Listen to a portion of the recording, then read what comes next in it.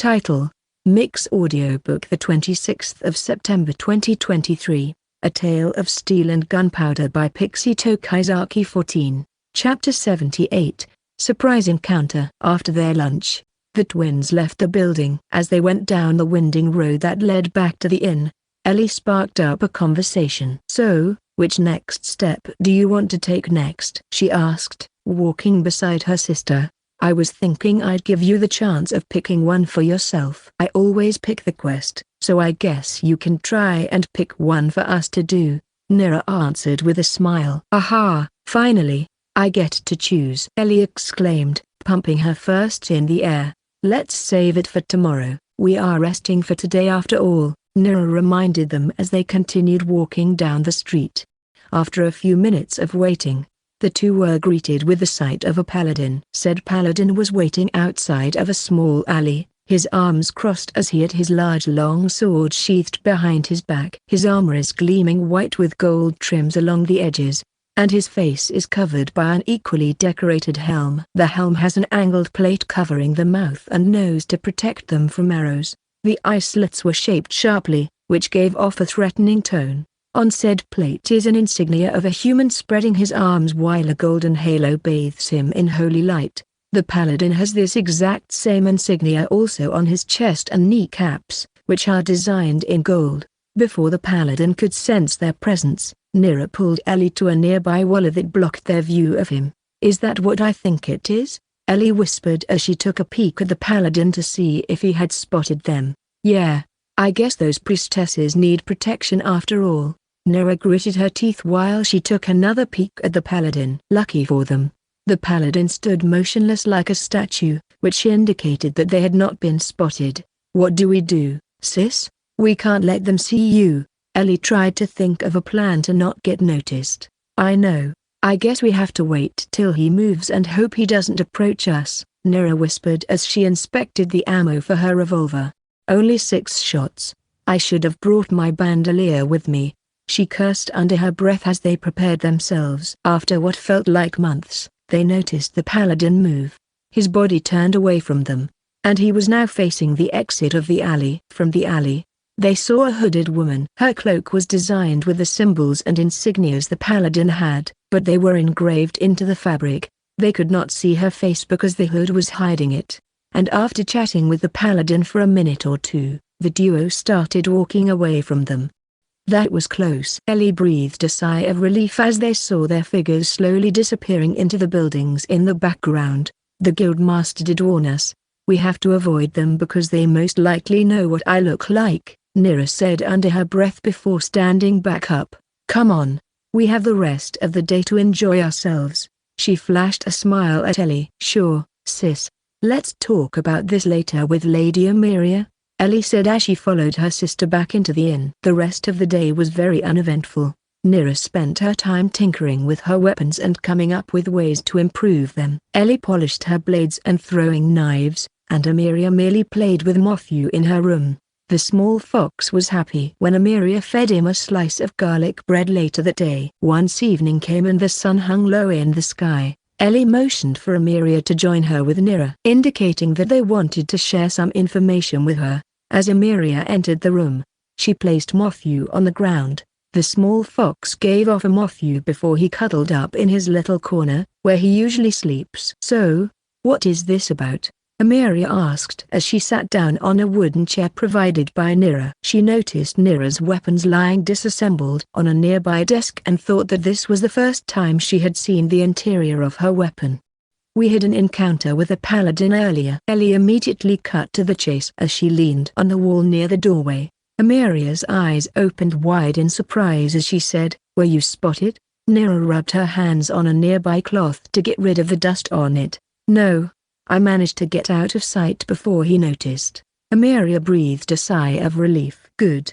A priestess from the church also came out of the alleyway where the paladin was standing guard too. Ellie recalled, "What does that mean?" She crossed her arms as she said so. "They're sweeping the city, probably trying to crack down on the activities of the cult." Nira voiced her idea. "Most likely. That's why there's only one paladin and one priestess." Emiria voiced her thoughts as she held her chin. We just need to avoid contact with them for now until we know what they're going to do to Nira once they find her," Amiria advised. "Let's go with that," Ellie agreed. "So what kind of quest do you want for tomorrow?" she added. "You choose. We'll just follow with whatever," Nira said while she took a glance at Amiria for her approval. The latter nodded in agreement. "All right then, let's get some rest before we head out early tomorrow," Ellie said before she opened the door. "Agreed. Good night, you two," Amiria said with a soft smile. "Yeah, I'll see you in the morning, sis," Ellie added as she left, following Amiria. The door to Nira's room also closed behind them. "Now that it's set," Nira said before she took a look at her room, "I should probably clean this up," she sighed as she began the work of cleaning the room. She went to bed later that night after taking a nice shower. Matthew also woke up in the middle of the night, took his place on top of the sleeping Nira, and continued sleeping. Chapter 79, Picking a Quest and Ellie's Confusion. The next day, after breakfast, the group decided to immediately go on a quest while the sun was just above the horizon. Orange light bathed the surrounding area in a beautiful golden glow as it maneuvered through the streets of the city to reach the guild. After they finally made it to the guild, they stepped inside the building only to see a big crowd that surrounded the quest board. "That's a big crowd," Ellie commented as she and her companions stood in the doorframe. "Well, it is the morning rush," said Amiria, who just stared at the crowd. "Maybe we should wait a little bit," Nira recommends, pointing to a nearby bench. They agreed with her, and they all sat down and waited, the noise of the crowd still audible as they waited until it slowly thinned out as the day dragged on. Eventually, they dispersed after a few minutes and were now lining up to get their quests registered. Ellie noticed then and motioned for her sister and Amiria to follow. The group took a long look at the whiteboard. There were still a number of quests posted, so each one of them took their pick to see what they could find. "Hey, Ellie, how about this?" Nira said as she pointed at the parchment paper she was holding. Ellie took the paper from her sister's hands and read it out loud. "Dire wolves are causing chaos in the forest westward from here. Slay them. 5 gold coins per wolf kill." Ellie thought for a second. "Maybe not, since I want to get better with the sword," Ellie said before she gave the piece of paper back to her sister. "Suit yourself," Nira commented before she nailed the quest back onto the quest board. "How about this, Ellie?" came the voice of Amiria as she leaned sideways towards Ellie with the quest in hand. Once again, she took the quest from Amiria's hands and said what was written out loud for her companions to hear. "Wyverns are terrorizing a village in the northeastern mountain range. Please deal with them. Reward, 15 gold coins per downed wyvern plus 30 gold for quest completion." Ellie held her chin for a bit. "I can't really be useful in this since those wyverns would be flying." Ellie sighed before she retuned the quest back to Amiria. The latter shrugged before she pinned it back to the board. Ellie's eyes continued to search the board until she found something interesting. "Hey guys, how about this?" Ellie showed them the quest she found. This time, Nira read it out loud. "Fire salamanders are eating the crops of a village eastward near the foot of a volcano. Please deal with them. 10 gold per kill plus 50 for quest completion." "Fire salamanders?" Nira pulled down the quest paper that was in her hands and turned to Amiria. "A big reptile that likes to feast on plants that are grown around volcanic soil. Don't be fooled though. They spit fire as a defense mechanism," Amiria explained with her hand pointed to the ceiling. Nira turned to Ellie and asked, "Why do you want to take this quest, Ellie?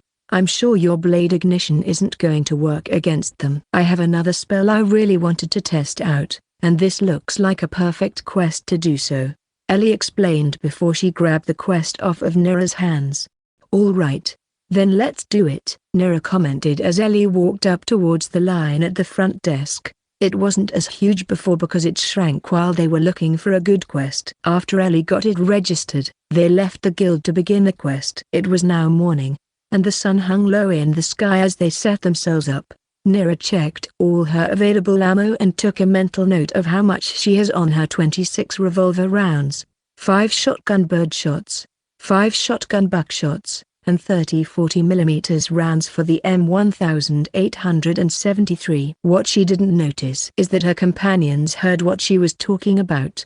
In front of Nira, Ellie moved closer to Amelia as they walked down the path towards the eastern gate. "So, do you know what Sis is talking about?" Ellie whispered to Amelia with her hand covering her mouth. "No clue," Amelia answered briefly. "Who names their cool weapon with numbers?" Ellie commented on the way Nira referred to her rifle. "I think it's a personal choice on her part. I do think there's a reason as to why she's naming her strange weapons after numbers," Nira whispered back. "I just find the name M1873 weird," she commented. "Perhaps you can ask her about the naming sense of her weapons?" Nira whispered back. "I don't think she'll give an answer. You know how secretive she is when it comes to her strange weapons," Ellie whispered as she took a glance at her sister, who was patting the fox on her shoulder, specifically the newest addition to her arsenal, the shotgun.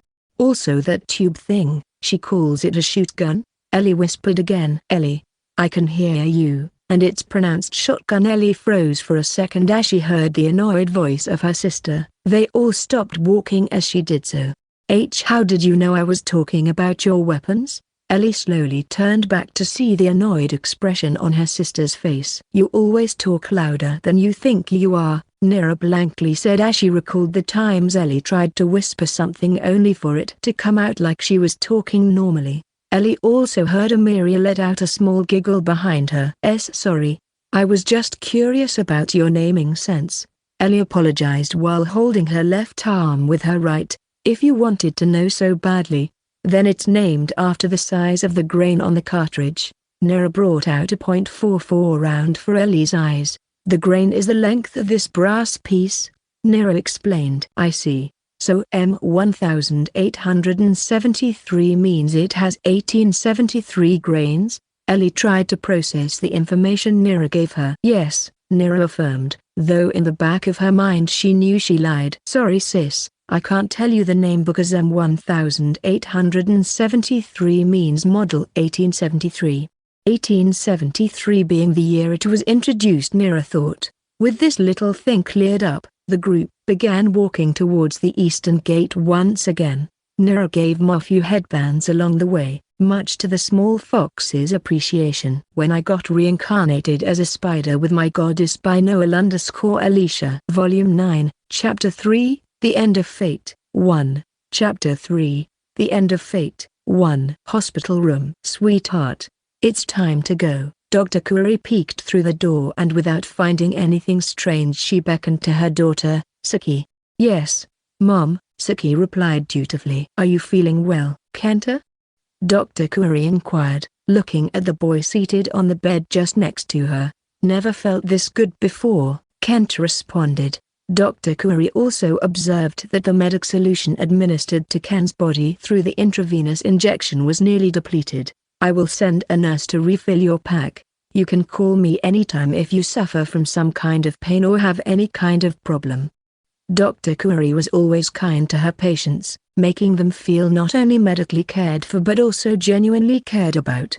"Goodbye, Ken," Saki said before leaving, waving her hand. "See you tomorrow." However, this time, Saki secretly winked at Ken. Since they had just now successfully managed to deceive Curry about the mischievous act they had pulled off, Ken still could not bring herself to ask Dr. Curry what he saw in the park, and he did not want to break his promise with Saki, so he decided to keep quiet. While from their point of view, they had successfully executed their escape plan and returned safely. However, at the same time, it was impossible for Ken, as a kid, to have known that what he had just witnessed was a power equivalent to a miracle. And a miracle, when not performed by the order of the divine, always comes with a price. Something sinister had already crept out from the shadows and drew near, all while they remained unaware of its presence. Kenta Kozuki. On the same day, it felt as though the night had fallen surprisingly fast. The moon, too, was concealed behind a blanket of thick clouds, casting a veil of darkness over the room. Until then, there had been no signs of rain, but now, it appeared that a storm was approaching. My thoughts, however, were far from the impending weather. Instead, I found myself thinking about all that fun I had in the park today, and the greedy desire to explore more such places consumed my mind. "Would you like me to leave the lights on?" Before stepping out of the room, the nurse inquired. "No, You can switch them off. I replied. Wah, even though you are a child you are capable of sleeping on your own. There are otherwise always these troublesome kids I need to stay close to until they go to sleep. The nurse chuckled. I am not afraid of the dark, I said confidently. You are a brave boy. Good night. I'll return in the morning to check on you. With those words, the nurse exited the room. I put the blanket on me and the tiredness of playing today for the first time in the park with Saki washed over me and I quickly fell to sleep. If it is light that makes a shadow known, then it is in the darkness where they dwell. Unbeknownst to all, an indescribable and malevolent force was steadily drawing nearer with every passing moment. Something inhumane, something malevolent was advancing in search of what it lacked completely. In the night, I suddenly woke up as a sudden chill swept through the room. At first, I thought it was just a draft, but I vividly remembered the nurse closing all the windows and door tightly. Because of the limited light coming in from the gaps in the ventilator, I could still make out the boundaries of everything present in the room. My eyes followed all the still shadows making sure everything was all right, but then, from under the door, a creeping black shadow began to emerge. It was shapeless, like a living darkness, and it seeped into the room with an uncanny, almost unclear purpose, like a gliding dark creature. The flat shadow's impression on the door turned into a muddy pitch-black matter. It moved with an unsettling fluidity. Then in a fleeting moment of pure dread, I heard rattling breaths. It was not the wind making those sounds, nor me. And then something hit me. Why hadn't I screamed till now? Why hadn't I tried to move or run? My body felt awfully cold, despite the layers of covers I was under. It was too late to realize, but my own body was paralyzed. I was losing consciousness, even though I wanted to be wide awake right now and call for help. What is that thing? Is this what they call a ghost? Or something else? What did it want from me? My fingers won't move, my legs refused to kick, my eyelids frozen, and my voice swallowed by an otherworldly void. The creeping black shadow continued to approach me. In a final attempt, as if a will inside me responded from nowhere and I was able to break the freezing paralysis. The blood inside me began to boil as I was about to jump from my bed and run. Inadvertently my direct gaze met the hollowness on the top of the creature, and then the gaze was returned back as I kept on staring into the abyss of its infinite darkness. It almost felt like the darkness was stealing the light from my eyes, but instead, the room became much clearer and I realized my eyes were giving the same bright color that Saki had used to heal me.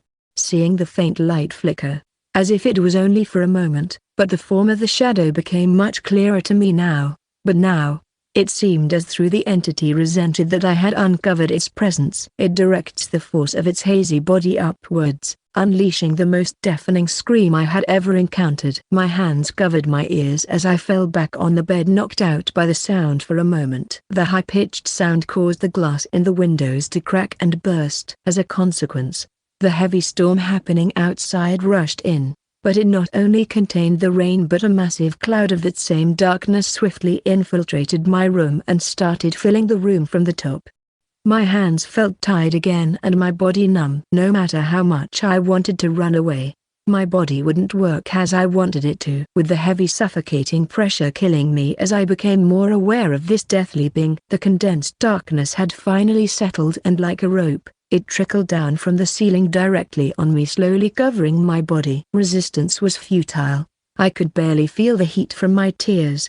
As if that was all I could do, the cold was getting unbearable. Beep beep beep. An alarm went off in the room. That's right, the new alarm system that was set to go off the moment my vitals dropped. I was sure someone could be coming any moment now. They would switch on the light and everything would return and settle back to normal.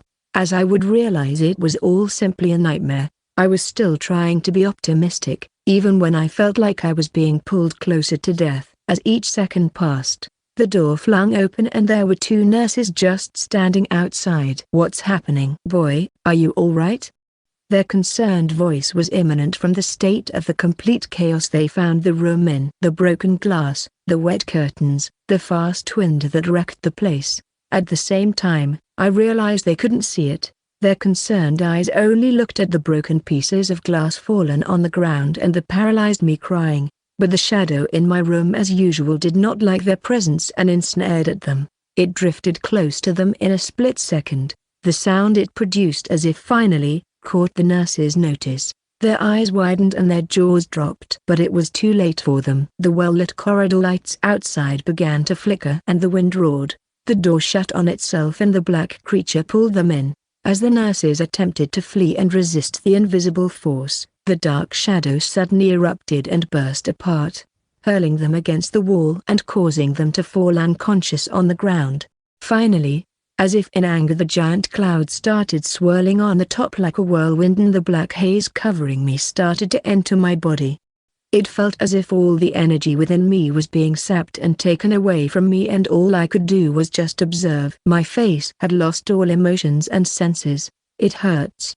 It hurts so much. Someone, Dr. Kuro, please help me. All I could do was remember her and the promise she made to me, that she will be there to keep me safe. 4 weeks later, Doctor, he is finally awake.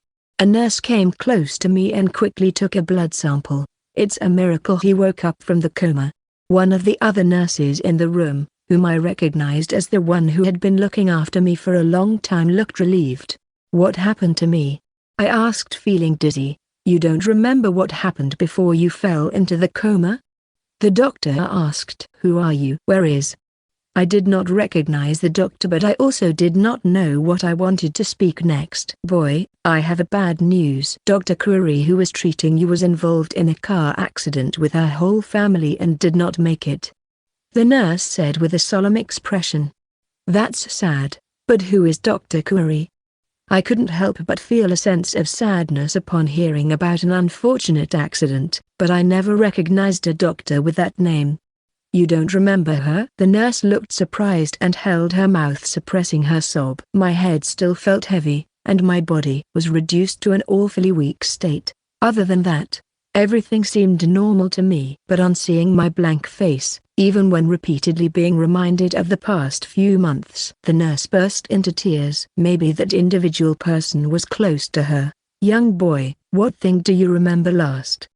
The doctor asked me, because I had woken up from a coma just now, or so they described it to me. But to me, it only felt like I woke up from my normal sleep. My health was still delicate. I was given proper attention and a thorough investigation of my body was done at the same time. The most recent event that I could recall was the disappearance of my parents because of my incurable disease. Boy, as of now we are unable to identify that you are currently suffering from that disease any longer. All the tests and scans show all your organs are functioning properly and you are now on your way to full recovery from the coma. Do you know how this was possible? I don't know.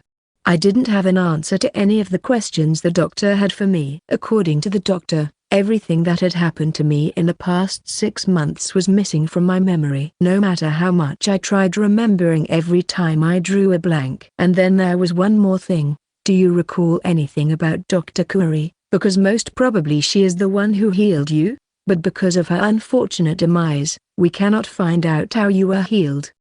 The doctor explained it to me. Then there was that name. Every time I was reminded of it, a deathly feeling would always grip me. I couldn't tell whether that name meant something to me or was it important, but I always felt lost on hearing it and wanted to get away. After another month of observations and tests, the doctors, even after brainstorming, could not find out the reason that cured me. Eventually, they gave it up and called it a miracle. Since my parents had disappeared and I was discharged from the hospital. So, after that, I was transferred to one of my relatives, my mother's younger cousin sister to be precise, and a year later I was again transferred to another guardian, a far old relative of mine who ran a candy shop.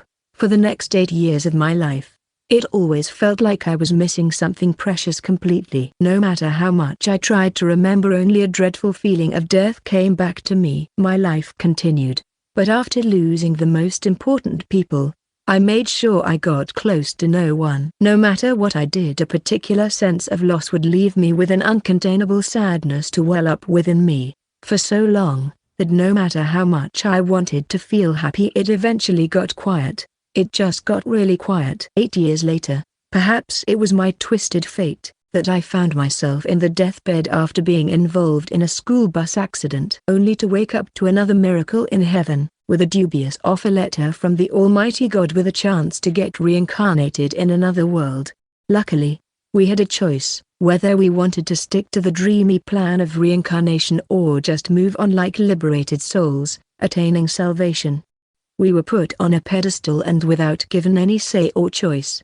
We were chosen by gods who would accompany us on this reincarnation journey and were also handed down a mission to bring back peace to the world, not to forget the lucrative offer they threw at us in which they would fulfill any one wish of ours. And when I was chosen by the dark god himself, Erebus, even the end of my life felt like a dark comedy to me. After the assembly of the gods, we were sent back to our room. I had already planned on what to do next. As I lingered in my room, biding my time, waiting for the right moment to give my decision, someone knocked at the door. At least they were not impolite like the angel who tried to enter my room with the essentials by passing right through the door. So, I opened the door already expecting who it could be. Maybe these deities chose to adopt human-like forms similar to our age in order to facilitate communication. Erebus stood there with an enigmatic smile, his deep crimson irises gleaming with intrigue. His hair was as dark as a moonless night falling gracefully around his shoulders, cascading in waves that seemed to absorb surrounding light.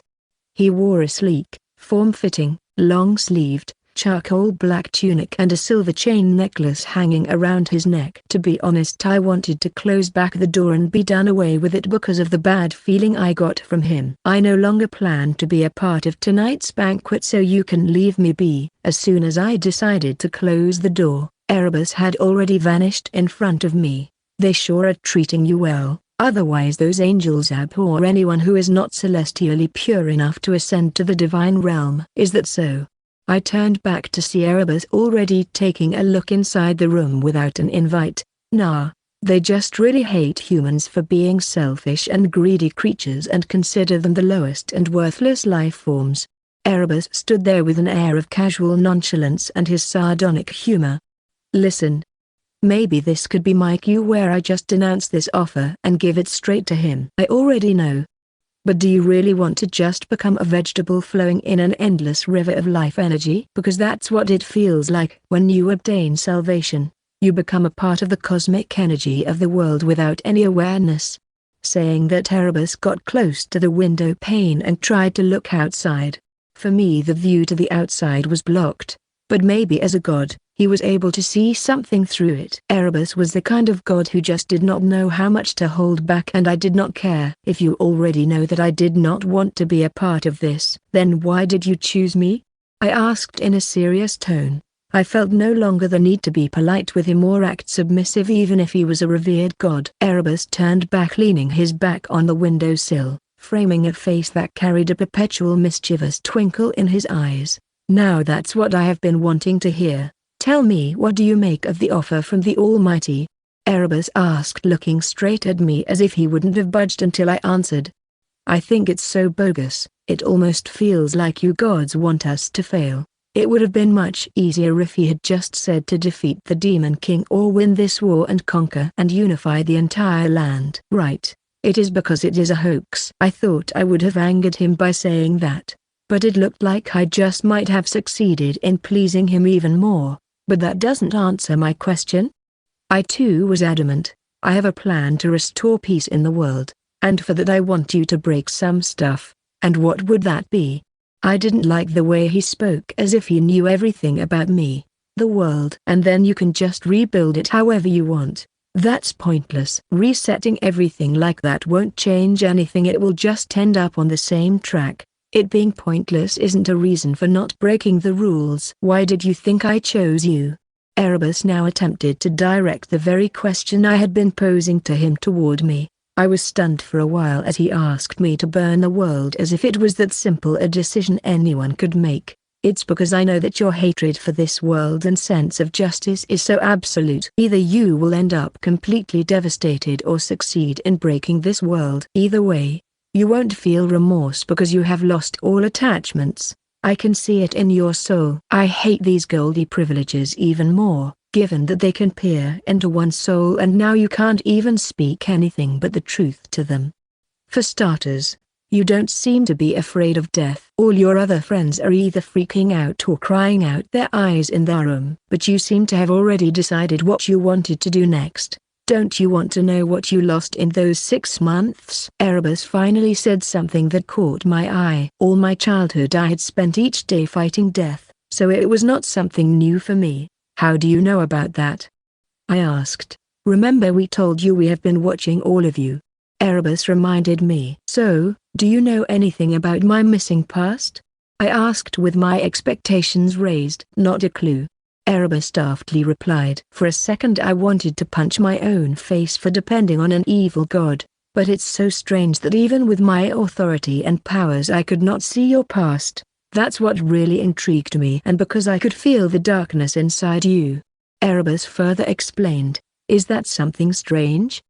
I didn't know how the powers of a god worked exactly or what could have been even beyond them. Your world is one of the few where the use of magic is restricted. So, when I traced a faint amount of black miasma on you which the other gods couldn't, I had to make a move. What Erebus told me made little sense to me. So, you are just incapable. Then I have nothing to do with you. Now don't be so mean. I cannot restore your full memory, but us working together can help. Your wish of getting those memories back can be granted. Erebus made an offer, but I was still not sure. What if those memories weren't worth the risk or what I wanted in the end?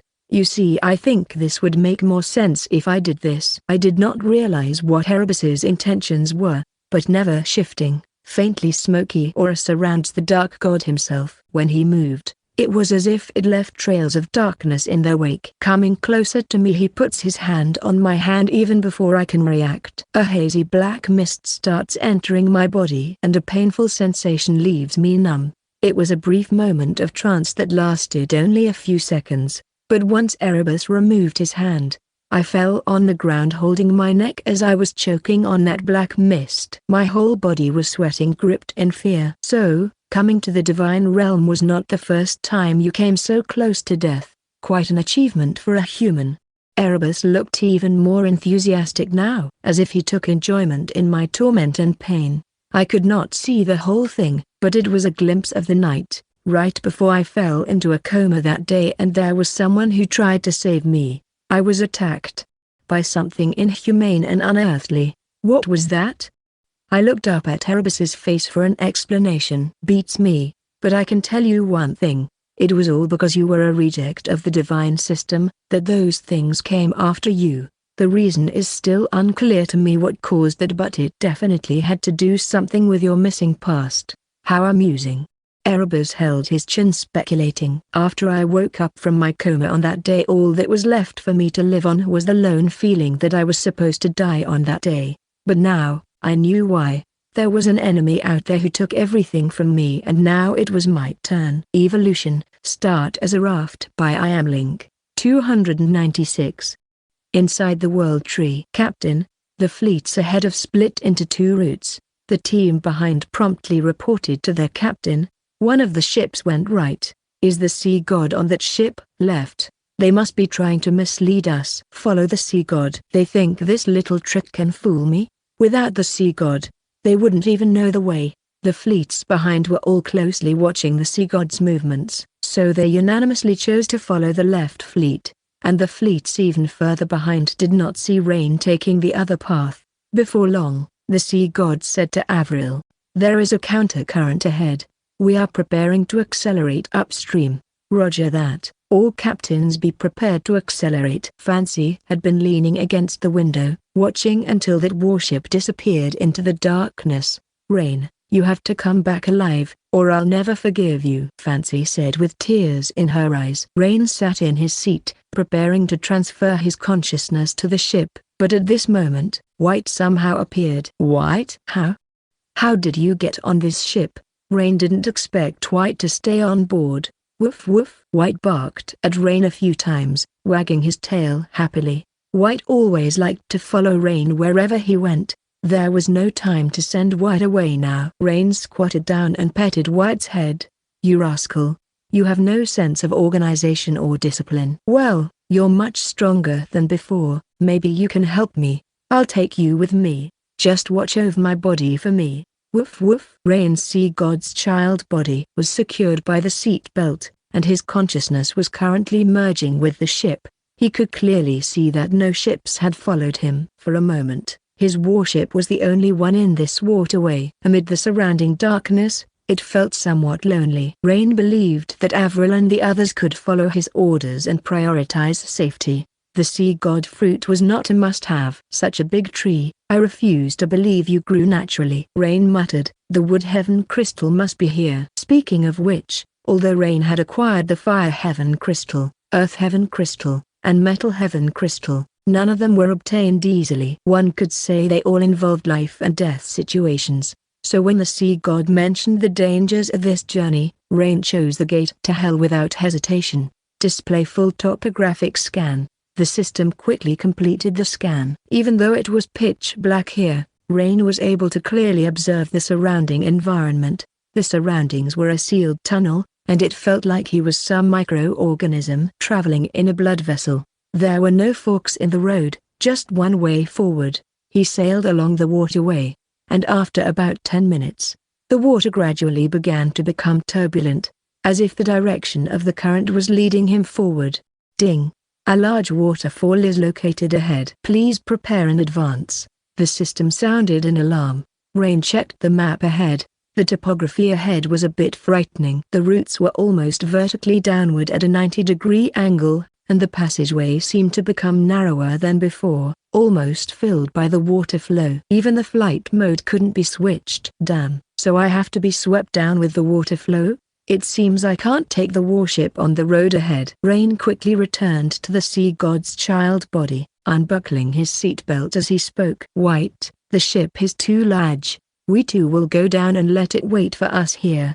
The ship opened the hatch, and Rain and White jumped into the seat together. The sea was turbulent. Rain carried White on his back and rushed along the water flow. In a moment, they arrived at the waterfall ahead. White, hold your breath. As soon as Rain finished speaking, the two were directly swept down the waterfall. The waterfall was about 300 meters high, but just as the two fell into the bottom layer of the waterfall, there was a second waterfall less than 50 meters ahead. The passage below was filled with water with no gaps, and it was fortunate that White's body was far from ordinary, able to hold its breath for a long time. On the way, Rain went through a total of 8 waterfalls, each one 200 to 300 meters high. From the radar map, he calculated that he had dived at least 2,000 meters. After experiencing the last waterfall, the space here suddenly expanded a lot. The water surface was only half of the passage, and White finally had the opportunity to take a breath. Damn, White. Luckily we can breathe here. Otherwise I would have to supply you with oxygen. Rain carried White and swam forward. Woof woof. White seemed to have found something and barked loudly. Rain turned on the flashlight and pointed it ahead. There was actually land ahead, and on the land, there was a huge stone gate. Damn. Aren't we supposed to be inside the hollow root of the world tree? Why is there? There's land here? Rain was also confused and could only carry White towards the land. Arriving at the stone gate, Rain shone a light on it. There were 2 lines of characters on the stone gate. Heaven has a road you won't take, hell has a door you insist on entering. When you open this door, you will bring endless disaster to this world. Rain was shocked and stood still. Damn. What? What does this mean? Bringing endless disaster to the world was definitely not the outcome Rain wanted. The warning was a bit scary. Rain frowned, not knowing whether to go in or not. On the 3rd day of entering the world tree, Rain was looking for any clues that would help him make a decision on the stone door when the previously orderly situation on Avril's side was finally broken. No weak fleets could mix in the Sky-class sea area. And even though this journey was extremely energy-consuming, the fleets were well prepared, and most of the ships completed this journey against the current.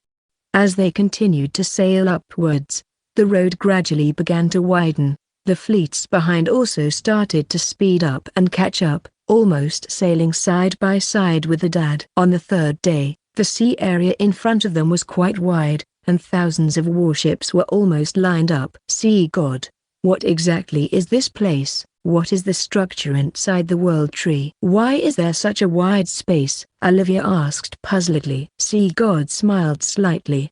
Do you think the world tree is just the huge tree you see? Isn't it? Avril asked curiously. Sea God smiled slightly. If it weren't for my mental connection with the world tree, I might think the same as you. But later I realized that the reason why it is called the world tree is because its roots are rooted in the entire earth. What you see is just a tiny part of it that is exposed above the sea. Trajan frowned. That's not right. Even if it's like that, we have indeed been going upwards. According to our route, we should be at least 400 to 500 meters above sea level. So by this calculation, we should be inside that small part of the world tree that is exposed. No matter how developed its root system is, the above water part is only that wide. Sea God smiled slightly, and turned his head to look at Trajan. Do you know about high-dimensional worlds? Entities living in a low-dimensional world can never see the full picture of a high-dimensional world. Seeing the puzzled expressions on everyone's faces, Sea God thought for a moment and said, let me give a not very appropriate, but relatively easy to understand analogy. Inside the world tree, there are multiple worlds, and we have entered one of them. As for Brother Rain, the one he will enter will be another world. 297. The elf of the world tree. It's hard to imagine that such a vast space was inside the world tree. Or rather, there were so many different dimensional worlds inside the world tree. At this point, Avril and the others realized the importance of the sea god. Without this guide, it would be almost impossible to find the sea god fruit. Sea God curiously asked Avril. Avril, I heard that your warships have the ability to stealth. Why didn't you use it before? If the others didn't follow, with my help, you could have obtained the sea god fruit on your own. Avril smiled slightly. Mr. Sea God, didn't you say that this sea god fruit is very dangerous? I think perhaps we need the help of others to get this fruit. Sea God nodded. Your thinking is very reasonable, but are you so sure that you can snatch the sea god fruit from so many strong ones? This time, not only Avril, but also Trajan, Shob, Charge King, and others showed a resolute look on their faces. This is what the captain needs. We will definitely get it. Fancy expressed everyone's thoughts at the moment with determination. 3 days later, Rain and White were still sitting on a rock. Occasionally Rain turned his head to look at that door. After searching for a long time, he didn't find any other clues that could guide him, only the 2 lines of words on the door. The first line was okay, just a warning about the danger behind the door. But the second line really made Rain hesitate. When you open this door, you will bring endless disaster to this world. Damn. It can't be that the earth will be destroyed as soon as I open the door. Rain frowned. If he acted rashly and really caused some irreversible disaster, that would not be what he wanted to see. Just as Rain was hesitating, suddenly, the door opened by itself. Damn, what the hell? I didn't open it. Rain looked at the door in horror. The tall stone door did not open completely, just a small crack. Rain was so scared that he backed away. He wasn't ready, but the door opened by itself. Through the crack in the door, only darkness could be seen inside. Damn. Is this door open or not? Rain stared at the crack in the door. Just as he was on high alert, he noticed that something seemed to be moving behind the dark door. Before long, a figure walked out of the darkness. Rain quickly activated Scaly Dragon's second and third transformations and was ready to activate the soul contract at any time. It wasn't a monster that came out. It was a green-dressed young girl. She was not tall, just over 1.6 meters, but she was extremely delicate, with big, clear, and pure eyes, a gentle appearance, and quite the feeling of a lily girl. Although her skin was fair and smooth, delicate enough to blow off, her expression showed a bit of concealed fatigue. There's someone. Rain was stunned. Are you the so-called disaster? As he spoke, Rain maintained a high level of vigilance. Although this girl seemed harmless to both humans and animals, who knew what she was, those who could reside within that door were probably no longer genuine humans. The girl in green tilted her head and looked at Rain. Disaster? No, I am the spirit of the world tree. I have been guarding this world. Rain's brows furrowed deeper. For 400 years, I've been waiting for a human who meets the criteria. Rain didn't know what to say, so he just let the girl keep talking. Everyone is after the sea god fruit produced by the world tree. This also has to do with me intentionally directing my messenger to guide you, but you are the only one who isn't focused on the sea god fruit. Of course, by chance, some have come to this door before. They either choose to enter or leave, and some are indecisive like you. But what distinguishes you from them is that what truly perplexes you is not the danger from beyond the door, but your responsibility towards this world. Unable to hold back any longer, Rain finally asked, "How do you know what I'm thinking?" The girl gave a small smile. "You've been mumbling at the door for 3 days. Do you think I'm deaf?" Rain was speechless. He thought it was only him and White here, so naturally, he voiced his thoughts out loud. It turned out that everything was heard by this girl. Such a thick door, yet the soundproofing was so poor. Since he had been caught out by this girl, Rain had nothing to worry about anymore. "All right, you're right. Although I'm not a good person, I wouldn't go as far as destroying the world.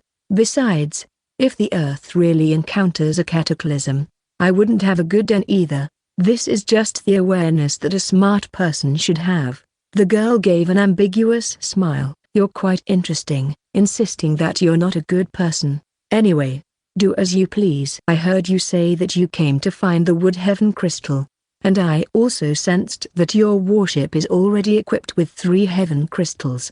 The girl spoke thoughtfully. Perhaps someone could really gather all 5 heaven crystals, open the ancient gate, and resist the impending catastrophe. But the girl then shook her head, as if denying her own words. "It's impossible. Even I don't know where the water heaven crystal is, so even if you gather all 4 heaven crystals, it won't help." After thinking it through, the girl looked at Rain again and said affirmatively, "I don't mind telling you that the Wood Heaven crystal is behind the door, but first, with your current strength, you probably can't get it. Second, you can't take it." Rain frowned at the girl. "You know my strength, and why can't I take it?" The girl looked at Rain and let out a cold laugh. "You think your body as the child of the sea god is invincible?" "I'm sorry, the Wood Heaven crystal is currently binding the real sea god. Or rather, the existence of the entire world tree is to bind the sea god. Inside there are 108 fully formed bodies of the childs of the sea god forming a powerful servant, all of which I'm suppressing. If you take away the Wood Heaven crystal and I lose my source of energy, the consequences would be unimaginable. If the sea god regains freedom, he will lead his army and sweep the globe. Then all the islands will be submerged, all the races will sink and float under the sea god's lewd power, enslaved by it, and you humans, unsuitable for living in the sea, will be wiped out." The amount of information was a bit overwhelming, and Rain was slowly digesting it. "Hey, young girl, what do you mean by the impending catastrophe?" The green-clothed girl said, "The invasion of the 8 extraterrestrial races. No one can withstand their invincible fleet. No one can defeat their invincible army. They will plunder all of Earth's resources, and the Earth will cease to exist. This is the calamity of mankind, and also the calamity of the whole Earth. We are doomed. What I am doing now is just struggling to survive before the disaster." Rain was stunned. 298. The only sea god. Rain, although you are qualified to enter the gate of hell, you are too late. We can't change anything. We are out of hope. Don't struggle pointlessly anymore. After finishing her words, the girl turned around to go back through the large door. As the door closed again, a long sigh was heard from the girl. In the darkness, if you had appeared 400 years ago, perhaps we would have had a chance, but now, all our efforts are just struggles before death. Saying this, the girl walked toward the depths of the darkness. However, at this moment, a beam of light suddenly lit up in front of her. The door was actually pushed open. The girl turned around in astonishment, looking at the man and dog standing at the doorway. You, what are you doing here?" The girl's eyes were full of confusion. At the entrance, the man said indifferently, "Little girl, you're wrong."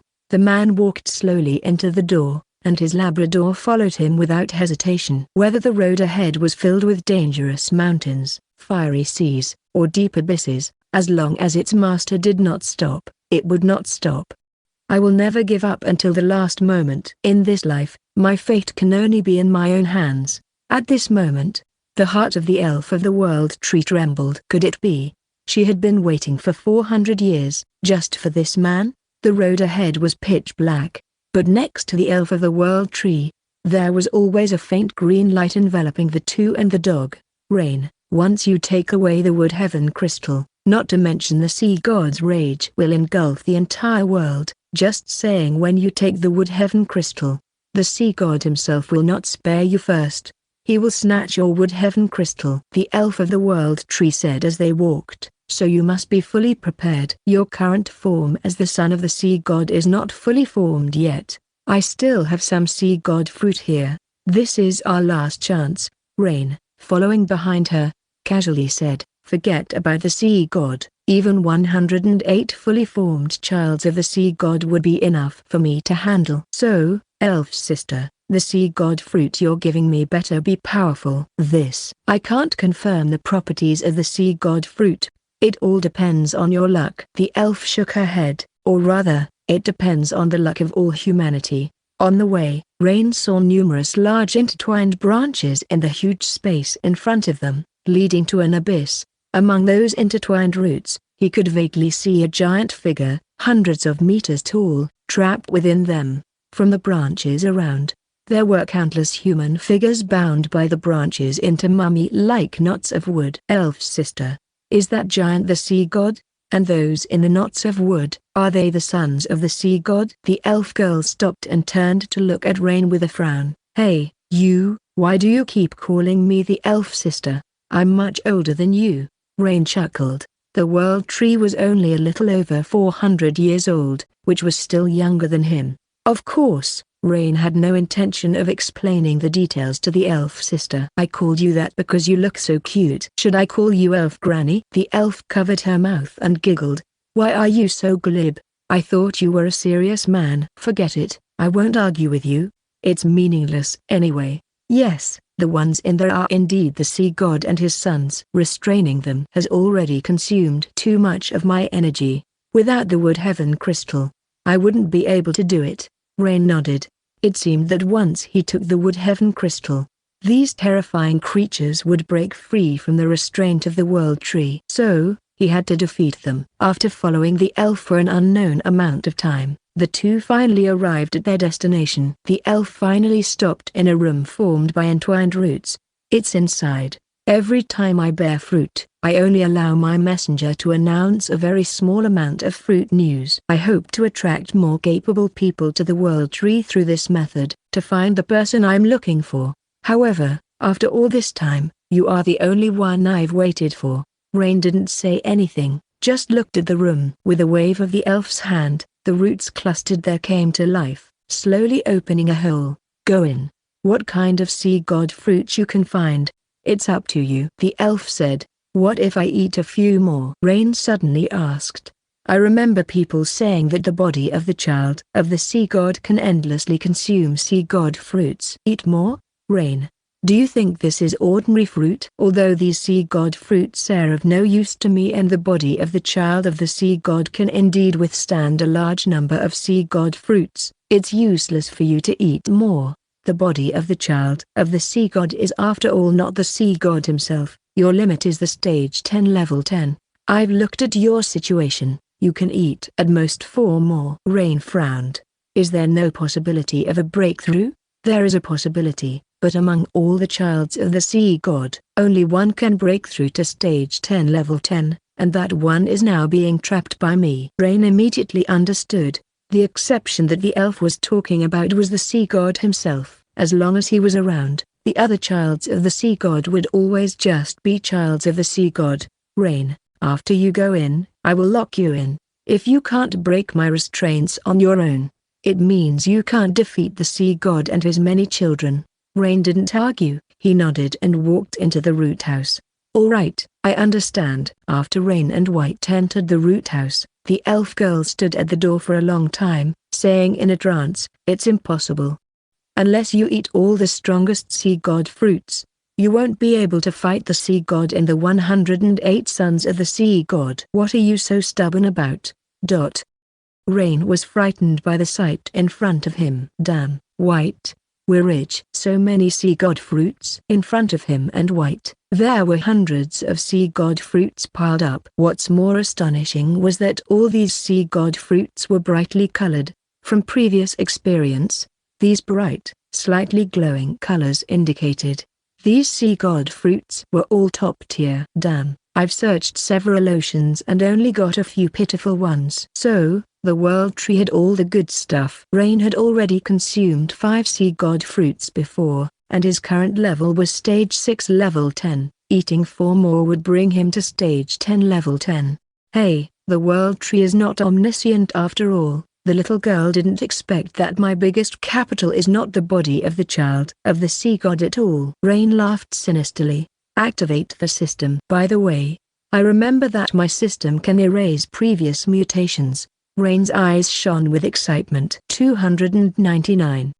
The contest begins. This golden one can't be pineapple flavored again. Rain picked up a sea god fruit, and peeled it, revealing the golden flesh inside. Rain had a face full of displeasure. Hey, man, I've already eaten 4 golden ones. My teeth are about to fall off from sourness. Rain shook his head. I really doubt if these sea god fruits are ripe. Each one is more sour than the last. He had no choice. It was a special period now. Even if Rain could no longer eat, he had to force down this sea god fruit. An hour later, Rain checked the properties of this sea god fruit. Mutation type, auxiliary mutation. Throne of God, 140 level. Skill information. After activating the skill, you can quickly recover, forcibly refreshing all skill cooldowns. After forcibly refreshing skills, the body will suffer double the usual consumption. Certain skills with strong consumption side effects will return double the weakened state after refresh. At the current level, the Throne of God can be used once a month. Rain frowned. This skill was not bad in theory. If he could refresh the dragon slaying slash once, it meant he could use 2 swords in a short period. But if he has to return to a doubly weakened state, he wasn't sure how long he would need to rest. Let's leave this skill for now. Let me think. Should I wash away the triple transformation of Scaly Dragon? The additional attack and defense of the triple transformation of Scaly Dragon were meaningless compared to the soul contract, but the water attribute increase of the first transformation was still useful. Underwater, his attributes increased by 700%, which was a very considerable improvement. If he used the dragon slaying slash underwater, the power would be great. Or, wash away the gaze of Naga. Rain was again reluctant to part with it. The gaze of Naga could save his life or surprise the enemy at a critical moment. Damn. It's so hard to choose. Rain scratched his head hard. Which one to wash away? This choice is too painful. I hate multiple choice questions the most. Especially when Rain saw that there were more than 100 sea god fruits in front of him. The expression on his face became more pained. Damn. There's so much more to eat. I'm afraid I'll get sick of eating sea god fruits. Just as Rain was suffering because of a pile of top-tier sea god fruits, Avril, and the others were gradually approaching the legendary sea god fruit. We're almost there. The sea god's face gradually became serious. I can feel it. Slow down, Avril immediately ordered. Thousands of warships saw the speed of the dad slowing down and understood what this move meant. Deputy Leader Avril, an island is detected ahead. A crew member came to report. Avril and the others picked up their binoculars to look. Indeed, at a distance of about 50 kilometers from them, a solitary island appeared. The island looked not quite large, and according to the radar scan, it was about the size of 10 football fields. However, the island was completely flat, with only one towering tree. There's another tree inside the world tree. Trajan squinted. I didn't expect the world tree to be so magical. Upon closer inspection, one could see a huge fruit on the only tree on the island. The fruit was green and about the size of a person. That's the sea god fruit, isn't it? Olivia asked. The sea god nodded. Correct. My guidance has come to an end. It's up to you now. Avril and the others came near the glass cabin and looked at the surrounding warships. Many people on these warships also put down their binoculars. Obviously, they had also discovered the sea god fruit. Thousands of warships lined up in a row on the sea. Although no one took action, probably everyone knew that the current calm was just a prelude to the storm. After these warships slowed down and moved to a position 30,000 meters from the island, a strange scene occurred. All the warships seemed to be blocked by an invisible barrier. After a while, all the fleets stopped. The World Tree prohibited the firing of warships. If they were to compete for the sea god fruit, they definitely could not rely on the power of warships. The sea god had also said that the World Tree provided a special place for the major powers to compete for the sea god fruit. And this barrier seemed to be the place he mentioned where they could take action. Avril, the barrier will open in 5 minutes, but warships and fighters are still not allowed in. You can enter by wooden boat, the sea god said. You should act quickly.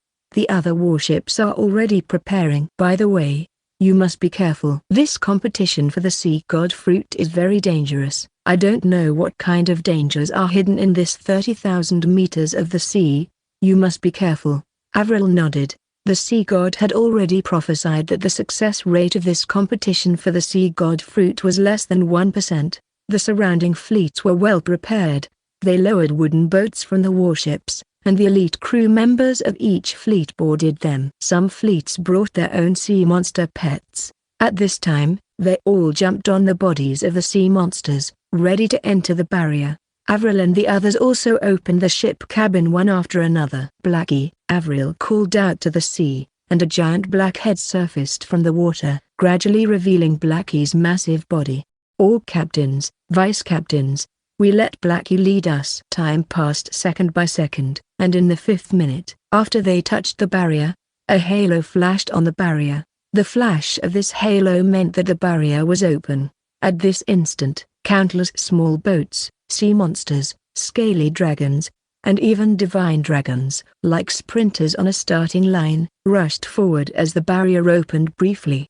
Avril and the others didn't rush but waited for everyone else to enter the barrier before letting Blackie set off. Even if they can reach the island, they won't be able to snatch the sea god fruit so easily. Since we have the guidance of the sea god, we should take advantage of it, Avril said. We follow behind them, ready for danger. For a moment, hundreds of boats were vying for the lead, and a large number of wooden boats, although small, moved at a speed akin to speedboats. The fleets were also not reluctant to equip the small wooden boats with advanced motors or have them propelled by powerful underwater mutant crew members. Those teams riding sea monsters were naturally not slow, and everyone rushed towards the island like bees to honey. In the blink of an eye, the fastest of these contenders had already moved 500 meters, but at this moment, the originally calm sea surface suddenly became turbulent. Suddenly, right where a large number of ships were concentrated, a huge sharp tree root pierced out from the seabed, overturning dozens of wooden boats, and even impaling one of them, shooting towards the sky. The appearance of this wooden spike was just a prelude. Then, the entire sea surface began to boil. Countless wooden spikes, without warning, stabbed out from the sea floor. A large number of boats and sea monsters were caught off guard, and many were hit, with a few sea monsters over 100 meters long being impaled and hung in the sky. This. Blackie, be careful. Blackie's eyes were resolute, his body agilely weaving through the protruding spikes, continuing to sprint towards the island. 300. Becoming a dragon. At first, these wooden boats didn't seem to have anything special. But when they encountered a crisis at this moment, these unassuming wooden boats on the sea suddenly entered a state of extreme maneuverability. On one wooden boat, a man was calm and composed. With a single palm strike on the sea surface, the whole boat flew up.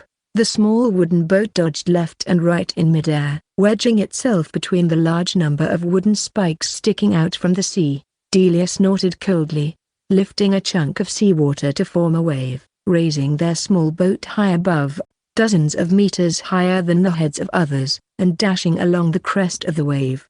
Lena sat upright on the wooden boat, and the surroundings of the boat turned into a sea of fire, making it hard for the wooden spikes to approach. The Sky-class sea area is full of strong individuals. These people finally showed a small part of their power, trying to shake off the entanglement of these winding wooden spikes. The dad also had its share of experts. Shob patted Blackie's head. "Blackie, it's too dangerous in the sea. Let me help you fly." With that, Shob instantly transformed into a cloud of fire. A large amount of hot air lifted Blackie up, and with this, Blackie was transformed into a black dragon soaring through the clouds. After the various strong individuals made their move, most of the boats and sea monsters used their powers to avoid the wooden spikes from the seabed and continued to sprint toward the isolated island. However, since the sea god prophesied the dangers of this competition, things would definitely not be resolved so simply. After advancing 5,000 meters, hundreds of tall tree people rose from the seabed.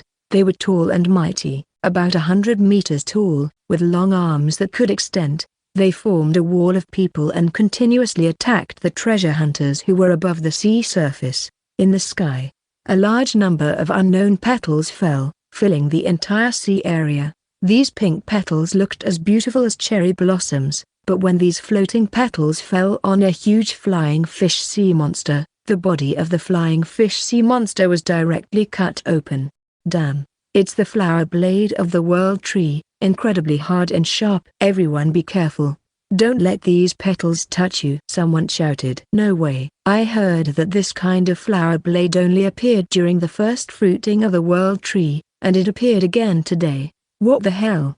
There are vine-like wooden spikes in the sea, a tree-person wall in front, and these deadly countless flower blades in the sky. How do we get past this?" At this point, everyone truly understood that the difficulty of this competition far exceeded any previous one. At this time, no one dared to be careless anymore, and they all brought out their real skills. The middle-aged man who had lifted the wooden boat earlier stood at the bow of the boat, squinting his eyes against the wind with a grave expression on his face. "The more dangers there are, the more it indicates the uniqueness of this sea god fruit. No one can stop me, the god of storm, from obtaining this sea god fruit." The man moved his hands in front of him, tracing a path, and suddenly his eyes burst with a brilliant light. Storm roar around him. A gale began to rage, stirring up countless flower blades, while a tornado beneath the boat instantly lifted it nearly 200 meters high. Lena removed her outer coat, her beautiful eyes watching the god of storm's boat taking the lead in the sky, and she snorted coldly. "Dewey, you want to be ahead of me?" In your dreams, flames engulfed the sky. There was already a sea of fire around her boat, but at this moment, the intensity of the fire surged, blasting the boat directly into the sky. Even in the air, a spherical shield of flames formed around the entire boat, resisting the flower blades in the sky. The experts from all sides no longer hid their power, each displaying their skills, forcibly lifting the wooden boats over 200 meters high, over the wall of tree people wall, and continued to charge towards the isolated island. Of course, there were also many boats that had no way to defend against this kind of all-around attack and could only try their best to keep themselves from sinking. "Avril, what do we do? I can't lift Blackie over 200 meters." Shob's voice rang out around them. Avril also had a furrowed brow. Blackie's body was too large. It was already difficult enough for Shob to lift Blackie. Lifting him 200 meters was almost impossible. Just as everyone was at a loss, Blackie spoke. "That's our leader's sea god fruit. I will definitely get you guys there." Following that, Blackie roared softly. Roar, transform. Blackie's body quickly expanded, the scales on his body rolling like waves, and dragon horns grew out from both sides of his forehead. His torso broke apart, revealing forelimbs. "Wait. Blackie can turn into a real dragon now?" Fancy said in shock. Just as she finished speaking, Shob suddenly shouted, "Not good. Blackie's body has become heavier. I can't hold him up anymore." Blackie, in his current state, seemed unable to fly. He had just transformed into a black dragon form but couldn't fly directly. He was falling downward with everyone aboard. Without a doubt, Falling into the sea at this point wouldn't be a good thing. Just then, Fire Turkey in the sky rushed to shoot dozens of fire streams beneath Blackie. The fire exploded underneath Blackie, and the enormous shockwave, combined with Shob, managed to lift Blackie's body again. Struggling to twist his body, after several efforts, Blackie finally caught the rising heat of the flames and shot straight upwards. Good job, Blackie. Blackie really turned into a dragon. Blackie, fly, take us over, roar. Blackie roared, quickly rising.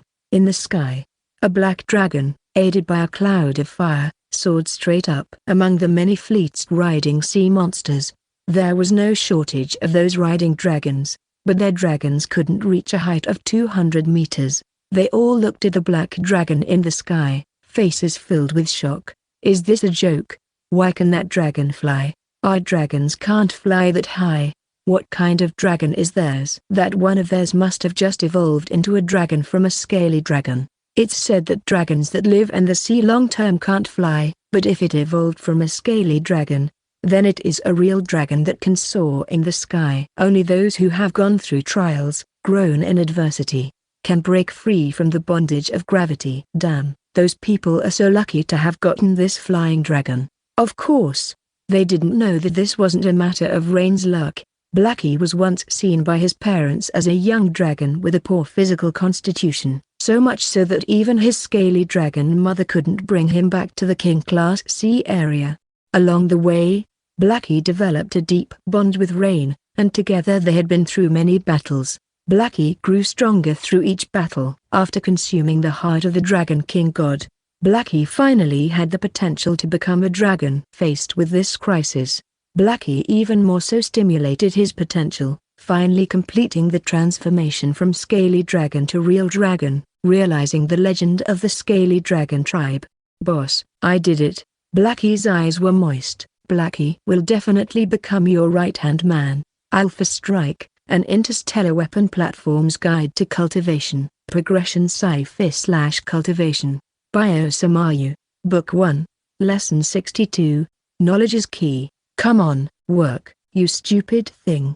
The nervous man breathlessly yelled at the small black jade. Occasionally, he'd glance over his shoulder or jump at some new sound. He had to hurry and inform the others before it was too late. Everything had gone to the 9 hells and back, and nothing was happening how the mistress said it would. When the army of Aris appeared ahead of schedule, the conclave rushed to activate their sleepers and enact the plans already in place. They'd managed to destroy the communication arrays and several minor systems, but the temple was on high alert after some fools screwed up a simple assassination of a few interlopers. As a result, the walls were raised, and their easy victory was stolen from them. To make matters worse, the Jadewalkers were somehow still coordinating without their arrays. Through interrogation of captured soldiers, the conclave had tracked the meddling insects, literal insects, some kind of unidentifiable wasp, to a warehouse in the city, but the Guardians were one step ahead of them. The place was heavily guarded and covered in arrays they hadn't yet been able to crack. How this backwater place even had something of that quality boggled the man's mind. Now, those interlopers that the conclave elders had dismissed as a hassle to deal with had somehow raised an entire city where the Earth's shrine was. The conclave had tried to stop them from activating the teleportation array at the shrine center, but the daughter of the previous high priestess had proven too strong. Now, he was stuck trying to contact the elders at the Prima Temple and warn them about the coming danger. Ah, so this is where you ran off to. The man froze, then slowly turned to face the source of the voice with a weak smile. Priest Tarkin. I am sorry for disappearing like that. Just needed to get some air. I'm sure you understand. Priest Tarkin walked out of the shadows, his hands behind his back, and nodded. Yes, perfectly understandable. My boy, you've had a rough day. We both had, what with being strung along by these damnable cultists, right? It's not your fault they tricked you and used you like they did. You're just a simple temple messenger. You're not trained to spot deceivers like that. The man gave the priest a nervous laugh and agreed. Why yes, sir, it's as you say. They really pulled the wool over our eyes. I'm just ashamed I couldn't do More. Priest Tarkan laughed and patted his shoulder. Don't feel bad. They fooled even me. I must say, it's been quite an eye-opening experience for me. Even someone such as I can be humbled, it seems. The nervous messenger raised a brow, a slight smirk hidden by the darkness of the hallway. Is that so, sir? I'll keep that in mind for next time. Thank you for the lesson, he said. The messenger turned to leave but was stopped by Priest Tarkan's tight grip on his shoulder. Before you leave, let this priest pass on one last lesson to his junior. Priest Tarkan pushed the man against the hallway wall and said, deceit is tricky. Used correctly, it can be a powerful tool. If used foolishly, then all it does is dig your own grave. After all, no one enjoys being lied to. The messenger nodded, a cold sweat trickling down his forehead. Something was wrong.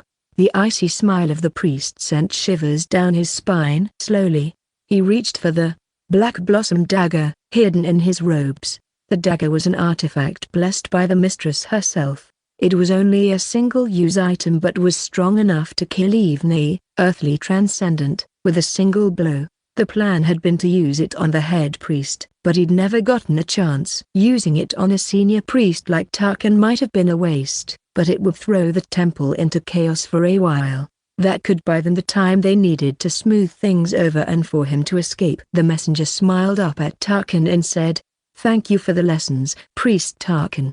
As always, your wise words have enlightened me. I'll be sure to remember them, even after you're gone. The man's smile twisted into something vile as he pulled the dagger from its hidden sheath, only to freeze mid-swing. The messenger's vision swayed, and the still smiling face of Priest Tarkan seemed to double. The sound of dripping liquid and sharp pain in his chest drew the man's eyes downward. A thin stone spike protruded from the messenger's chest, piercing his heart. Slowly, he raised his head, followed Priest Tarkan's free hand, and found it pressed firmly against the stone wall behind him, glowing with a faint, near unperceivable pulse of spirit energy. The messenger's grip weakened as both the dagger and the black jade fell from his hands. Priest Tarkan straightened, and the stone spike retracted back into the wall, letting the body of the messenger fall to the ground. Tarkan reached down and plucked both items from the slowly growing puddles of blood. He turned and bowed, presenting both items in open hands as he spoke. I trust this is enough to prove my sincerity. Head priest? Head priest Turden emerged from the shadows, frowning as he spoke. Honestly? No. Your mistake almost cost us everything, Tarkan. But this is a start. The head priest reached out and picked up the black dagger. He sneered at the evil thing before a pulse of energy turned the entire artifact into brittle stone. It crumbled away into dust in the next instant. Erden then picked up the black jade and turned it around in his hand, wiping off the blood stain. He carefully placed the jade into the robe pocket before turning around. Erden then called over his shoulder, "Come, Tarkan. We still have rats to sniff out and things to do. If we're quick about it, we might actually make it out of all this alive." Priest Tarkan bowed and quickly followed behind. Thump!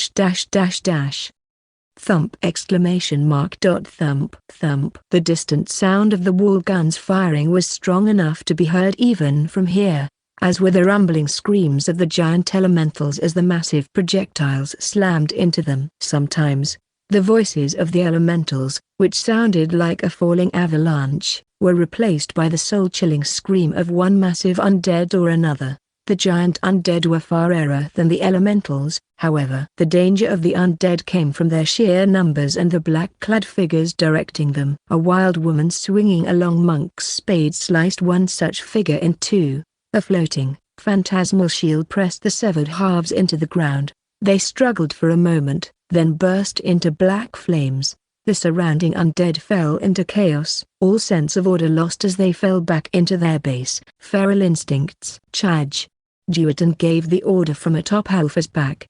50+ guardians and one war machine slammed into the enemy lines. Dozens of forearm-thick nanite tendrils erupted from the sides of the torp and spearing thrice as many undead at a time. They weren't effective killing blows, but the guardians who followed behind and destroyed each of the trapped undead's cores ensured they stayed dead. Even the young slate walkers were doing their part, through watched over by Alagan. This was their fourth such engagement since leaving the teleporter node, and everyone was getting into the rhythm of things. Thanks to the support of the humans, Alpha had saved a ton of supplies so far. Pinning the enemy down and letting the humans finish them was far simpler.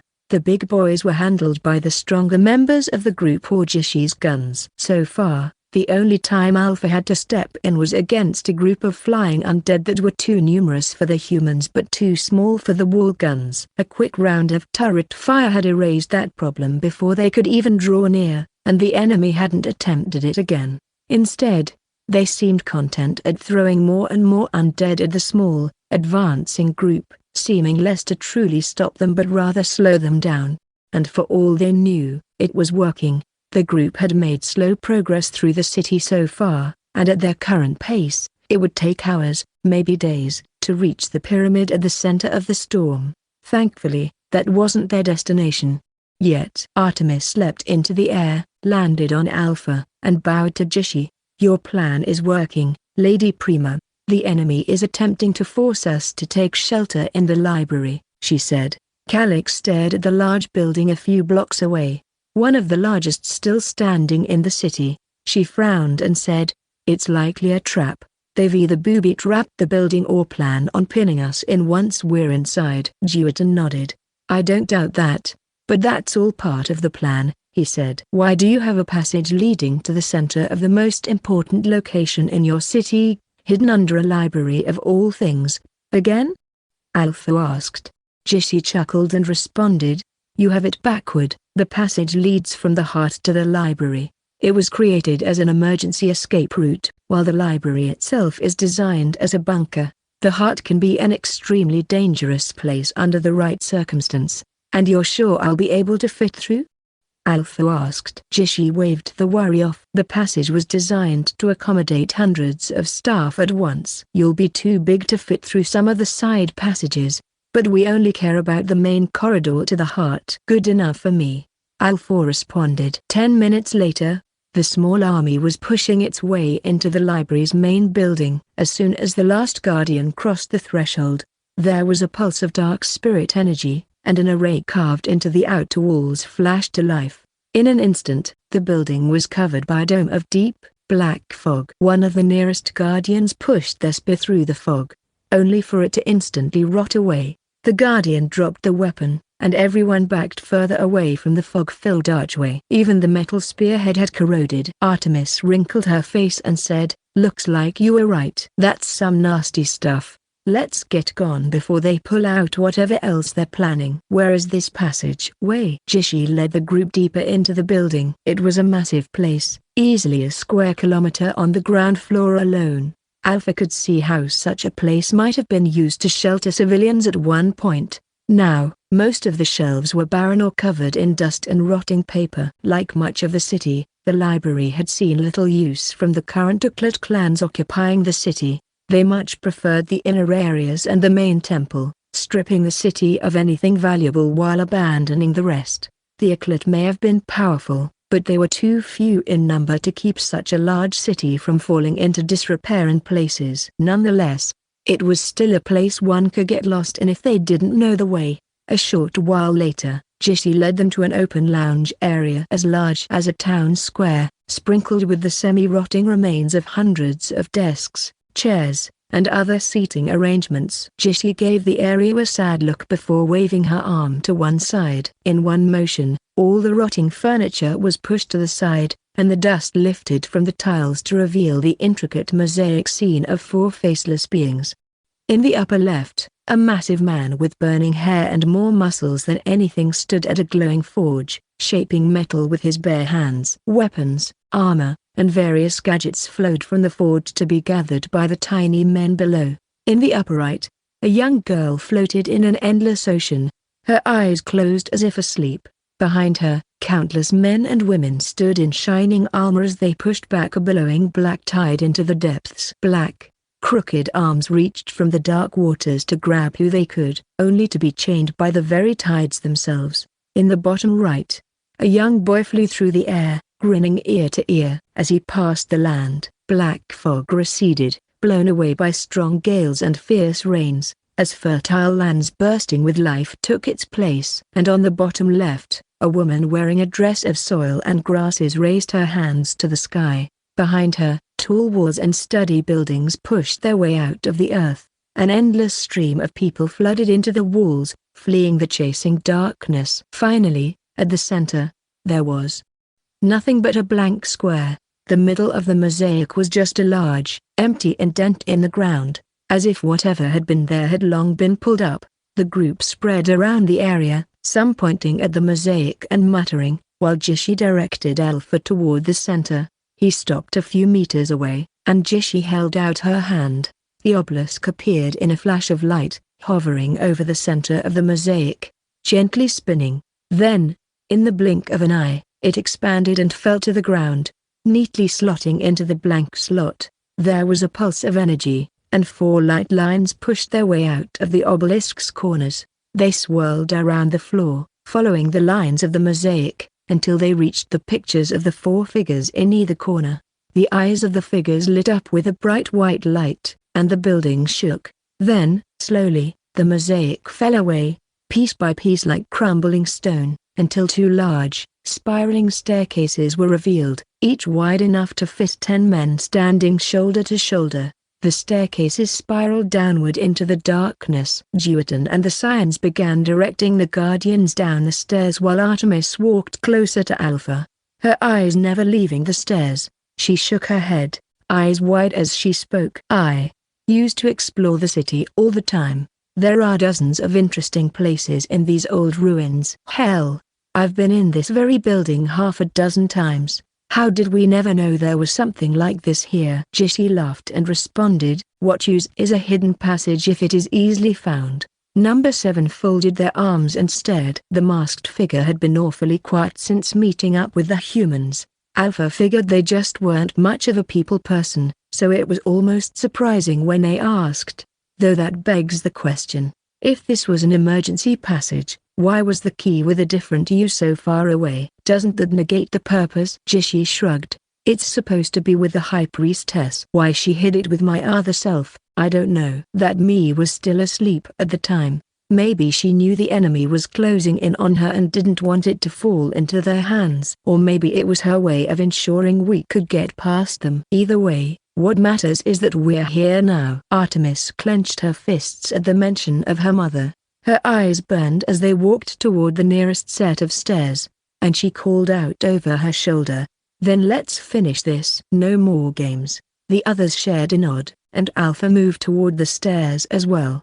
Despite the tight squeeze, the torp could still fit on the wide stairs, and they held surprisingly well under its weight. Alpha was the last one down the stairs, and as he passed the threshold, the colorful mosaic rebuilt itself above them, piece by piece. Immortal World Wanderer Xianxia by I Am Link 70. 8 Direction Evil Breaking Sword. Half a day had passed and Shuhan gradually grew accustomed to the bone-chilling cold brought about by the 10,000-year profound ice, no longer burdened by the initial discomfort. Shangguan Yulin, having reverted to her childlike form after returning to her cultivation, now slumbered upon Shuhan's shoulder, exhausted. The process of harnessing her spell to refine the ice must have consumed a great deal of her energy. As Shuhan held her, flying back to Jiang village on his flying sword, a thought occurred to him. With this piece of ice in his possession, he could replicate it using the black jar and create a bed of 10,000-year-old ice. Though feasible, the practicality of such an endeavor remained uncertain. Given his current level of cultivation, he would likely freeze into dust upon lying on it. Perhaps it would be best to abandon such an idea until he reached the core formation stage. After half a day of flight, Shuhan, carrying Shangguan Welin, returned to Jiang village. Inside his storage bag lay the bodies of the missing Snow Lotus diggers from the village. As he pondered how best to return the bodies, a sight from the sky made his heart sink. Half of Jiang village was engulfed in roaring flames. In a moment of panic, Shuhan's finger instantly touched the profound ice on his chest, releasing a surge of extreme cold. Under the influence of his wind incantation, this cold energy quickly expanded. The free-floating moisture in the air met this frigid current and coalesced into ice beads, plummeting downwards along with the cold stream. As the cold stream swept over Jiang village, the intense flames were instantly extinguished. Feeling the shift in Shu Han's aura, Shang Yulin stirred from her sleep, rubbing her groggy eyes as she asked, "What's happening?" Following his gaze, she saw half of Jiang village reduced to ruins, her eyes filling instantly with a frosty resolve. The two of them descended from the sky, rushing into the village. At this moment, Madame Song was kneeling in front of a burnt house, wailing. Shang Yulin dashed over. Seeing her, Madame Song hastily took her hand, examining her from head to toe. "Lin, you're back. Those damnable people didn't capture you." "This is good. But they took Gua." Gently wiping the tear streaks from Madame Song's face, Shang Yulin asked in a quiet voice, "Madame Song, what happened to the village?" Shu Han also chimed in, "Yes, Madame Song, what happened to the village?" And Gua, sobbing uncontrollably, Madame Song clung to Shang Yulin. The village chief, leaning on his cane, approached Shu Han. "Ah, it's all the doing of the Whirlwind Gang. Our village didn't gather enough snow lotus, so those damned people took away the children and set a huge fire." A flicker of murderous intent flashed in Shu Han's eyes, but he remained calm as he asked, "Is this Whirlwind Gang part of the Jianghu forces? What do they need so much snow lotus for?" The village chief said, "Ah, it's all because of the immortal master from the Purple Sun sect who came from afar." The Whirlwind Gang then began to collect snow lotus from every household. Purple Sun sect. The village chief, looking at the charred ruins of Jiang village, let out a sigh of despair. "Little Han, you should take Lin and leave as soon as possible. Staying in Jiang village will only draw the attention of the Whirlwind Gang. Lin, being as adorable as she is, would undoubtedly be a target." Upon finishing, he shouted to the villagers, "Those who still have their houses intact, bring out what you can to support little Han and Lin on their journey." Before long, the villagers all brought something to give. Bits of silver, dry food, and more, all piled in front of Shu Han. "Go west. Those villains came from the east. You must avoid them at all costs." With tears in her eyes, Madame Song straightened Shang Yulin's clothes, clutching her little hand and advising, Lin, you must listen to your brother when you're outside. If you come across anyone riding a horse, steer clear. Don't let them take you away like Gua." Fire brewed in Shang Yulin's eyes, just about to burst into a tirade, but Shu Han stopped her. He shook his head gently at her, picked up the provisions generously assembled by the villagers, thanked them, and then, hand in hand with Shang Yulin, left Jiang village. Once they reached the woods in Willow Mountain, Shang Yulin jerked her hand free, her voice trembling with anger. "You're just going to leave? You go ahead. I'm staying." "Those child trafficking scum, I will tear them to shreds." Shu Han, setting down their packages, replied, "I only wish to avoid arousing the suspicion of our fellow villagers." "The immortal from the Purple sect, Lin, this is an opportunity for us." Shang Yulin inquired. "What kind of opportunity?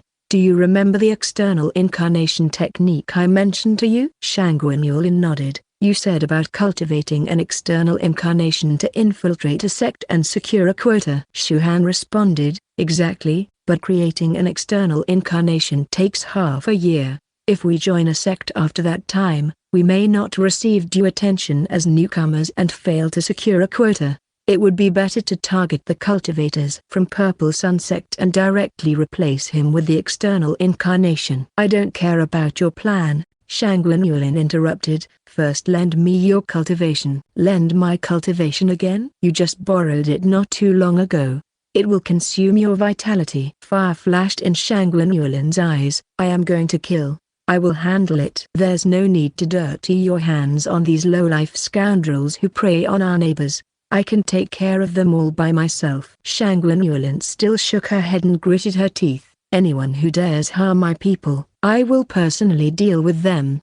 Besides, didn't you mention earlier that you want to improve your strength by refining your own magic treasure?" "There's no need to refine a magic treasure. I will grant you one." After saying this, she grabbed Shu Han's hand without any further discussion. Left with no choice, Shu Han once again channeled his magic power into her. Instantly, the murderous Shang Yulin returned, her demeanor as imposing as when Shu Han first encountered her in the mines. "Let's go." She grabbed Shu Han's hand, following the direction pointed out by the village chief, tracking the trail of the cart. Before long, they arrived at a mountain stronghold with a burning bonfire. "First, we need to capture one alive and find out where the children are being held." Shu Han nodded, transforming into a shadowy figure and swiftly traversing the forest. He quickly enveloped a sentry, bringing him to Shangguan Yulin. The man, only seeing darkness before his eyes, suddenly found himself high above the ground, immediately trembling with fear. Shangguan Yulin coldly glanced at the man, asking, "Where are the children taken from Jiang village being kept?" The man looked at the stunningly beautiful Shangguan Yulin, subdued by her captivating eyes, and dumbly responded, "They are locked in the cellar. The boss plans to sell them tomorrow to recoup the loss of the Snow Lotus." "Where is this cellar?" The man dumbly pointed in a direction. Instantly, Shangguan Yulin pointed at the man's forehead. He was launched like a cannonball, causing a massive explosion within the stronghold. In an instant, the over 900 members of the Whirlwind Gang came out, weapons in hand, searching for the intruders. At this time, a man emerged from the main stronghold. Surrounded by a crowd, he stood proudly, clad in a purple robe. Shu Han recognized him as a cultivator at the 11th layer of Qi refining. "Lin, leave that man to me." Shangguan Yulin nodded, and at that moment, a brilliant golden thin sword emerged from her golden core. As soon as the sword appeared, Shu Han immediately felt the surrounding air being sliced apart, the sword light purging with a blinding sharpness. It was as though a small sun had ignited above the whirlwind stronghold. Wielding her long sword, Shangguan Yulin gathered all the dispersed sword light behind her, forming two large wings made of sword feathers. Countless sword rays flickered behind her, shining brilliantly. "This is the 8-direction evil-breaking sword, a top magic treasure of the late Foundation establishment stage. It was the magic treasure I used most frequently during my Foundation establishment period." "Watch closely, Shu Han. I only have enough magic power for one strike." 71. Xuzimo. As the magic power gathered, the 4 pairs of golden wings behind Shangguan Yulin became increasingly larger, covering the sky with their grandeur. The people of the Whirlwind Stronghold and the purple-robed cultivator below were all shivering with fear. Many people, witnessing the 8-winged sword, couldn't help but kneel down. The purple-robed cultivator was the first to react, desperately trying to escape from the Whirlwind Stronghold. However, before he could fly out of the stronghold, a black hand grabbed him, instantly stripping him of his defensive magic tool. A golden sword mark appeared between Shangguan Yulin's eyebrows. She rose into the sky with her sword, the 4 pairs of wings slowly folding in and spinning with her. With a sudden closure, the wings stretched out to both sides. With a resolute look in her eyes, she shouted, evil breaking in hand, "Justice spans the land." Whoosh! The 8-direction evil-breaking sword was thrown from her hand like a streak of golden lightning slashing down. Boom! The 8-direction evil-breaking sword struck the center of the whirlwind stronghold, a strong wave of golden light dripping open a massive rift in the earth. Everyone in the stronghold was sent flying into the sky by the golden wave. Yet, it wasn't over. The 4 pairs of wings behind Shangguan Yulin followed closely, their golden blades raining down on the stronghold like a storm, turning anyone caught in the golden rain into golden ashes. From his high vantage point, Shu Han looked down at the cracked mountain and the golden dust pervading the stronghold, drawing a sharp breath.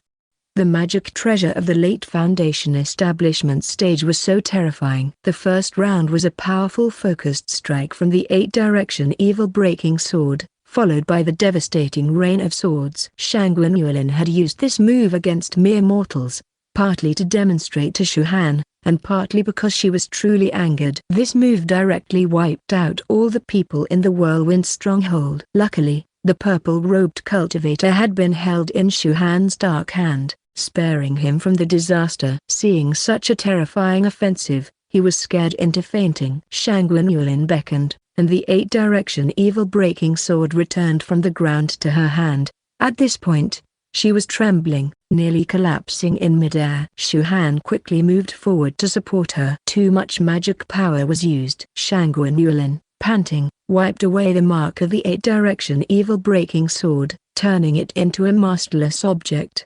She placed it in Shu Han's hand and said, "This sword has accompanied me through the long foundation establishment stage. Now I give it to you. You must make good use of it." Shu Han hesitated. Lin, this. Shangguan Yulin laughed. "With my current cultivation, I no longer need this sword. Hurry up and accept it. Don't force me to get angry." With that, she bit one of Shu Han's fingers and then pointed it at the 8-direction evil breaking sword. The 8-direction evil breaking sword absorbed Shu Han's blood, immediately connecting with his spirit. They became one. A trace of blood stained Shangguan Yulin's lips as she smiled triumphantly at Shu Han. "You stay here and interrogate that cultivator from the Purple Sun sect. I'll go and rescue the children trapped in the cellar." "I'll go. You're too tired." Shangguan Yulin shook her head. "They all know you, but they haven't seen me in this form." With that, she broke free from Shu Han's hand and flew into the whirlwind stronghold. Watching Shangguan Yulin's departing figure, Shu Han could only shake his head helplessly. Next, he put away the 8-direction evil breaking sword and brought the unconscious purple-robed cultivator in front of him with the black claw. Shu Han released a chill of millennia-old profound ice from his finger, instantly awakening the man. Seeing Shu Han, he immediately knelt down in midair. "Thank you, Senior, for saving me. I'm forever grateful." Shu Han smiled. "You are a cultivator from Purple Sun sect?" The man replied, "I am a cultivator of Purple Sun sect, named Xuzaimo, and my master is the mid-stage foundation establishment cultivator Cheng Yuan. I wonder who that lady was just now. Why did she attack the whirlwind stronghold? Could Senior inform me, so I can apologize when she returns?" Shu Han asked. "First, answer my question, Xuzaimo. As a member of the Purple Sun sect, why are you controlling the gangs here?" Xuzaimo replied, replying to Senior. "I was dispatched by my sect to collect snow lotus from the snow mountain for pill refining. After a while, I realized that even mortals could do this work. Instead of wasting my cultivation time, it was better to hand over this hard labor to the mortals." Shu Han nodded. "You're clever, controlling the gangs to make the mortals here work for you." Xuzaimo chuckled. "It's just a little trick, not worth mentioning. How old are you this year? When did you reach the 11th level of chi refining? What's your position in the sect? Who are you friends with, and who are your enemies? What supernatural abilities and spells do you master? Come, tell me everything. No detail is too small." "Eh? Why is Senior asking these questions?" Shu Han's tone turned cold. "When I ask, you answer. What gives you the right to question me?" Xuzaimo was immediately startled and quickly began to answer Shu Han's questions one by one. Noticing that Shu Han was interested in his life, Xuzaimo thought that the Senior wanted to befriend him. So, he spoke enthusiastically about his life, recounting both big and small events to Shu Han in detail. Shu Han followed along, making up a bit of his own stories, guiding Xuzaimo's conversation. The two seemed like friends with no secrets, chatting about everything under the sun. Listening to this conversation, Shu Han couldn't help but laugh. He thought it was a miracle that someone as naive as Xuzaimo could survive in the deceptive world of cultivation. Taking a sip of tea, Xuzaimo said, "So, I temporarily left the blessed land of Purple Sun sect to experience the vast mortal world. Fortunately, I found these mortals to help, so my cultivation didn't fall behind.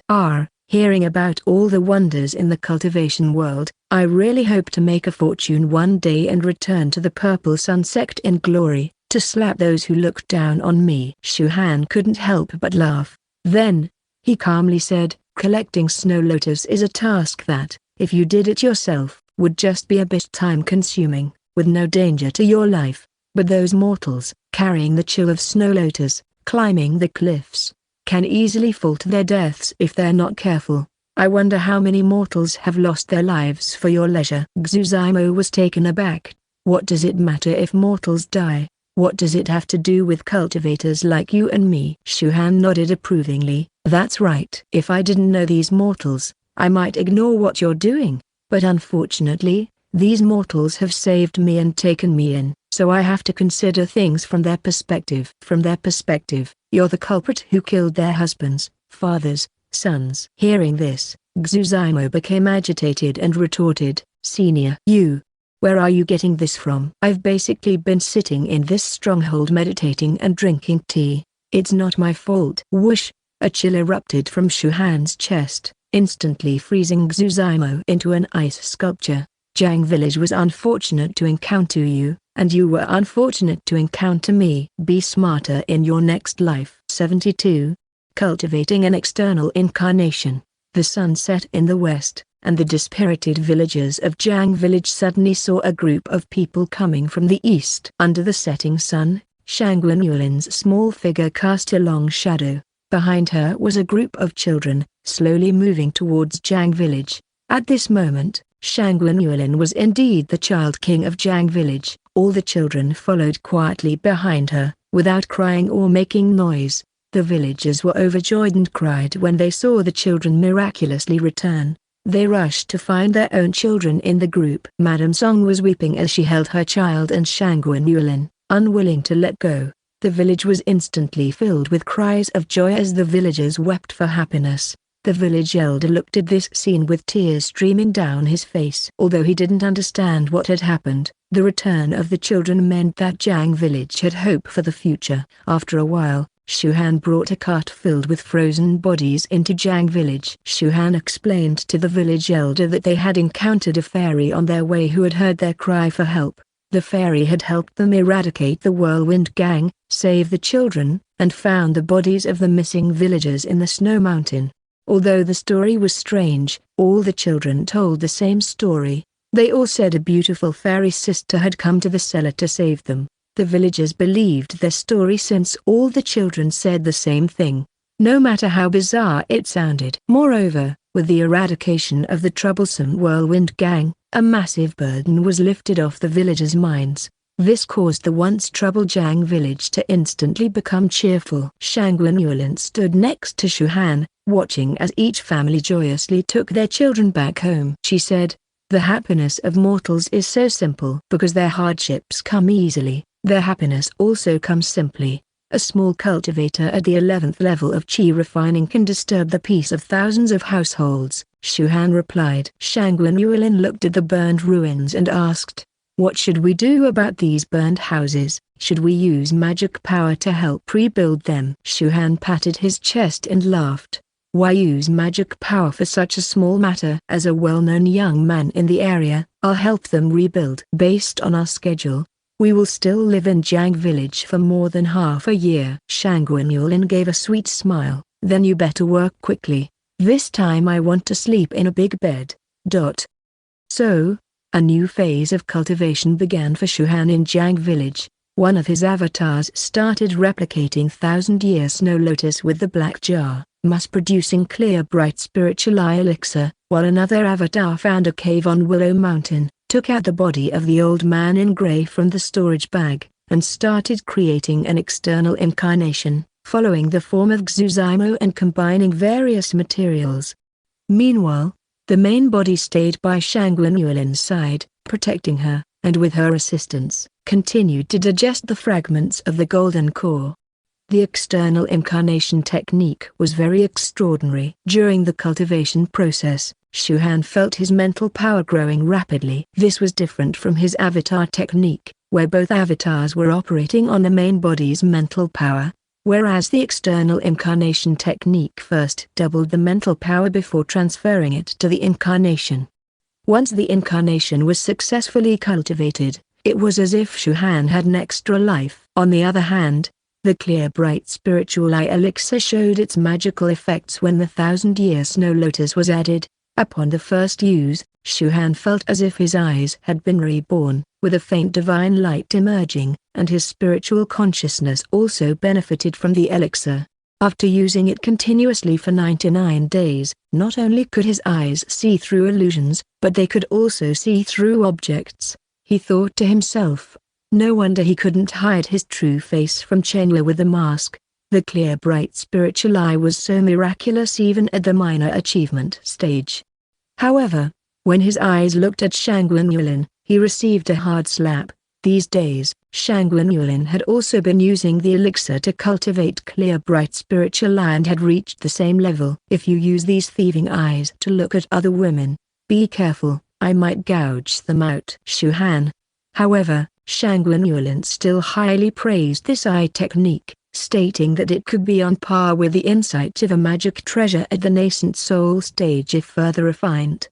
However, after reaching the minor achievement stage of clear bright spiritual eye, the effect of the 1,000-year snow lotus was not as potent, and continued use did not bring about the rapid progress as at the beginning. With the two avatars handling all tasks, Shu Han's main body during this period, aside from helping villagers build houses and plow fields, wholeheartedly devoted himself to his cultivation. With the help of Shangguan Yulin, his cultivation level approached the initial peak of the foundation establishment stage in less than half a year.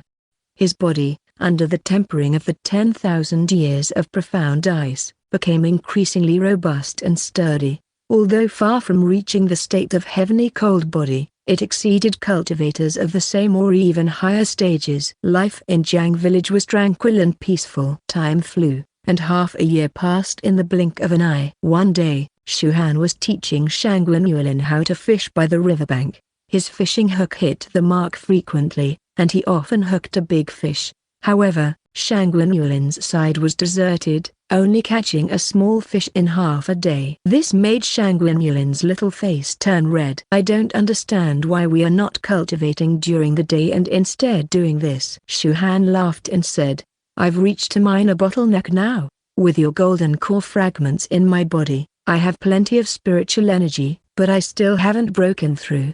I think I need to free my mind. Over-focusing on cultivation may backfire. Pointing at the fishing rod, Shangguan Yulin said, Is that an excuse for your lack of talent? Even with my golden core's assistance, you can't break through the bottleneck at the initial peak of the foundation establishment stage. How will you survive in the cultivation world in the future? Whoosh! As they spoke, Shu Han hooked another big fish. This made Shangguan Yulin grit her teeth in annoyance. She said angrily, If you want to eat fish, just say so. Then she slapped her palm on the water, causing high splashes, and a bunch of fish floated up with their bellies upturned. Shu Han, I was baiting the hook, and you're just blasting them. Over the past half year, under Shu Han's nurturing with spirit stones and elixirs, Shangguan Yulin finally managed to restore her cultivation to the qi refining stage. Seeing her annoyed, Shu Han could only give a wry smile, walked over, and personally instructed her on fishing techniques. Shu Han moved closer to Shangguan Yulin and said, Lin Lin, my cultivation level is not as high as yours, but I believe that cultivation is like fishing. It requires a balance of tension and relaxation, enough patience, and only then can you see the moon when the clouds clear. Shangguan Yulin snorted disdainfully, Humphrey, a foundation establishment stage kid teaching me cultivation. Suddenly, the fishing rod in Shangguan Yulin's tight grip vibrated. She immediately became excited and said with a flushed face, I've got a bite, I've got one. It's a big fish. As she was about to quickly reel in the line, Shu Han held her back, saying, Don't rush. Keep your patience and tire it out. Use a combination of loosening and tightening, fight against it, wear out its strength, and reel it in when it's tired. In the end, Shangguan Yulin reeled in the line, pulling a big fish that weighed more than 10 pounds onto the shore. She joyously hugged the struggling big fish and proudly said, Shu Han, look, this one is bigger than yours. However, at this moment, Shu Han was completely lost in his thoughts. Shu Han? What's wrong with you? After a long time, Shu Han came back to his senses, looking somewhat perplexed, and said to Shangguan Yulin, I've suddenly broken through to the initial peak of the foundation establishment stage, and I've also completed my external incarnation. 73. Purple Sun Sect. Riding on the heavenly quadrant sword formation, Shu Han was heading south alone, crossing over mountains, rivers, and vast plains. Shu Han finally saw a range of mountains exuding a spiritual purple aura. From afar, countless black spots were rising and falling amongst these mountains. These were all cultivators riding the wind. At first glance, there were at least several hundred cultivators moving in and out of the mountain range enveloped by purple aura. After a 5-day journey with the cultivation level of the 12th level of qi refining, he finally arrived at a major sect north of the Great Cloud, the Purple Sun Sect. According to Shuhan's investigation, the head of the Purple Sun sect is at the peak of the late core formation stage. There are thousands of disciples in the Qi refining and foundation establishment stages, and there are also several elders in the core formation stage. It is indeed one of the 6 major sects in the north of the Great Cloud. The Immaculate Realm, which will open in half a year, is jointly initiated by these 6 major sects. Shuhan, bearing the face of Xuzaimo, recalled Xuzaimo's life while riding his sword towards the Purple Sun sect. For the external incarnation, he had used the Purple Sun sect's inheritance method, Purple Cloud Ascending Art. When refining the external incarnation, he used this method as a foundation. After the external incarnation was completed, this method naturally reached the peak of Qi refining. This incomplete method was obtained from Xuzaimo's storage bag. It only recorded the cultivation methods of the Qi refining stage and had the high-level spells removed. Shuhan realized that in this cultivation world, methods are easy to obtain, but spells are hard to find. In terms of power, this method was far inferior to the Dragon Mystical Triple Rotation Divine Art. However, Shuhan dared not use this method for his external incarnation. Firstly, he was afraid that the people of Purple Sun sect would find something amiss. Secondly, he was afraid that this method would directly burst his external incarnation. After all, the cultivation of the external incarnation cannot grow. Approaching the Purple Sun sect, Shuhan put away his heavenly quadrant sword formation and switched to Xuzaimo's usual high-grade magic tool, the black gold folding dragon saber. To Shuhan's professional eye, this saber was absolute garbage. Even if without the Dragon Mystical Triple Rotation Divine Art and numerous top-tier magic tools for protection, Shuhan's incarnation was not weak in combat power. It was basically not flustered when encountering an ordinary foundation establishment stage cultivator. The reason was the 12 bottles of 7 poison water he had refined and stored in his storage bag, along with 200 Fire God talismans, and the Flame Sun talisman he had begged from Shangguan Yulin. His combat power was lower than when Shuhan first arrived at Great Cloud, but his spiritual sense now was genuinely at the peak of the foundation establishment stage, far surpassing his perception and sensory abilities during his Qi refining days. Just as he was about to enter the Purple Sun sect, a man in purple with thick eyebrows approached him with a smile, starting a conversation. "My name is Rentani E, a cultivator of the 11th level of Qi refining. May I ask if you are also returning from an external assignment?" Shuhan looked at Rentani E, feeling something strange with his newly trained clear bright spiritual eye, but he could not see anything specific due to his insufficient cultivation. He cautiously replied, "My name is Xuzaimo. Are you also returning from an external assignment?" Rentani laughed. "That's right. I received a mission from the sect 3 years ago to collect sunflower water lotus leaves in the Blue Wave Pool. I have now completed the mission and am preparing to return to the Purple Sun sect. I noticed that you are also alone. Why don't we join each other?" Joining each other? During his conversation with Xuzaimo, he had never mentioned Rentani E. Presumably, they did not know each other. Someone he did not know came up to strike up a conversation. Then, Shuhan thought that he was new here and unfamiliar with everything. If he followed behind him, he might be able to learn more about the rules and details of the Purple Sun sect. "That sounds good. After you, junior brother." So, Shuhan and this suddenly appeared Rentani flew toward the Purple Sun sect together. From what he remembered, Xuzaimo had once said that returning disciples from outside assignments needed to first check the completion of their tasks at the Destiny Pavilion. Those who had not completed their task quota were not allowed to return to the sect. Just as Shuhan was wondering which building outside the mountain was the Destiny Pavilion, Rentani swaggered towards the sect gate. Shuhan hurriedly stopped him, surprised. "Junior brother, don't you need to submit the task materials at the Destiny Pavilion? If you enter like this, I'm afraid you will be stopped by the law enforcement disciples." Rentani immediately laughed. "Ha ha, I've been in the mortal world for so long that I forgot the rules of our sect. Thanks for the reminder, senior brother." Seeing Rentani's behavior, Shuhan couldn't help but suspect something was off about him. Unfortunately, His external incarnation was not his true body, and his clear bright spiritual eye was just beginning to develop, so he could not see Ren Tani's ulterior motive.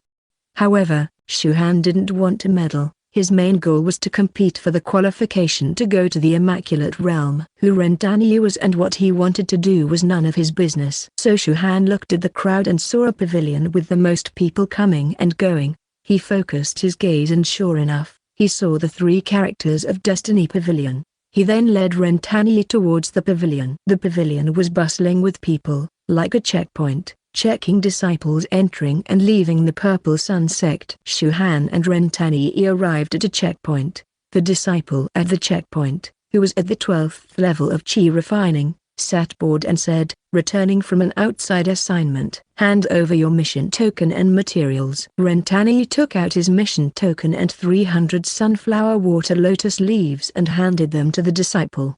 The disciple took the token, glanced at it, and read, 300 sunflower water lotus leaves. But you've only handed in 250. The amount is not enough. Mission uncompleted, not allowed to return to the sect. What? Ren Tani was stunned. Senior brother, please look carefully. These are indeed 300. The disciple glanced at Ren Tani impatiently.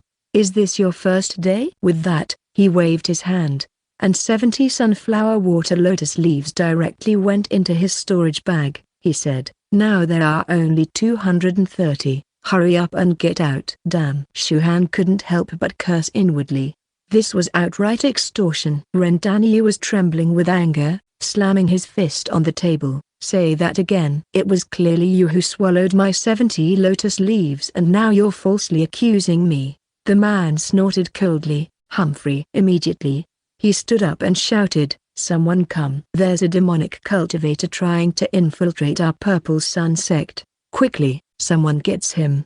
Before he could finish his words, he was stopped by Shu Han, who quietly handed him a small bottle of Qi-gathering pills. Senior brother, my junior brother here doesn't understand the rules. Please accept this token of our appreciation. There's no need to make a big fuss. We're all brothers of the same sect. The man looked at the Qi-gathering pills in his hand. His anger subsided, laughed. It's okay. It's okay. It's you, junior brother, who understands the rules, are truly from our Purple Sun sect. As for this guy, you have to manage him better in the future, or it won't be so easy to talk next time. Understood, understood. Shu Han pulled Ren Tani over, handed in his token and snow lotus. Here are my materials, senior brother. Please count. However, the man didn't even look at them. Handed over 2 purple tokens directly, and played with the Qi-gathering pills. Enough, no need to look. Junior brother, you've returned from an external assignment. You might not know, recently, there have been quite a few demonic cultivators trying to infiltrate our sect. In the future, when you move around within the sect, you must carry this token. Otherwise, if you are caught by the law enforcement team, it won't be easy to handle. Shu Han saluted. Thank you for the reminder, senior brother. Then, he led Ren Tani out of the Destiny Pavilion and into the Purple Sun sect. Ren Tani was still fuming, letting such a petty man get away with it. Purple Sun sect is even worse than the demon cultivators. Shu Han sighed. Just bear with it for a while. One has to bow their head under someone else's roof. 74. The Down and Out Master. Ren Tani saluted Shu Han. Senior brother, I am sorry for the trouble today. I will compensate you in the future. I will also need your help when walking around the sect in the future. It's a trivial matter, junior brother, there's no need to mention it. However, Shu Han changed the subject. That man mentioned earlier about demonic cultivators infiltrating. Do you know what these demonic cultivators want from our Purple Sun sect? Ren Tani laughed. The only thing that could attract demonic cultivators to the Purple Sun sect is the quota for the Immaculate Realm. Every time the Immaculate Realm is opened, there will be incidents of demonic cultivators infiltrating the sect. Shu Han explained. I see. I had not joined Purple Sun sect the last time the Immaculate Realm was opened, so I was quite ignorant. Ren Tani laughed heartily and said, no problem at all. Brother Xu, first of all, upon returning to the sect, You have to pay respects to your master. I'll invite you for a drink another day. Goodbye. Goodbye. With that, Rentania flew towards the Purple Sun Peak. Watching Rentania leave, Shu Han thought to himself that he should also go to meet his master according to the rules. According to Xu Zima's description, his master is a Foundation Establishment mid-stage cultivator, with a cave dwelling on the Purple Abyss Peak. According to Xu Zima, Foundation Establishment cultivators in the Purple Sun sect generally have dozens of qi refining disciples, and Xu Zima was considered an upper-middle class disciple under his master, Cheng Yuan, who had some impression of him. This is the downside of joining a sect at the Foundation Establishment stage, as it requires time to mentor qi refining disciples and is not as carefree as being an independent cultivator. However, joining a sect means a stable supply of spiritual energy and reliable backup support, so there are many benefits. Shu Han carefully recalled Xu Zima's words, putting himself in Xu Zima's shoes, hoping not to reveal his identity in front of this unfamiliar master. Not familiar with the routes, Shu Han wandered around in the Purple Sun sect for quite a while before he found Purple Abyss Peak. After wandering around the Purple Sun sect, Shu Han realized that even the worst corner of the Purple Sun sect had 10 times better spiritual energy than the outside world. The closer to Purple Sun Peak, the richer the spiritual energy. According to Xu Zima, being assigned an external mission was basically the same as being exiled to the frontier. After all, the concentration of spiritual energy is critical to cultivators. Upon reaching Purple Abyss Peak, the spiritual power was much worse. Shu Han found Cheng Yuan's cave dwelling and shouted outside, "Disciple Xu Zima, returning from an external mission, is here to pay respects to my master." "Xu Zima." A surprised voice came from inside the cave, followed by, "Come in." Shu Han walked into the cave. With his clear bright spiritual eye scanning the room, he noticed that the cave was protected by a few simple formations. They only seemed effective against qi refining disciples. They would be far from enough against a Foundation Establishment cultivator. It seems that his master is having a tough time. Upon entering the cave, Shu Han saw a middle-aged man with a pale face sitting in the center of the modestly furnished dwelling. Cheng Yuan opened his eyes and looked at Shu Han. "Didn't you only leave 2 years ago? How come you're back so soon?" Qi refining 12th level. Weren't you just breaking through to the 11th level when you left? How did an external mission increase your cultivation?" Shu Han explained. "I was ordered to pick snow lotuses. By chance, I came across a 1,000-year-old snow lotus. I absorbed a bit of its spiritual energy, and luckily, I broke through." "Indeed. There's a rich chill of snow lotus on you. A 1,000-year-old snow lotus. Tut, tut. It seems you got quite lucky on this mission. Master is joking. It was purely a fluke." Just as Cheng Yuan was about to say something, a hearty laugh suddenly came from outside the cave. "Ha ha ha, old Cheng. Guess what? My useless disciple has actually reached the 48th place on the heaven list today." As he spoke, another bald man walked in from outside the cave. Behind the man was a young man with pride flashing in his eyes. Cheng Yuan looked at the bald man, his face turned gloomy. "So what if it's the 48th place? Why are you making such a fuss in my cave?" The bald man pulled the young man forward, boasting, "Hee. Isn't it just to share our joy with you?" With the opening of the Immaculate Realm imminent, 4 of my disciples have already made it into the top 50 of the heaven list. Once they come out of the Immaculate Realm, all 4 of them might be promoted to the Foundation Establishment stage. At that time, if the sect leader is happy, he might reward me with a breaking calamity pill. By then, I could smoothly break through the mid-stage barrier and advance to the late stage. "Oh, by the way, how many of your disciples have made it to the heaven list?" "Old Cheng, isn't your eldest disciple still hovering around the 52nd place?" Cheng Yuan said gloomily. "Well, congratulations to you. You should go now. I need to meditate." The bald man laughed. "What are you meditating for? Is there any room for you to improve your cultivation? You should take care of your disciples. If they're weak, they'll bring shame when they go out." "Hey, who's this kid?" "Your disciple." Shu Han greeted, "Junior Xu Zima, pleased to meet Uncle Master." Qi refining 12th level. How come I've never heard old Cheng'e mention you? Cheng Yuan said. How could my disciples catch your eye? The bald man put his arm around Shu Han's shoulder and said, Tell Uncle Master, what's your rank on the heaven list? Ah, it's beyond 100, not worth mentioning. The bald man sighed. Ah, what a pity. You need to be within the top 50 to qualify for the Immaculate Realm. Plus, the next distribution of Foundation Establishment pills is 40 years later. Ah, you young ones should strive more for your master. Look at him, his face has turned blue from your lack of achievement. Shu Han thought to himself, my master looks blue. More likely because of your provocation. So, only those within the top 50 can enter the Immaculate Realm? That's important news. It seems I need to find a way to improve my ranking on the heaven list. Unable to bear it any longer, Cheng Yuan finally erupted, Enough, old Liu. Do you have to come over every day to show off? Will you die if you don't show off for a day? Go.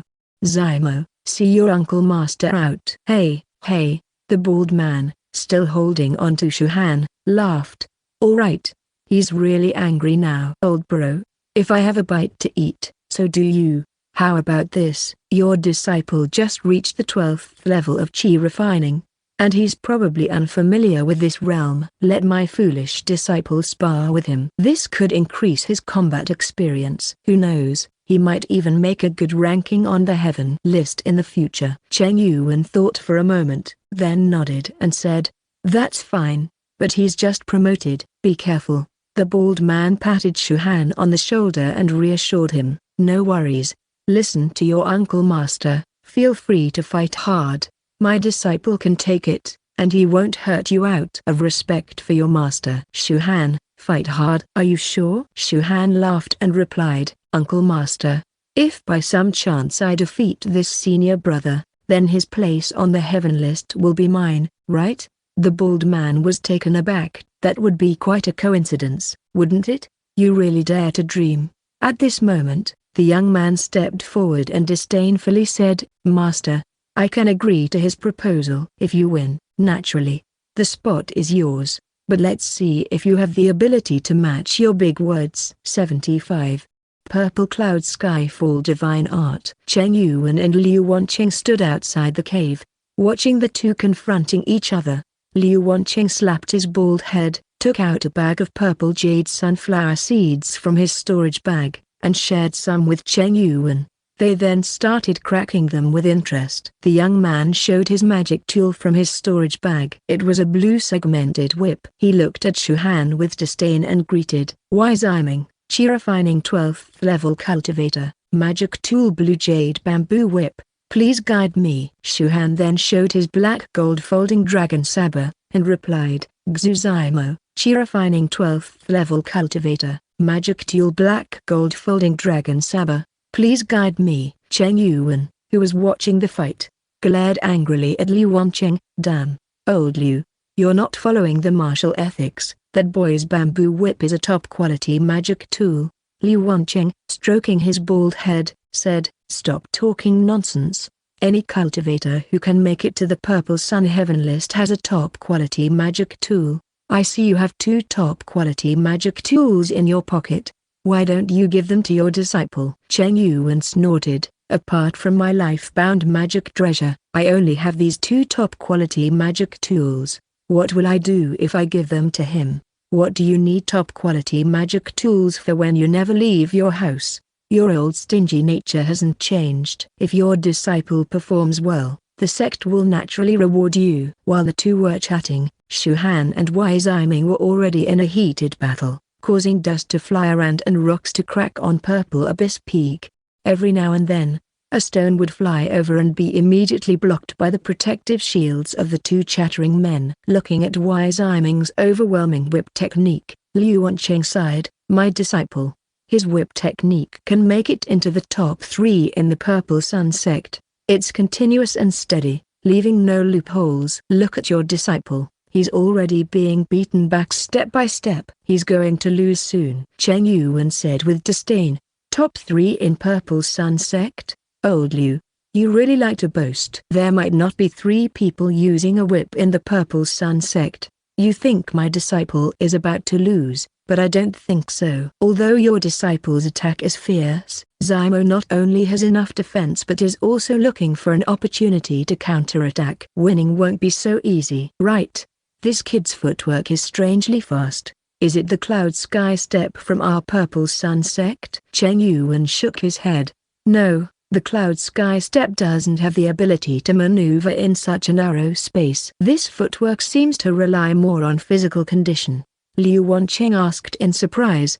Didn't you secretly teach him this? Cheng Yuan was speechless. I would have to fucking know it first. Also, his teleportation speed has surpassed that of a regular chi refining cultivator, almost comparable to a beginner foundation establishment cultivator. Liu Wancheng slapped his bald head. I got it. There's something odd about that kid's shoes. Damn it.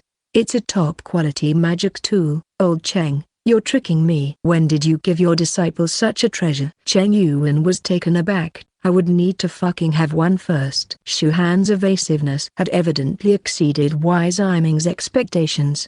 His continuous whip swings almost tore down the mountains and rocks, yet he still couldn't land a substantial attack on Shu Han. To Wise Iming, it seemed as if Shu Han had eyes all over his body, predicting his every move. Is this the feeling of fighting a chi refining cultivator?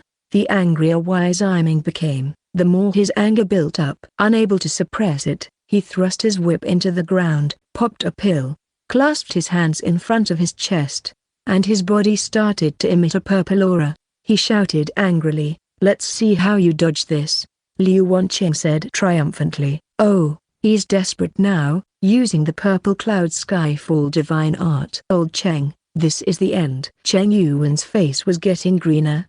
This kid can use the purple cloud skyfall divine art? He can barely use it with the help of the assess extracting pill, but he will be weak for a month afterward. Should I stop the fight now? This is hurting the harmony between our two houses. If your disciple gets seriously injured, I can't explain it. However, Cheng Yuan waved his hand. No. This kid has changed a lot since he came back from his trip. I want to see how much he has grown. Let them continue fighting. With you and me here, nothing will go wrong, Liu Wancheng said. You're right. Wait, why is this kid also clasping his hands together? Is he also going to use? Damn. He's using the purple cloud skyfall divine art too.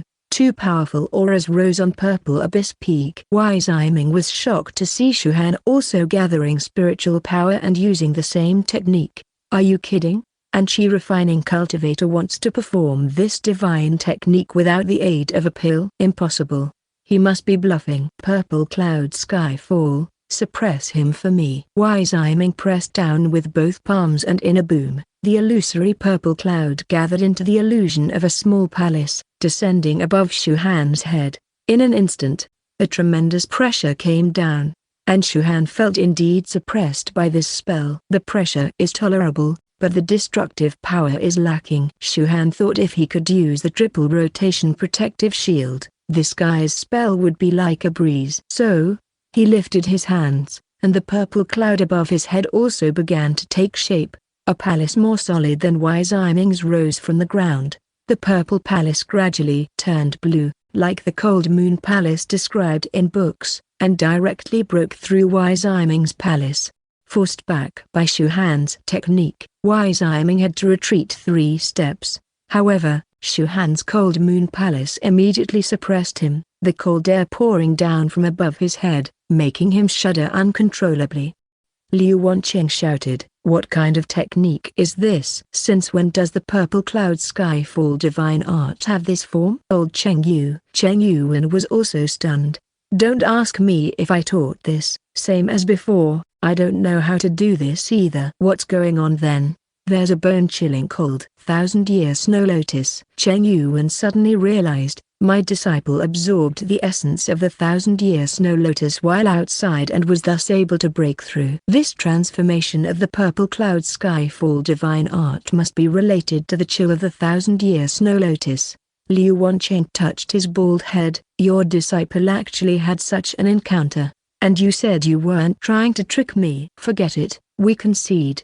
No more fighting. Cheng Yuan laughed heartily, shouting triumphantly, Zymo, Hold back. Shu Han withdrew his technique on command. Cheng Yuan's previously green face immediately beamed with vitality. He patted Liu Wancheng's shoulder and laughed. Oops, old Liu.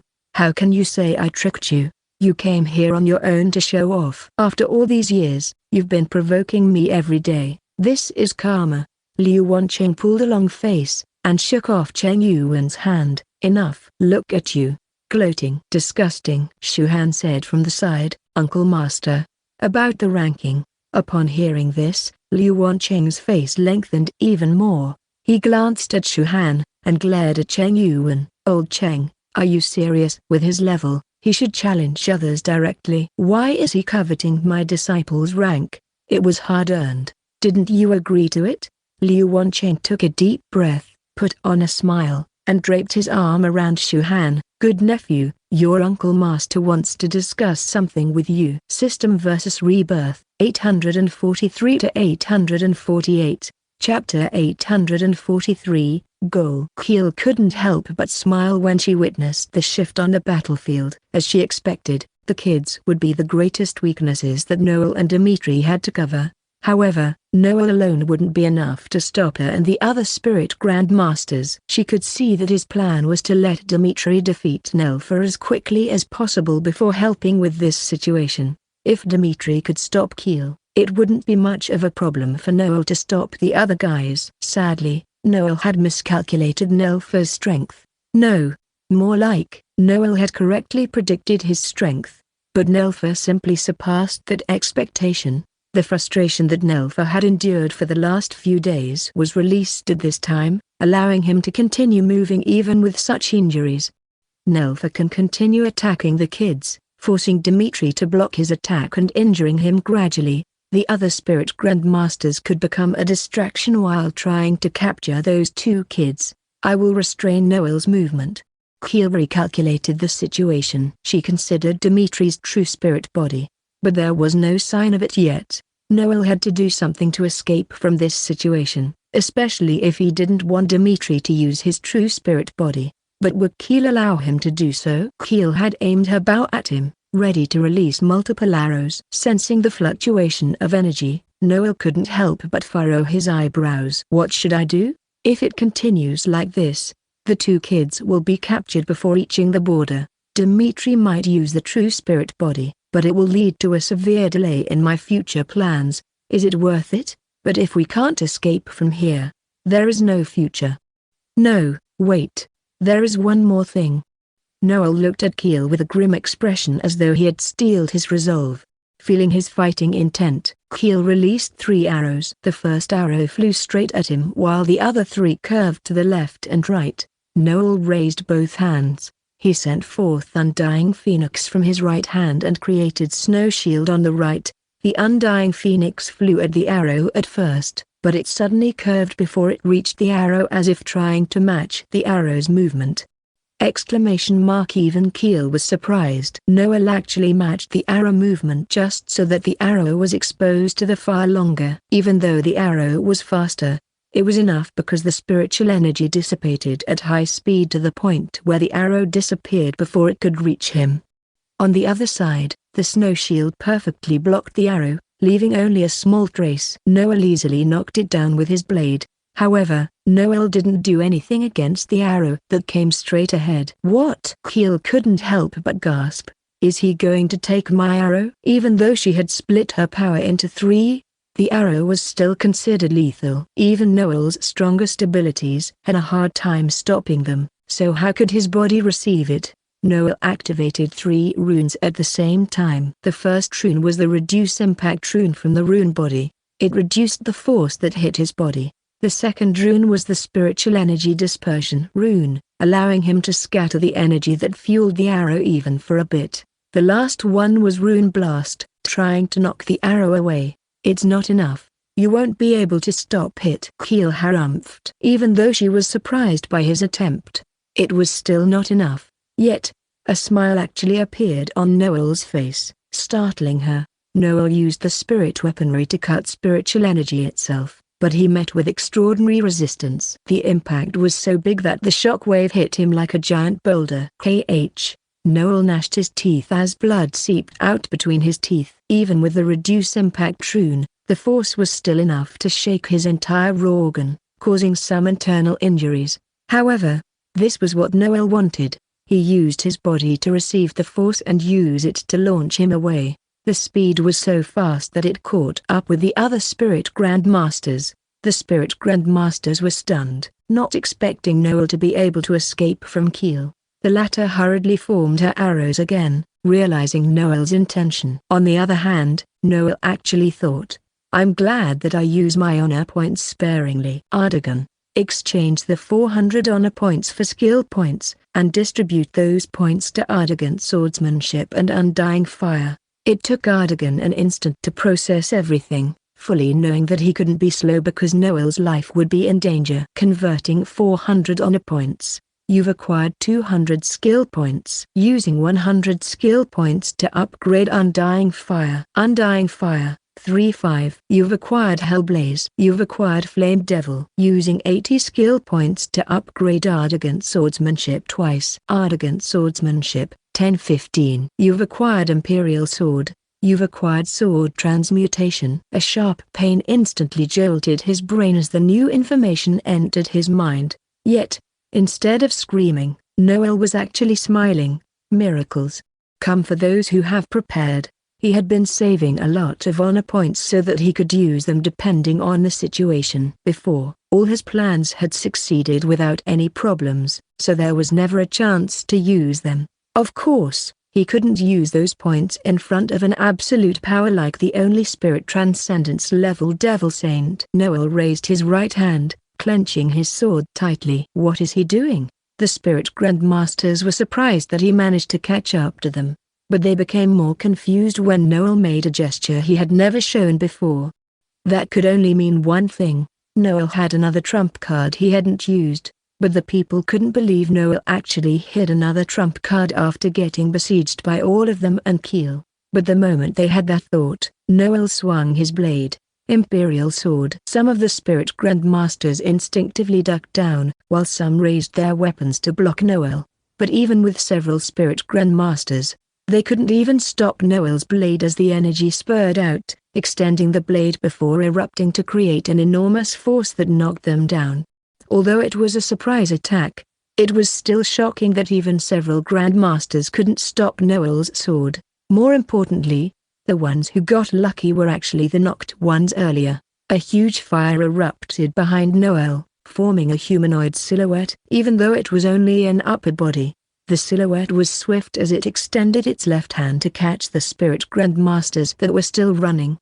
There were 3 people running side by side. The 2 on the sides managed to jump away, but because he was surrounded earlier, he couldn't escape from the Flame Devil's clutch. He was using all his spiritual energy to block the fire, but that Flame Devil was formed by the Undying Fire. It instantly evaporated his spiritual energy as the fire began to reduce him to ashes. The guy was screaming in pain as he felt his body was evaporating. As expected, Keel's arrow arrived and shot down the flame. The momentum caused a bit of a shock wave, obliterating the entire elbow. As a result, the remaining hand fell down and the Spirit Grandmaster was saved. But the result of 2 seconds of exposure was horrendous. Both of his arms were already reduced to ashes and a huge portion of his body suffered a huge degree of burn. Even with medical attention, it was practically impossible for him to survive. They never thought the trump card Noel had hidden would be this strong. It wasn't the power of a spirit master anymore. Noel felt the same. After learning about the spiritual energy reserve that Ardagon taught him in the past, he could feel that his body was full to the point where it was a bit suffocating. Additionally, these new techniques required a lot of spiritual energy. Even though he managed to pull back the Grandmasters, his spiritual energy rapidly declined. It wouldn't be long until he emptied it out. Hence, Noel took this chance to draw the Enhance Forward rune, not for himself but for the 2 kids behind him. Tristan and Sandra were startled as they were suddenly launched forward at high speed. They were screaming and panicking, thinking they had been captured, but Tristan remembered the effect and the runes and quickly calmed down. Their distance had been reduced to a mere 100 meters. It would only take 15 seconds to cross the border. Go! Noel's shout echoed in their ears. We have to cross the border, Tristan shouted while running to the best of his abilities. We can't let Master down. RGH. Sandra had a hard time keeping up, but she still persisted as the goal was right before her eyes. Due to the enhanced forward rune, Nelfa couldn't reach them anymore. The spirit grandmasters had been pushed back by Noel. Keel had released her arrow to save her subordinates earlier, and with Noel standing between them, it was impossible to shoot those two kids. Finally, after a long battle, Tristan and Sandra took a giant leap as they jumped over the bricks that separated the Greenwood Kingdom from the Adraska Kingdom.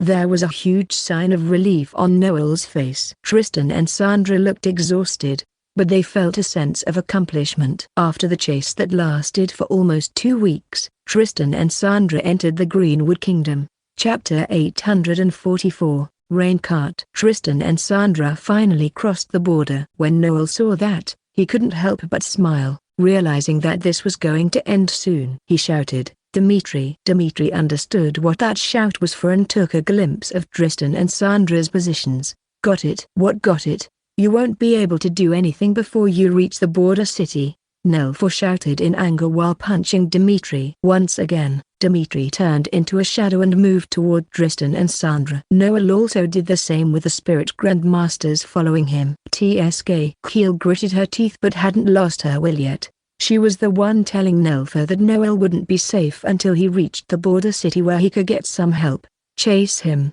Don't let him go even further." Keel raised her bow and shot a few arrows into the sky. This time, she was planning to rain them down with multiple arrows. Dimitri raised his head. Now that he was near the bricks, he couldn't feel anything that could protect them. There was a feeling that Noel was too optimistic about it.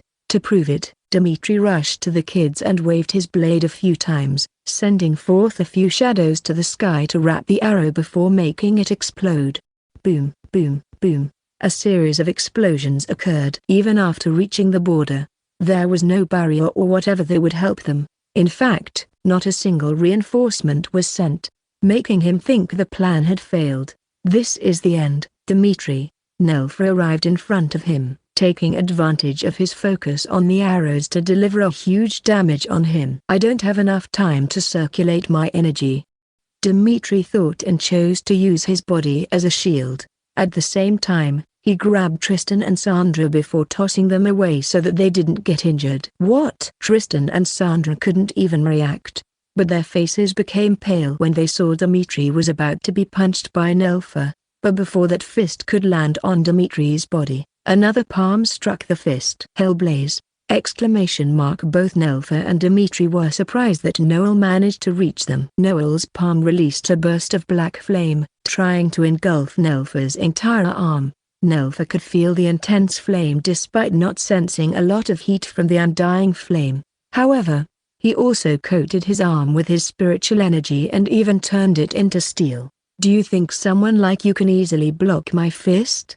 Nelfa ordered as he released another burst of energy. Instead of dispelling the flame, he directed that energy to Noel's hand. Noel widened his eyes because this was the same thing as what happened during the training with Old Roo. He used that energy to shred his arm. In an instant, a few parts of his skin were sliced. Noel used his spiritual energy to counter that energy, but Nelfa's torrential energy was so explosive that it ended up knocking him back.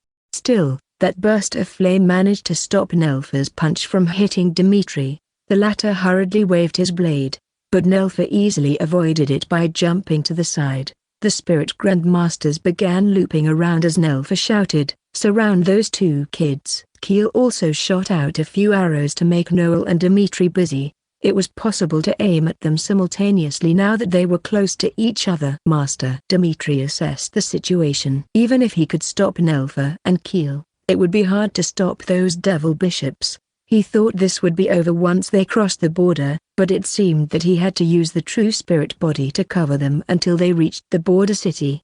Looking at the incoming arrows, Noel remained calm as he said, "Don't worry, Dimitri, the battle is over. The battle is over. You say? You must be blind because..." Nelfa wanted to refute Noel, but before he finished his words, There were numerous spiritual energy fluctuations in the surrounding area. Bam, bam, bam. The ground started to tremble as a huge ice wall emerged from beneath the bricks that had been used as the border before. The wall was so tall that it reached the arrow's altitude and completely blocked them. Just from seeing how sophisticated other kingdoms' borders were, it should be weird to find the Greenwood Kingdom only had bricks as their borders. That was where Noel's confidence came from. It happened when Noel visited Tristan and Sandra. "This is what I want you to do after reaching the next city." Noel handed Tristan a letter. "A letter? Do we have to deliver this somewhere?" "No.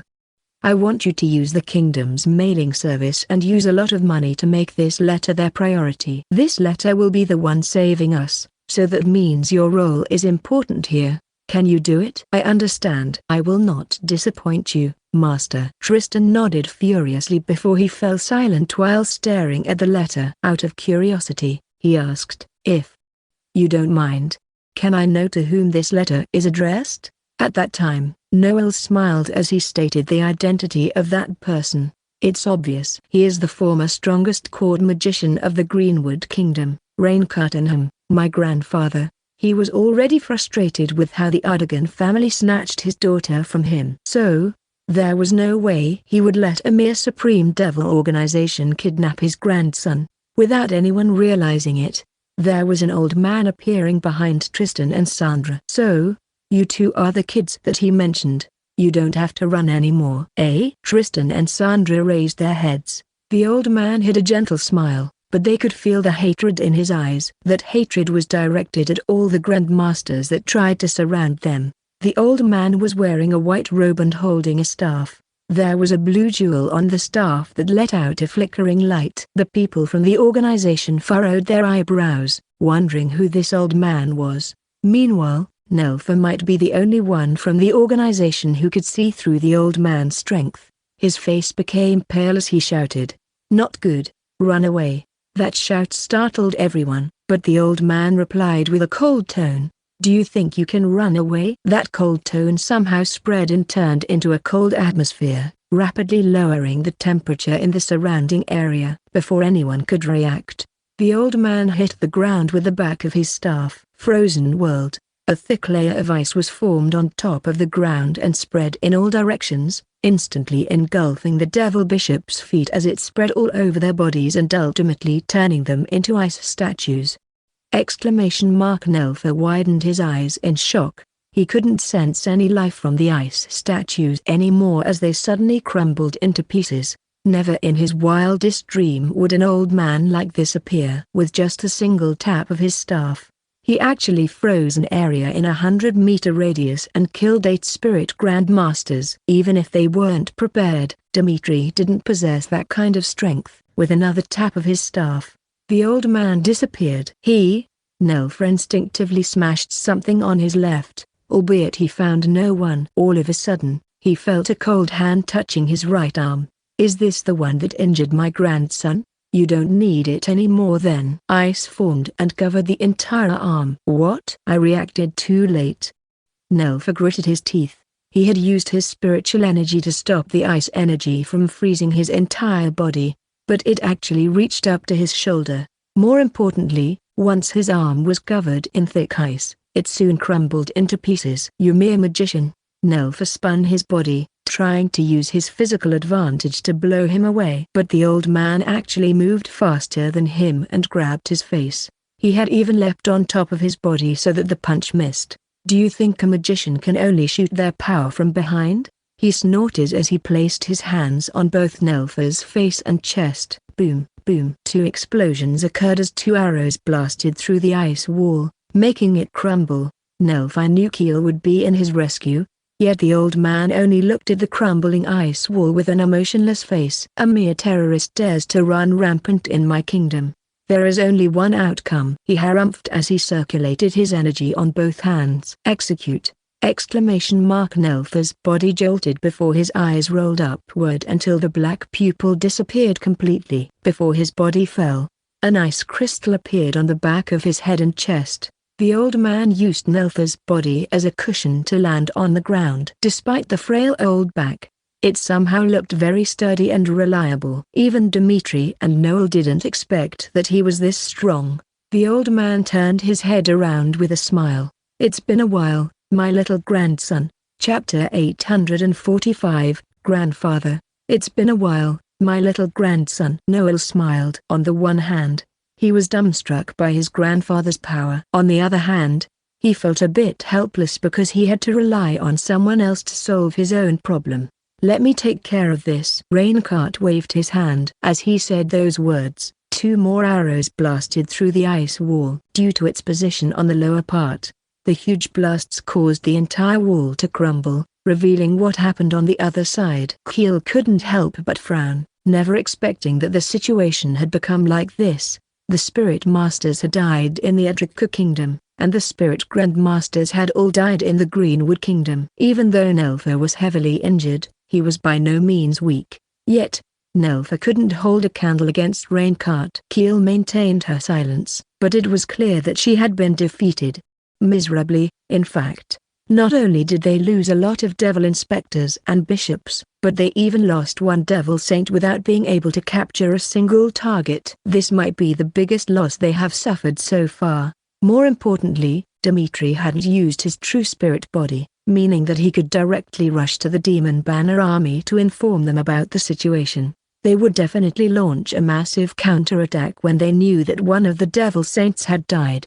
Raincart glared at her as if telling her, "What? I'm merely killing the terrorist that invades my kingdom." It was something she couldn't refute, and with Dmitri there, she wouldn't have enough strength to resist both of them. Fortunately, Raincart was a former royal magician. Even though he had retired from his position, it didn't change the fact that his every move represented the country. If such a person entered the Edrica kingdom to chase after her, it would mean aggression to the Edrica kingdom. So, this time, Keel was lucky that she didn't cross the border earlier. I will remember this. Keel gritted her teeth before disappearing. Even if she said anything, it wouldn't change the outcome anyway.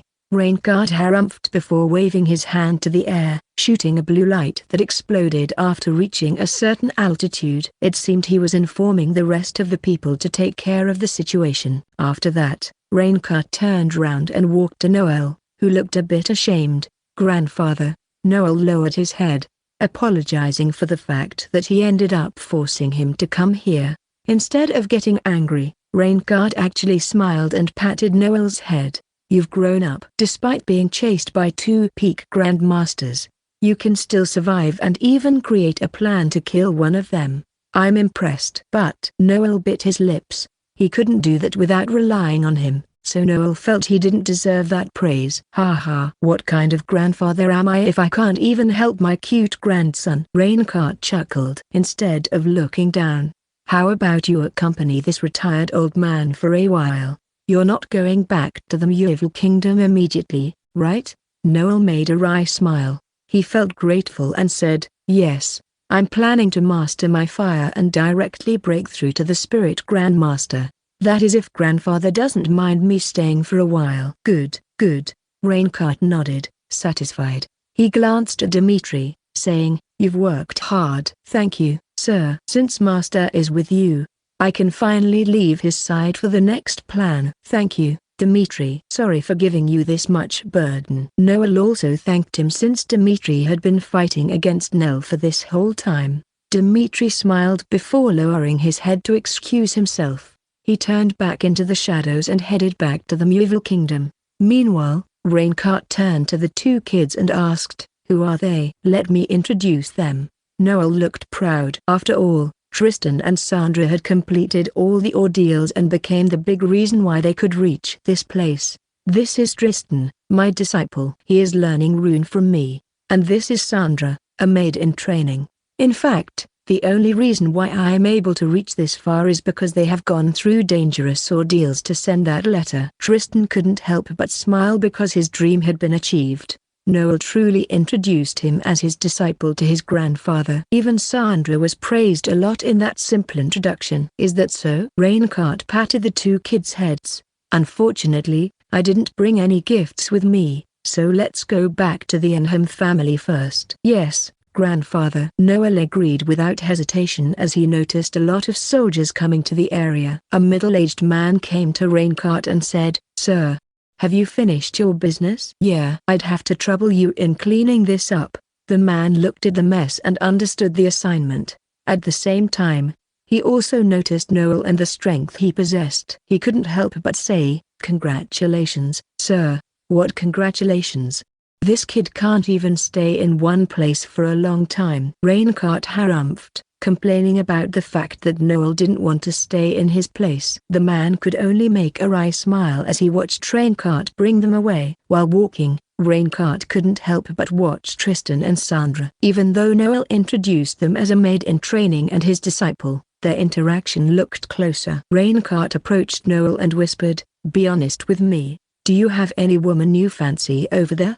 "What do you mean?" "I don't have anyone like that. If I have one, she will end up getting targeted by the enemies. I still don't have enough strength to protect her or anything." Noel shook his head helplessly. "Come on, you have become an adult. Normally, a noble child is already married 1 or 2 years before becoming an adult." "Don't be like your father, who doesn't let me hold my kid until you're 4 years old." Raincart snorted. Noel was speechless. He didn't know why the topic suddenly turned into this. "In any case, I'm not planning to have one soon because I'm still weak. Maybe after reaching peak Grandmaster, I can finally do something about it, but not now. Instead of searching for a woman you need to protect, how about getting one that can protect you?" "Look at your mother, she is far stronger than your father." "That's right. I have heard a few things about you from Damien."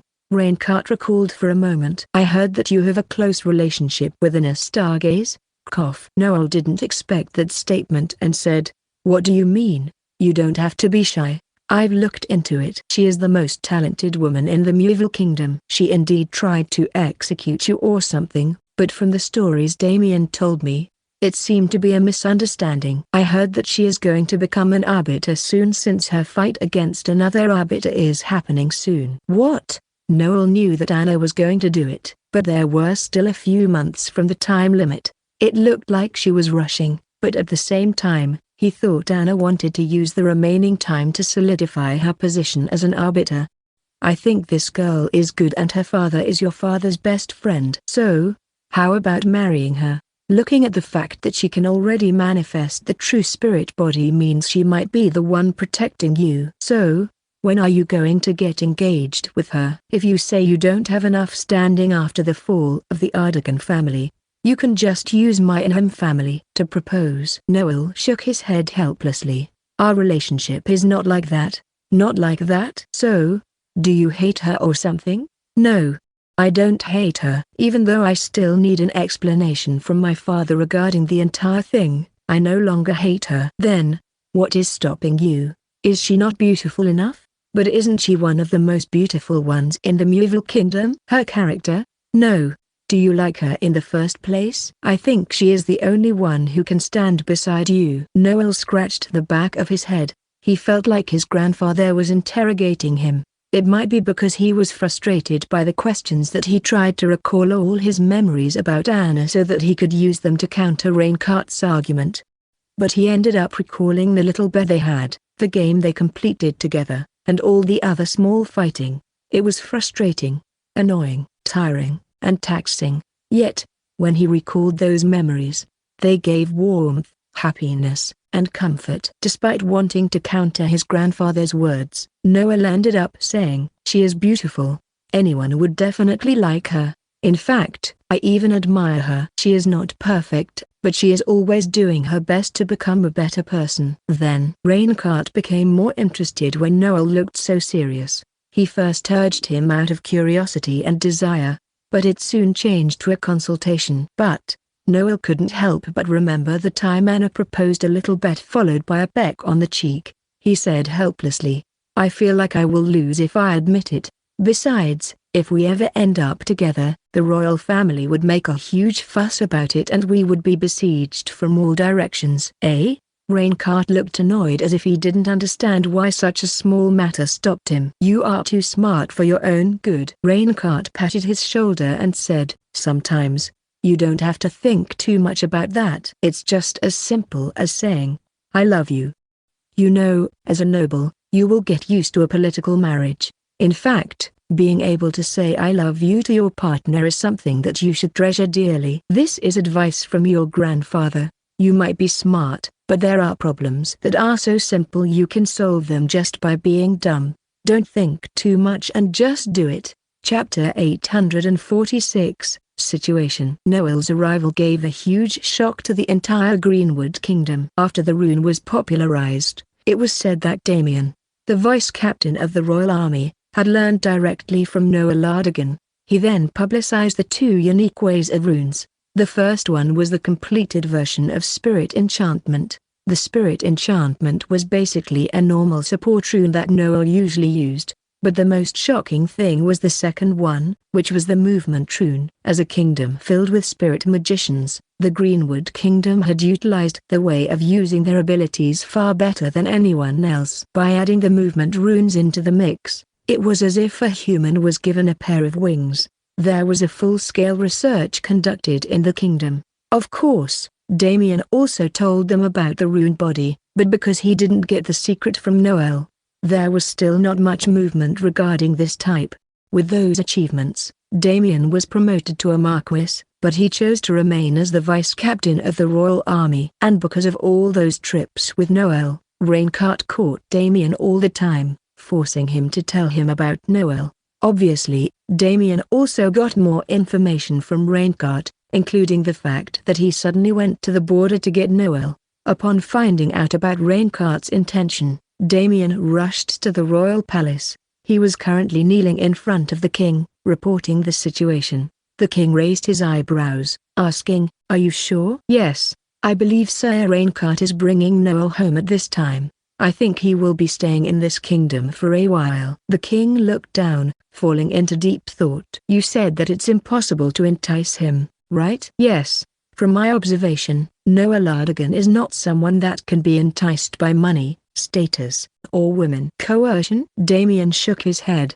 The information from Commander Leon has stated that he managed to kill a peak spirit grandmaster with his plan. He himself has fought multiple masters and grandmasters. Back then, he and Anna Stargaze managed to take down a superior demon by themselves, and with the speed of his progress, I'm afraid that we might suffer if we force him.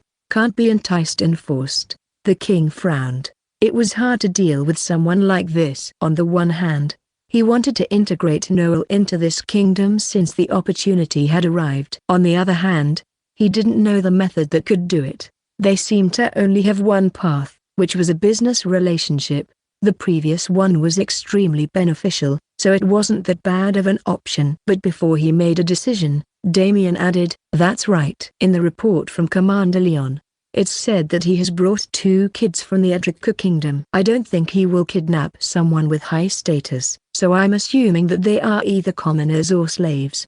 That kind of slave? I don't think so. It seems that the 2 slaves have a good relationship, but we're not aware of their relationship with Noel. Slaves, commoners, 2 kids. The king fell into deep thought. He felt that their relationship was more complicated than he originally thought. After considering countless possibilities, the king had arrived at 3 possibilities, and he had just found out another way to cooperate with Noel. What is he planning to do in this kingdom? I'm not sure, but if I have to take a guess, he has told me that he is planning to become a spirit grandmaster soon. That answer was what the king just needed. That's right. He can't be enticed by those things or forced, right? What if he is the one requesting it? The king smirked as if he had just gotten a weird idea. He waved his hand, asking Damien to come closer. Damien was confused, but when the king whispered to him his plan, Damien couldn't help but gasp. What? Damien couldn't believe what he heard. However, the king only added, "You are in charge of it. Go." Damien thought that the king had gone insane, but at the same time, he couldn't deny the possibilities. The Greenwood Kingdom wasn't the only one who got busy. There was a huge storm brewing in the Muville Kingdom. Dimitri was sitting in front of the commander himself with Milfa standing between them as if trying to mediate the discussion. Dimitri and Oscar were glaring at each other. "To think you know how to come back, Dimitri." Oscar squinted his eyes, judging Dimitri's action in leaving the Demon Banner army. It seems that you only care about that petty thing. I didn't break any rules nor the army forbade me from leaving. Dmitri snorted. If you're gonna talk about this thing, then there is no need to hand this gift. Gift? Oscar was confused, thinking Dmitri wasn't someone who would give another person a present. It's just a mere thanks for taking care of the kids. Well, I should hand this gift to Milfa instead of you. Dmitri harumphed and tossed a box to Milfa. Milfa caught it carefully, not understanding what this box meant. Can I open it? Milfa asked. Suit yourself. Milfa put down the box on the table and opened the lids. She was surprised by a lot of heads inside the box. Wah! Milfa jumped back while looking at the box with a disgusted face. Mentor.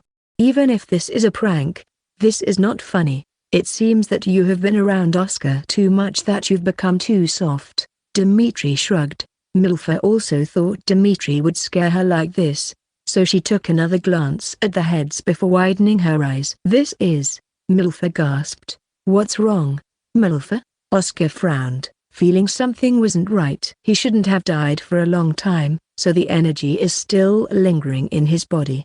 But even though it has been weakened for quite a bit, if I'm not wrong, this person should be a peak spirit grandmaster. Wait a minute, Mentor, didn't you go to the Etrusca kingdom earlier, and the Supreme Devil organization chased you? Don't tell me, this person. Dmitri shrugged. There are also around 10 devil bishops and dozens of devil inspectors. Unfortunately, that old hag didn't die. A devil saint? Milfa sucked a cold breath, never expecting Noel and Dmitri to be able to subdue a devil saint. They were chased by 2 devil saints after all. Old hag? Kiel? Oscar frowned. For another matter, Kiel was known to be a strategist on top of her strength. With her leading the operation, it was impossible to escape unless they managed to outsmart her or outnumber her. The latter was impossible since Noel and Dmitri were the only ones. Dmitri couldn't outsmart Kiel as well. In other words, the one who made this possible was none other than Noel. In any case, that person is called Nelfa. He is also a devil saint. His body is as tough as steel. Even with my full power, I can't cut him down. Dmitri snorted. You should be overjoyed with this gift, right? Spare me some more demon crystals. Didn't you say this is a gift? Oscar gritted his teeth. Did I say something like that? I'm not sure. My blood was boiling earlier, so it might have affected my memory. Dmitri rolled his eyes. Oscar let out a long sigh while covering his face with his hands. He added, just talk to Milfa about that. If you have nothing to say, just leave. That's what I'm planning to do. Dmitri immediately stood up, expressing his unwillingness to stay one more second than he needed to be. Milfa didn't know what to do other than give a wry smile before accompanying Dmitri outside. Mentor, thank you for the gift. It's fine. I'm just doing my job. Job? Are you trying to imply that we're incompetent? Well, whatever. Thanks to you, we can start our counterattack. The organization should be chaotic after losing a devil saint. Instead of thanking me, you should thank him. Ah, you can handle the transferring process, right? Yes, I can. But transferring? Is there anyone wanting to change their squad? Milfa tilted her head in confusion. Here you go. Dmitri handed a letter that contained Noel's plan. Just follow this. How are the kids? Milfa received it carefully and put it in her pocket. She explained, they are doing fine. No, even better. They are freaks. Most of them are already spirit apprentices. Do you have any opinion about them going to our territory? With our counterattack, the organization should lay low for a moment. So, your territory should be safe for a while. Milfa shook her head, giving the approval. All right then, there is nothing I need to do in this place. By the way, I think I need to tell you about these 2 things. There is a movement from the 3rd prince and the royal family. I'm afraid that the organization is behind this. Dmitri frowned, asking, do you mean that the organization has made contact with the 3rd prince and the royal family? There is no evidence yet. What about the second one? Anna Stargaze is about to become an arbiter. Chapter 847, Connections. In the corner of the Muvil Kingdom, the 3rd prince was staring at the city from his balcony. The city was filled with people, and there were a lot of smiles on the street. It looked peaceful, the atmosphere was good, and the situation seemed to be under control. But while he was enjoying the little piece he had, the third prince suddenly opened his mouth while saying with a cold tone, "This is not the place where you belong." A mysterious figure appeared in his room. He spoke, "Don't forget that both you and the royal family are within our grasp. You, royals, have been using us to control the kingdom. It's time for you to pay back. It seems the dogs are planning to bite its owner's hands."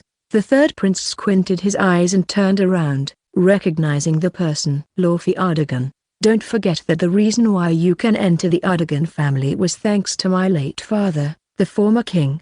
"Dogs?" Laufey narrowed his eyes as his energy started to leak out of his body. Laufey waved his hand, causing his energy to burst. The third prince was launched to the edge of the balcony. He would have fallen if not for the railing. "What are you doing? I'm merely putting you in your place." Laufey snorted. He tossed a letter to the third prince and said, "This is your instruction. If you don't do it, then don't blame us for destroying your influence." The third prince gritted his teeth, glaring at Laufey, who immediately disappeared after delivering the letter.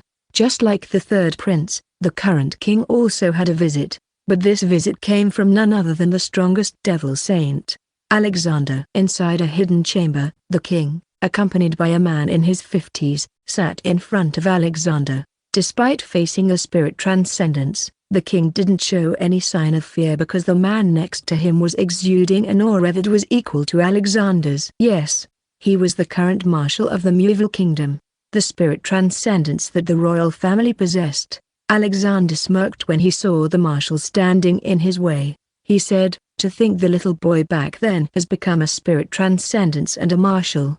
You didn't come here just to talk about that, right, Alexander?" The king squinted his eyes. "Oh, come on. It was I who helped you become the king." Alexander smirked.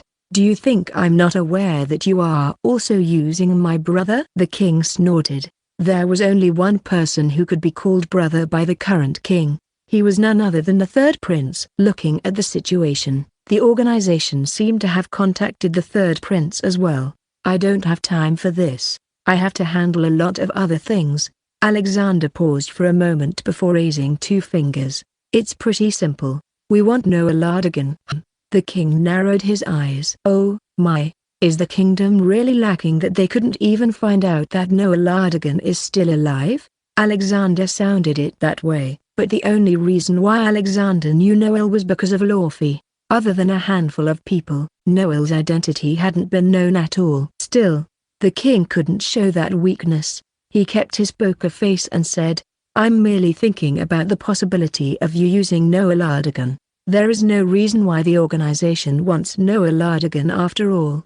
Don't forget that it was I who eliminated the Ardogan family. What we're planning to do is not your business." Alexander pointed to the second finger. "The next demand is exiling Noah Lardigan."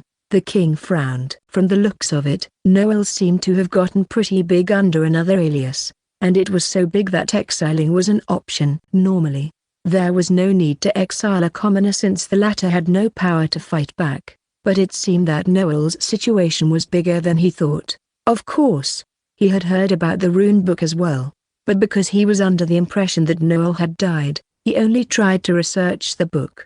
Since the organization wanted him to exile Noel, it meant they wanted to capture or kill Noah Lardigan. He had eliminated the Ardogan family and his parents, so he thought there was no need to worry about Noel that much, but considering he had become another threat that might reach his father's level, he had to take another approach in this matter. He said, "You should know that exiling is not a small matter because if the royal family exiles a mere commoner, we will be looked down upon. Of course. So, I'll tell you a piece of information. Noah Lardigan is going to become a noble soon." The king fully understood what Alexander meant. The exile could be done simply by giving Noel a new territory instead of his former territory, and that territory should be harsh. "I will consider it and give you the answer soon. I have to handle the matter of arbiters first. Then, I will be looking forward to a good result." Alexander politely bowed his head before disappearing from the room. Meanwhile, the king's calm expression turned into anger. The marshal was sweating as he couldn't help but ask, "Are we going to follow the terrorists' demand? Do you think they can control me? They are just the dogs of the kingdom.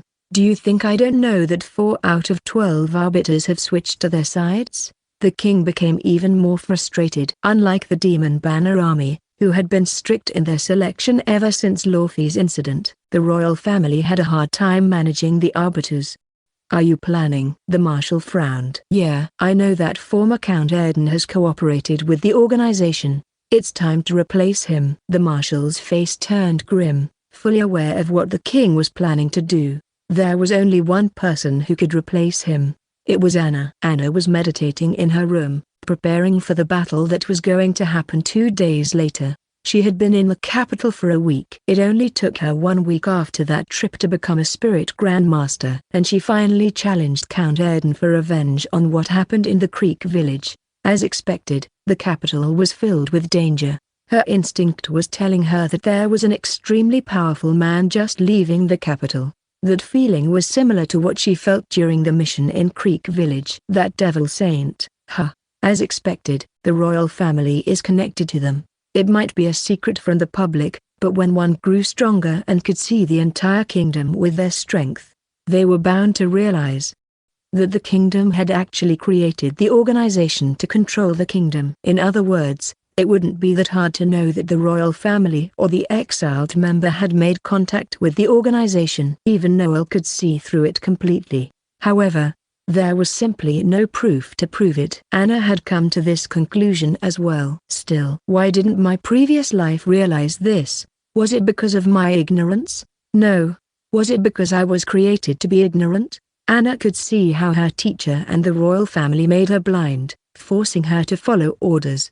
More importantly, there was another question when she realized the relationship between the royal family and the Supreme Devil Organization. If someone like me can see their relationship, the previous life Noel should have seen through it too. In other words, he should have known about the connection of the third prince, the royal family, and the organization. Yet Anna recalled the last moment they had together. She and Noel ended up falling into an ambush. The third prince betrayed Noel when the latter should have been aware of the third prince's true nature. Wait a minute. Anna suddenly remembered what happened after Noel sacrificed himself during the fight against the superior demon. At that time, Noel had a medicine that allowed him to recover from such a fatal wound. Don't tell me, Noel used that precious medicine to make the third prince believe he is dead? But didn't he get something from Oldrew and cause me to regress? Why did he do that? Why did he allow me to die if he actually wanted me to form a connection with him? I still believe that having him regress would be a better choice than me. But why did he choose the option where both of us died that day? Why? Anna couldn't answer the doubt in her mind. At the same time, the current Noel wouldn't have the answer, considering they had taken a different path. This might be the puzzle the previous Noel had created. If she managed to solve it, she might be able to know why Noel chose her instead of himself. Ha! You bastard! Anna pinched her forehead and added, both the previous and the current Noel are a pain in the ass. None of them can just tell me straight. Why bother using riddles? Whatever, I will repay the previous Noel by solving this riddle. As for the current one, Anna fell into deep thought. On the one hand, the memories she had with the current Noel were far different from the past. There was simply no hatred between them. In fact, they could trust each other with their life. On the other hand, she felt like their relationship wasn't that simple. This thought reminded her of Noel's plan.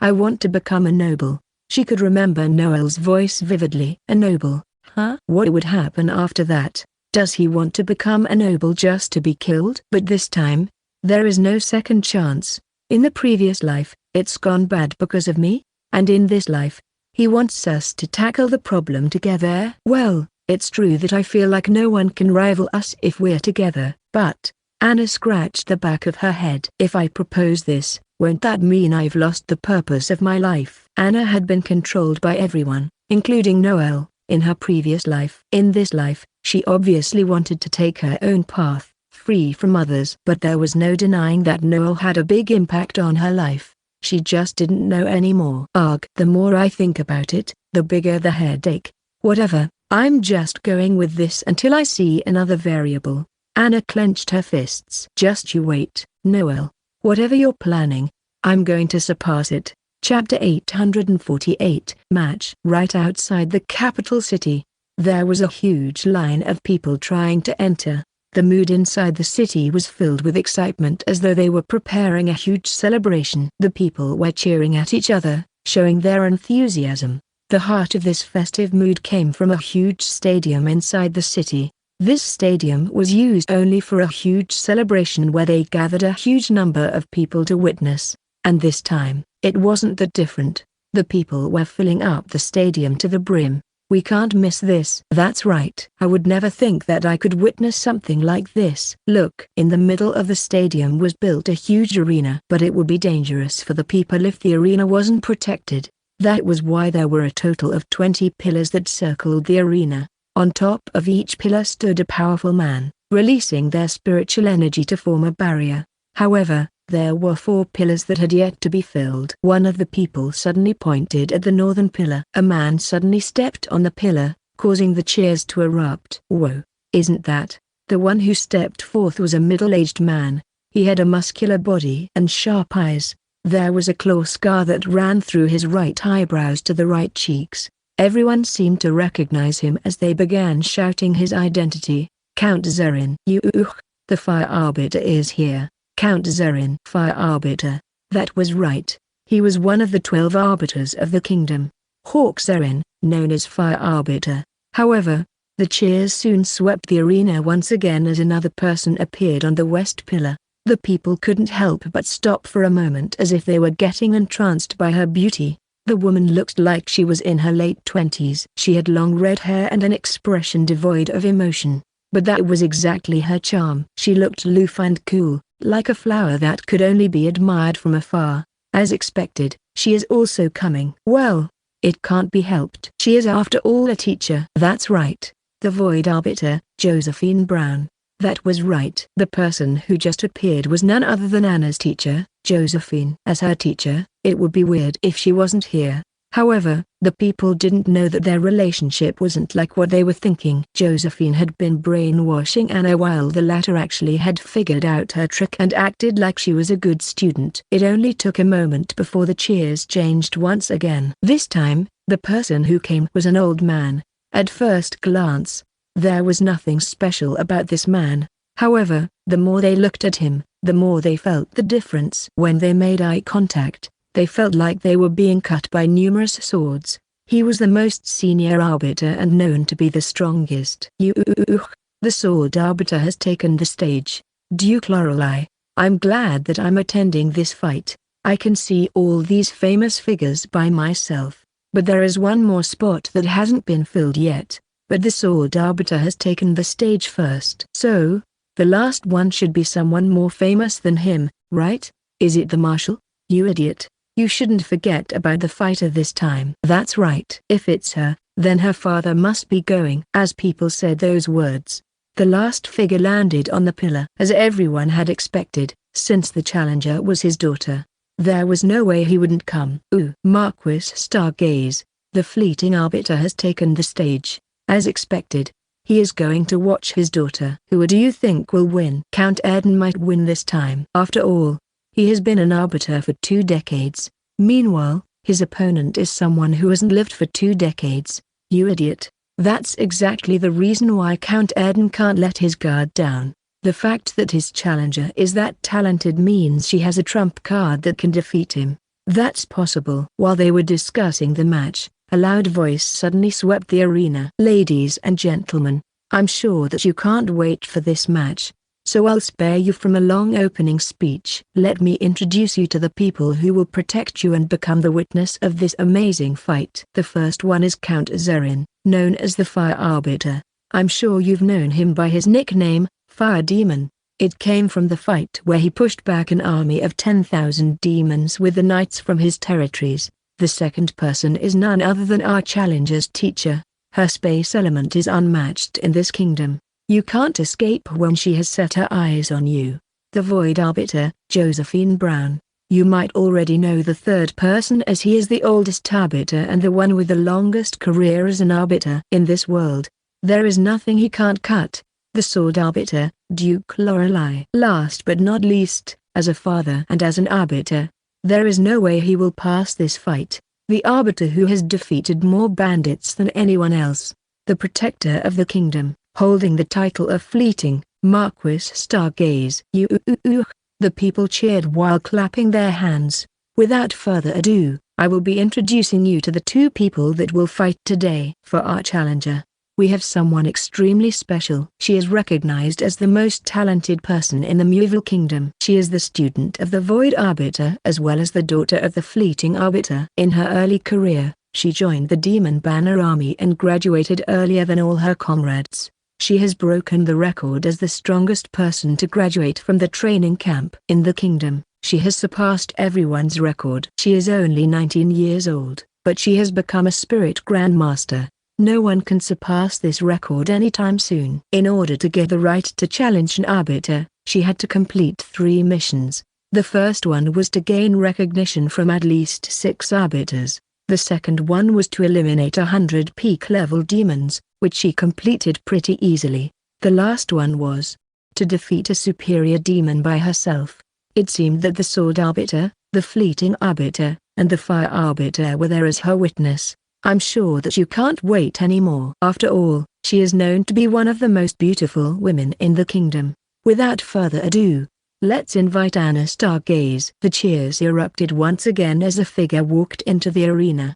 Just like with Josephine, the people were stunned. Her blonde hair had been tied into a ponytail, creating a gallant aura around her. Her sharp eyes could freeze anyone on the spot. She was wearing a white-colored military uniform, complementing her bright hair. Her expression was calm and collected as if she wasn't afraid of the person that would fight her. When she stepped on the stage, another wave of cheers burst.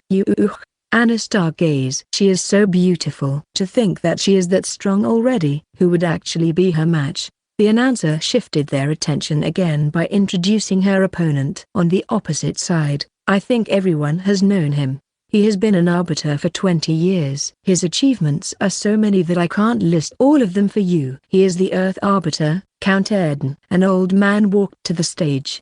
Just like Anna, he was wearing a similar uniform. While he was keeping a calm expression, the Count had fully understood why he was chosen. On the surface, it looked like revenge from Anna, but the royal family definitely knew that he had been cooperating with the Supreme Devil Organization to cripple the Demon Banner Army. To avoid any further problems, the royal family was planning to use this fight to replace his position. After that, they could simply frame them with anything before subjugating his family. That was why Count Erden knew that he couldn't lose in this fight if he wanted his family to be safe. When he reached the stage, his eyes made contact with Anna's. He couldn't help but furrow his eyebrows, thinking, she is far different from back then. But they couldn't intimidate their opponents any longer as both of them had to turn their bodies around, facing a small balcony that was isolated from the rest. Even the arbiters on the pillar faced the balcony. They all suddenly dropped to one knee as the announcer shouted, "His Majesty, Olive of Lenforth, is entering the arena!" Exclamation mark.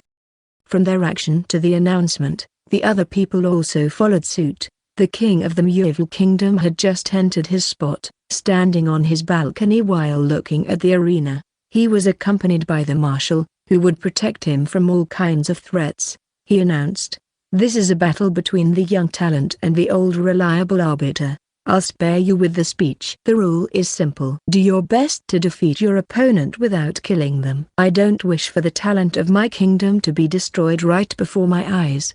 The true spirit body is forbidden. The 4 arbiters will protect the people so you can fight to the best of your abilities. I wish you good luck." As he finished his speech, he sat down while squinting his eyes, watching Anna closely. This was the piece he wanted to get the most.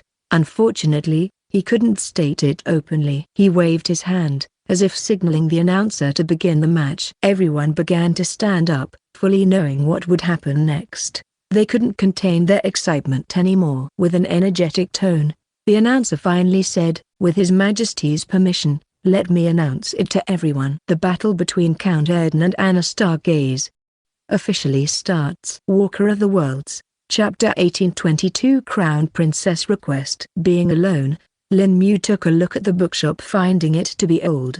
Its exterior was rather weathered, and it reminded him of Jingwei's Emporium. Old memories reappeared in Lin Mu's mind, making him reminisce about them for a bit as he walked in. There didn't seem to be a shopkeep present inside the shop though. The inside was a lot better than the outside, even if the furniture looked to be older. After all, the furniture was made from immortal wood that would be priceless in a mortal world like the Xiofan world. Here it was the basic wood to make things with, and people didn't care much about it. Still, the books on the shelves were even more valuable, with most being either written by various immortals as their experiences or having information about various items.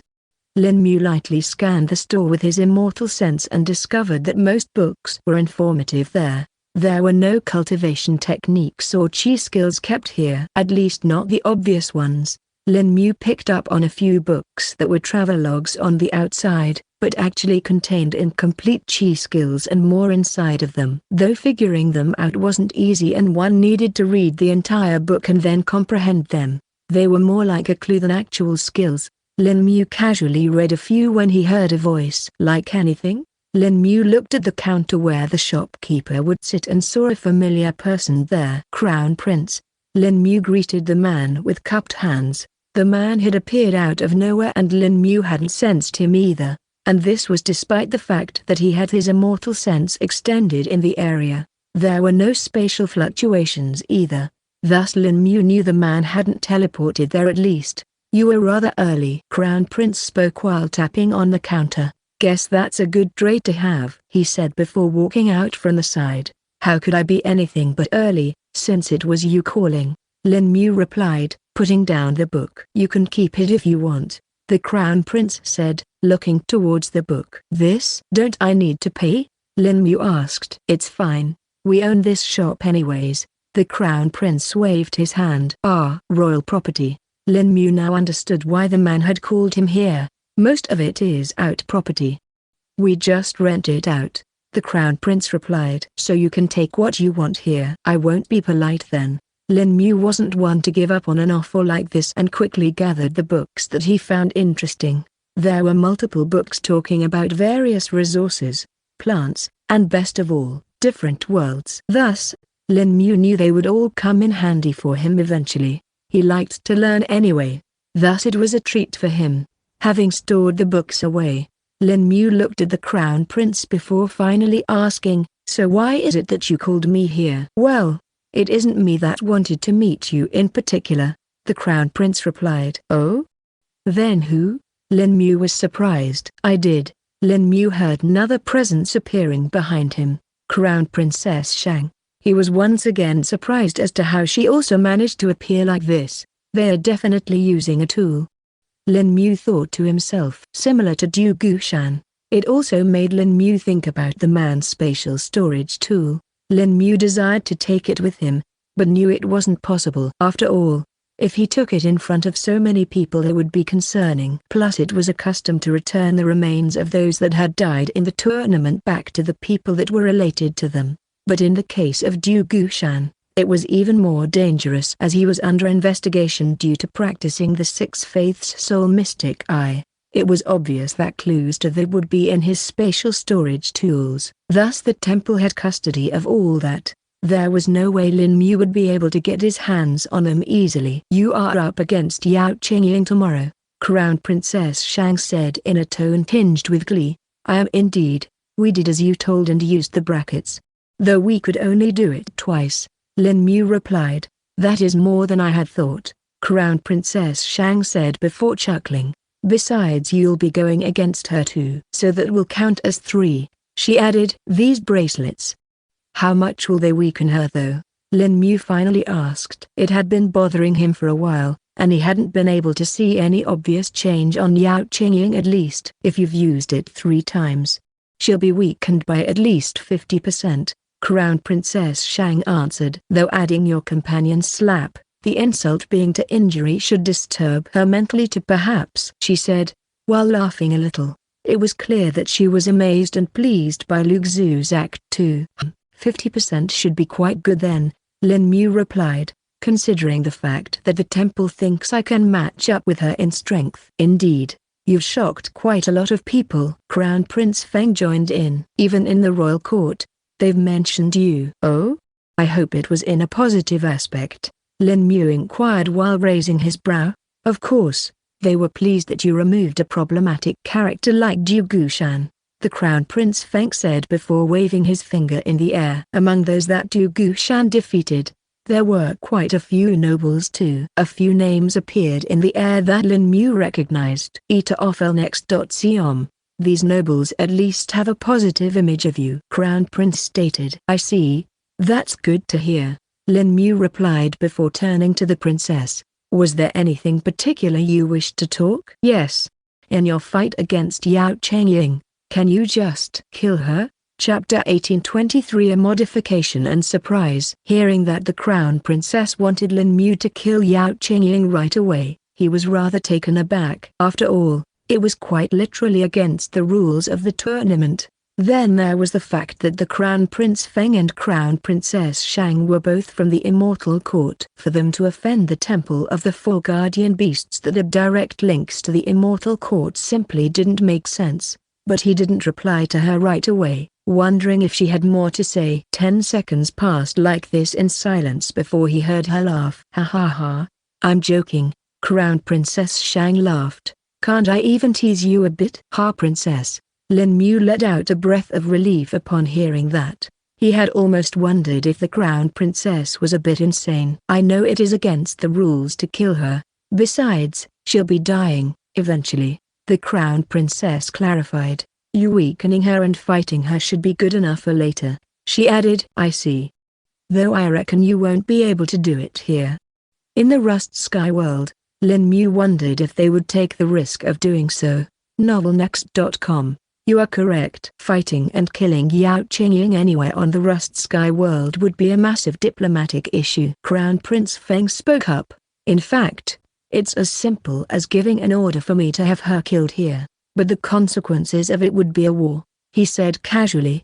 Lin Mu could tell that while the Crown Prince seemed to be relaxed and casual from his behavior, it was merely a front, a mask he used to gain an advantage over people. It was something Lin Mu could understand very well. Well then.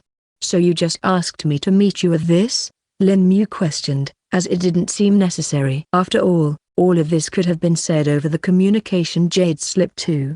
Of course not. The Crown Princess shook her head. Give me the bracelet I gave you, she asked. Lin Mu raised his brows at that, but still gave it to her. Crown Princess held the simple-looking bracelet in her hand and took out another small bead. The bead was white-colored and seemed like a pearl. Though looking at its texture, Lin Mu could tell it was a polished stone of some kind. Tilde.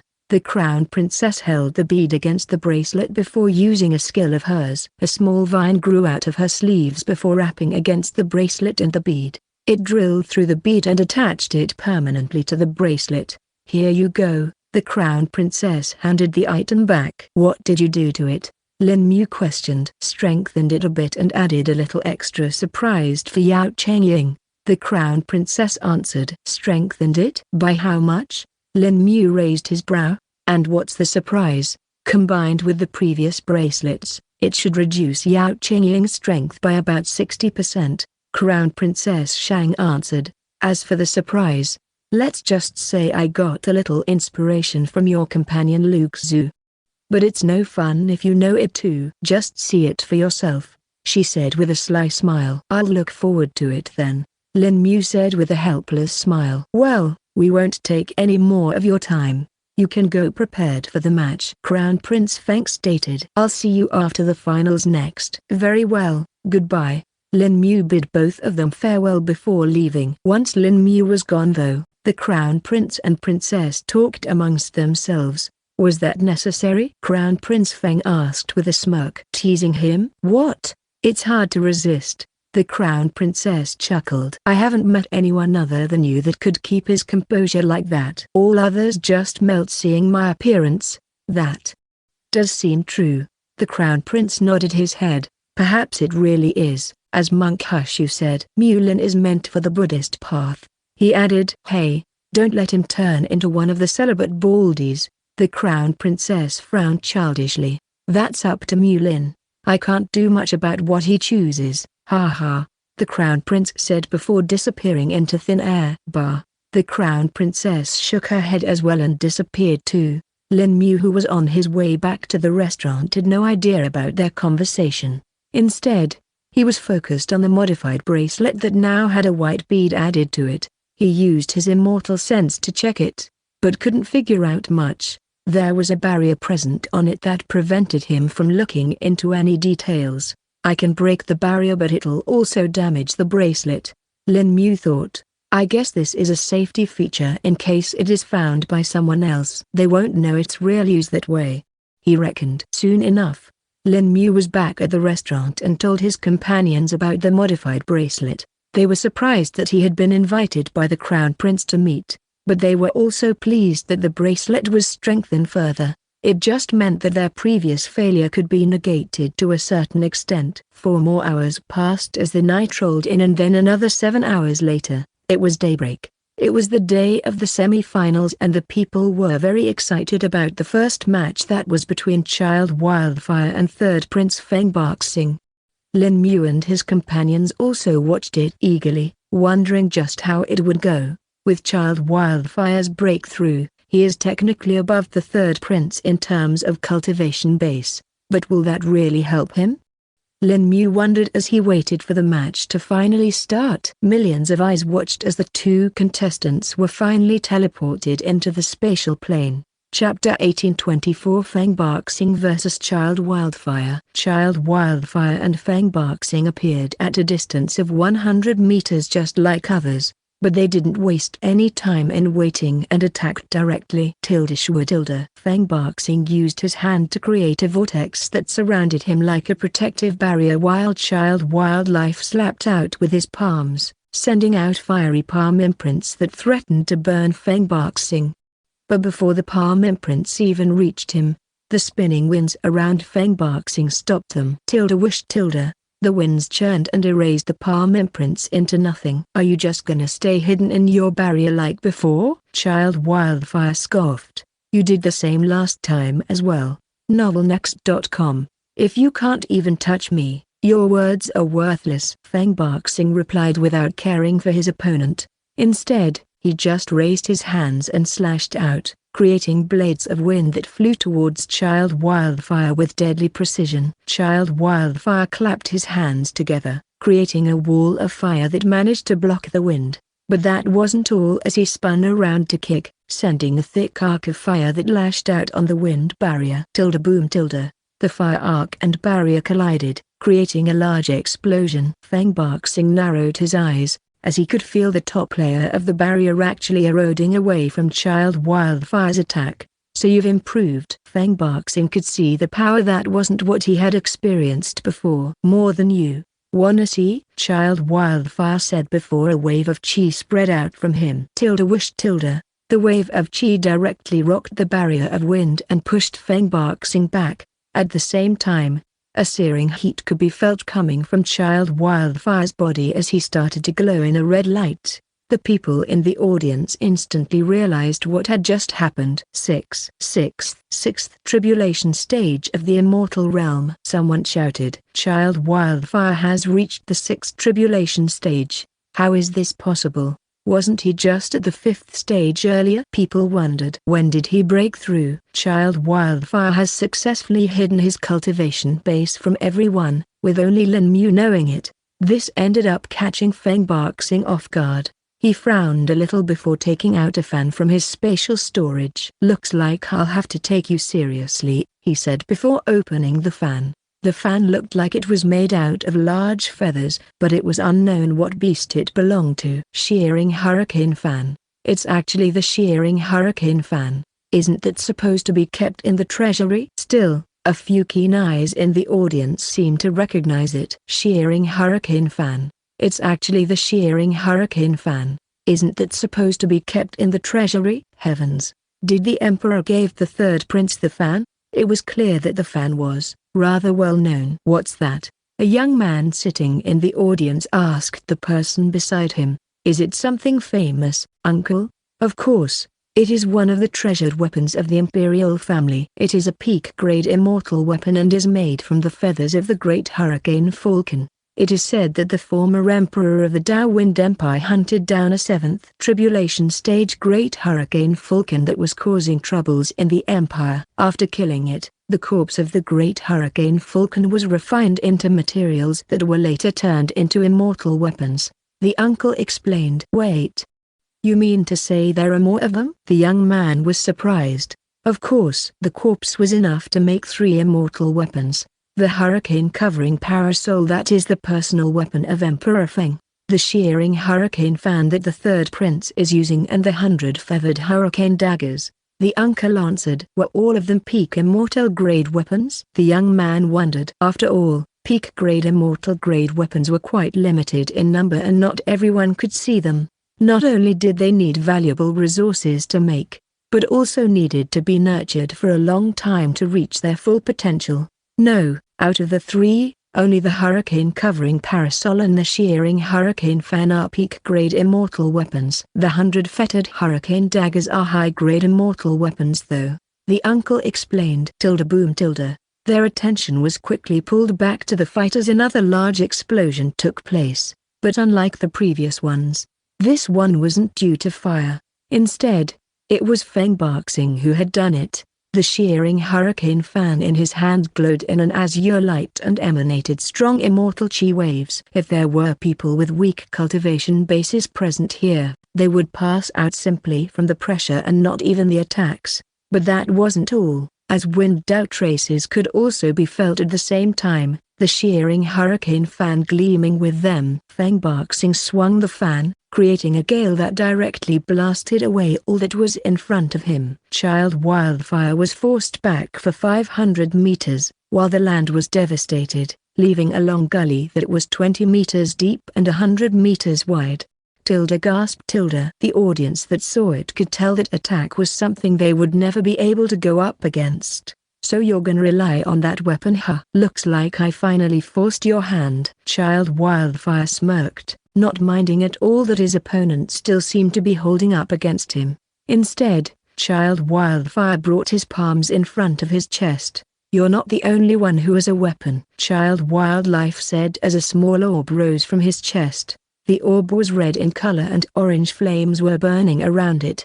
It was small, but strong fire Dao traces could be felt from it. Is that a Dao embryo? The people wondered. It really is. Anyone know what Dao embryo it is? Child Wildfire's Dao embryo seemed to be rather rare. A few elders in the audience tried to guess, but it wasn't something they could recognize. Only one person ended up recognizing it, and that was none other than Lin Mu. Scorched Sun Ruby Dao embryo. So he actually has that. Lin Mu muttered in surprise. His companions heard it and wondered what that was. You recognize the Dao embryo, Brother Mu Lin? Ming Alien asked. I do.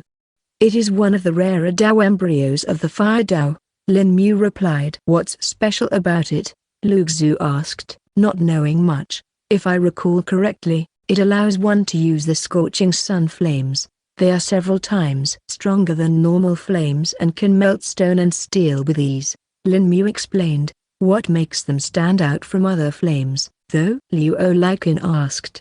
There are many Fire Dao embryos after all. All of them can melt things, he wondered.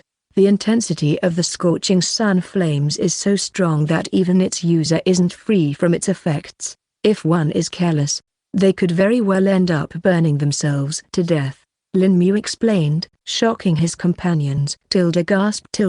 It is such a dangerous flame that if one managed to make the scorching sun ruby Dao embryo, they cannot even use it right away in Doubtreading realm. Even if they reach the immortal realm, it will take them a long time to be able to use it safely. I've even heard that 7th tribulation stage immortals have perished to their own flames, when they were unable to handle it, Lin Mu added, surprising them even more. That is, Ming Dandan was at a loss for words. Will Child Wildfire be able to handle this, then? Even his 6th tribulation stage immortal realm cultivation base doesn't seem enough.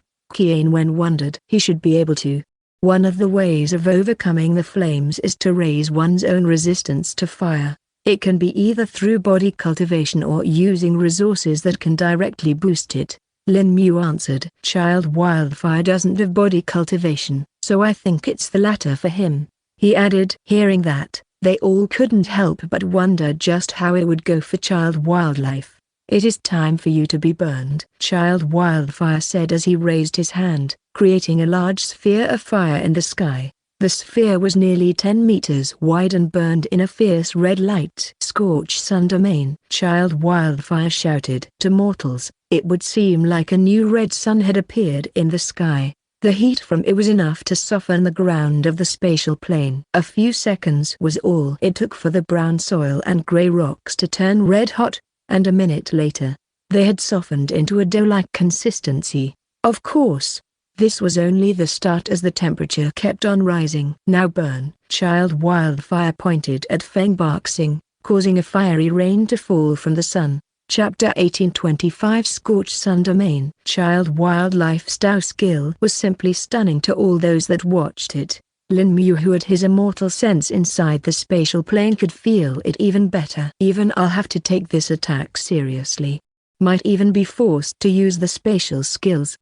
Lin Mu thought to himself. Tilde boom boom boom boom tilde. The fire continued to rain down from the sun and covered the land. Feng Boxing had to focus on defending for the time being and continued to swing his shearing hurricane fan. Tilde tilde. The shearing hurricane fan created jets of wind that spread out from Feng Boxing's body, pushing all the fireballs away. The barrier on the other hand was unable to withstand the fireballs as the heat was simply pushing the wind away. Feng Boxing was surprisingly forced to retreat while using the peak-grade immortal weapon. Lin Mu, who was observing him though, found something strange. "He can't use the fan properly?"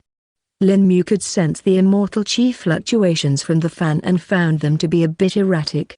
The people in the audience couldn't tell this due to being separated, but Lin Mu could still pick up on it, though the Dao traces that covered the fan also made it hard to tell. Only those that were versed in the Wind Dao would be able to tell what was actually happening to the shearing hurricane fan. It's almost as if the shearing hurricane fan's abilities are restricted. Lin Mu realized, though he couldn't tell why. He thought of the words of the audience and quickly thought of something. Wait. They said the shearing hurricane fan was kept in the treasury of the imperial family. If Feng Boxing took it only recently, it is possible that the spirit of the shearing hurricane fan hasn't fully accepted him yet. Lin Mu analyzed. If it really was as Lin Mu had though, it would be the same as unrevealing another weakness for Feng Boxing. It also made sense as to why he hadn't used the fan before this. All the opponents that he had met were far too weak to warrant its use. It even made Lin Mu wonder if there were additional limitations to it. Even for the imperial family, peak-grade immortal weapons aren't something that can be easily obtained. If the emperor has given it to Feng Boxing, there might have been other conditions that he put forth. Lin Mu pondered before his mind went to the words of the Crown Prince Feng Shun. Considering that he's the Crown Prince, the Emperor definitely favors him, thus it wouldn't make sense as to why he wasn't given the fan. Is the shearing hurricane fan the true reason why the Crown Prince is forgetting the third prince? Lin Mu was starting to look deeper into the conflict. Things were starting to make sense now. Perhaps the Emperor put a limit of usage on it. The third prince might only be able to utilize it a few times before it is unusable by him. Lin Mu muttered to himself. Huh? Did you say something, Brother Mu Lin? Liu Olikin asked. Nothing. Just talking to myself. Lin Mu shook his head. I see. Liu Olikin turned his attention back to the fight while Lin Mu continued to think further. The match had been running for about 10 minutes now and Feng Boxing seemed to be on the defensive. Child Wildlife had turned the entire battlefield into a sea of fire by now. Not just that, but the ground directly underneath him had already melted and turned into a lava lake. And this lava lake only continued to expand in size as the red sun burned in the sky. This forced Feng Boxing to stay in the air, as landing on the ground would put further stress on his defenses. But even this didn't last long, as the sun continued to grow bit by bit. The larger it grew, the more the temperature of the spatial plane rose. The air had become superheated, and the average temperature of the area exceeded 100 Celsius. This was massive considering the full size of the spatial plane, which that they could last that long in this. And one must not forget that there wasn't just damage due to the was over tens of kilometers in area. And this was just the average temperature. If one got close to where child wildlife and the sun was, they would find the temperatures touching upon 1000 Celsius. It was a temperature that would threaten the lives of the immortals too, and wasn't something most immortals would be able to survive in for long. Even with their defensive skills and tools, there was no guarantee that they could last that long in this. Next.com. And one must not forget that there wasn't just damage due to the high temperatures. There was also the presence of fire Dao traces as well as violent fire elemental chi mixed in all this. An immortal would not only need defense against pure heat, but also from the fire elemental chi. This was something most immortals would be able to put up with up to a certain extent. But when the fire Dao traces were added to it due to the Dao skills, most immortals would be unable to do the same. Perhaps only those that were resistant to this could manage to defend themselves for long. One would need a water Dao skill, or have an affinity with the fire Dao to be able to last long in this. Lin Mu reckoned. But even those with an affinity with fire would have to keep on retreating. After all, these are scorching sun flames. He thought before switching his attention to child's wildfire. There Lin Mu saw that the man was actually suffering too. There were burn marks on his fingers, while parts of his robes were starting to get burned too. Lin Mu saw faint runes appearing on the robes, trying to resist the scorching sun flames. Those robes might not long last. Lin Mu realized that this was how child wildfire was managing to use the Dao skill. The robes that he was using were different than his previous robes, and Lin Mu reckoned they were defensive immortal robes. Normally they should have been able to last for a long time against fire, years even, and be able to repair themselves naturally. But now, these robes were getting damaged past the point of no return. Lin Mu witnessed the runes breaking down one by one, as the formations started to get weaker and weaker. The fibers of the robe were burning, and a few minutes later, the sleeves were already gone. Feng Baxing, who had an irritated look on his face all this time, noticed the change in child wildfire. So you're using this despite the injuries.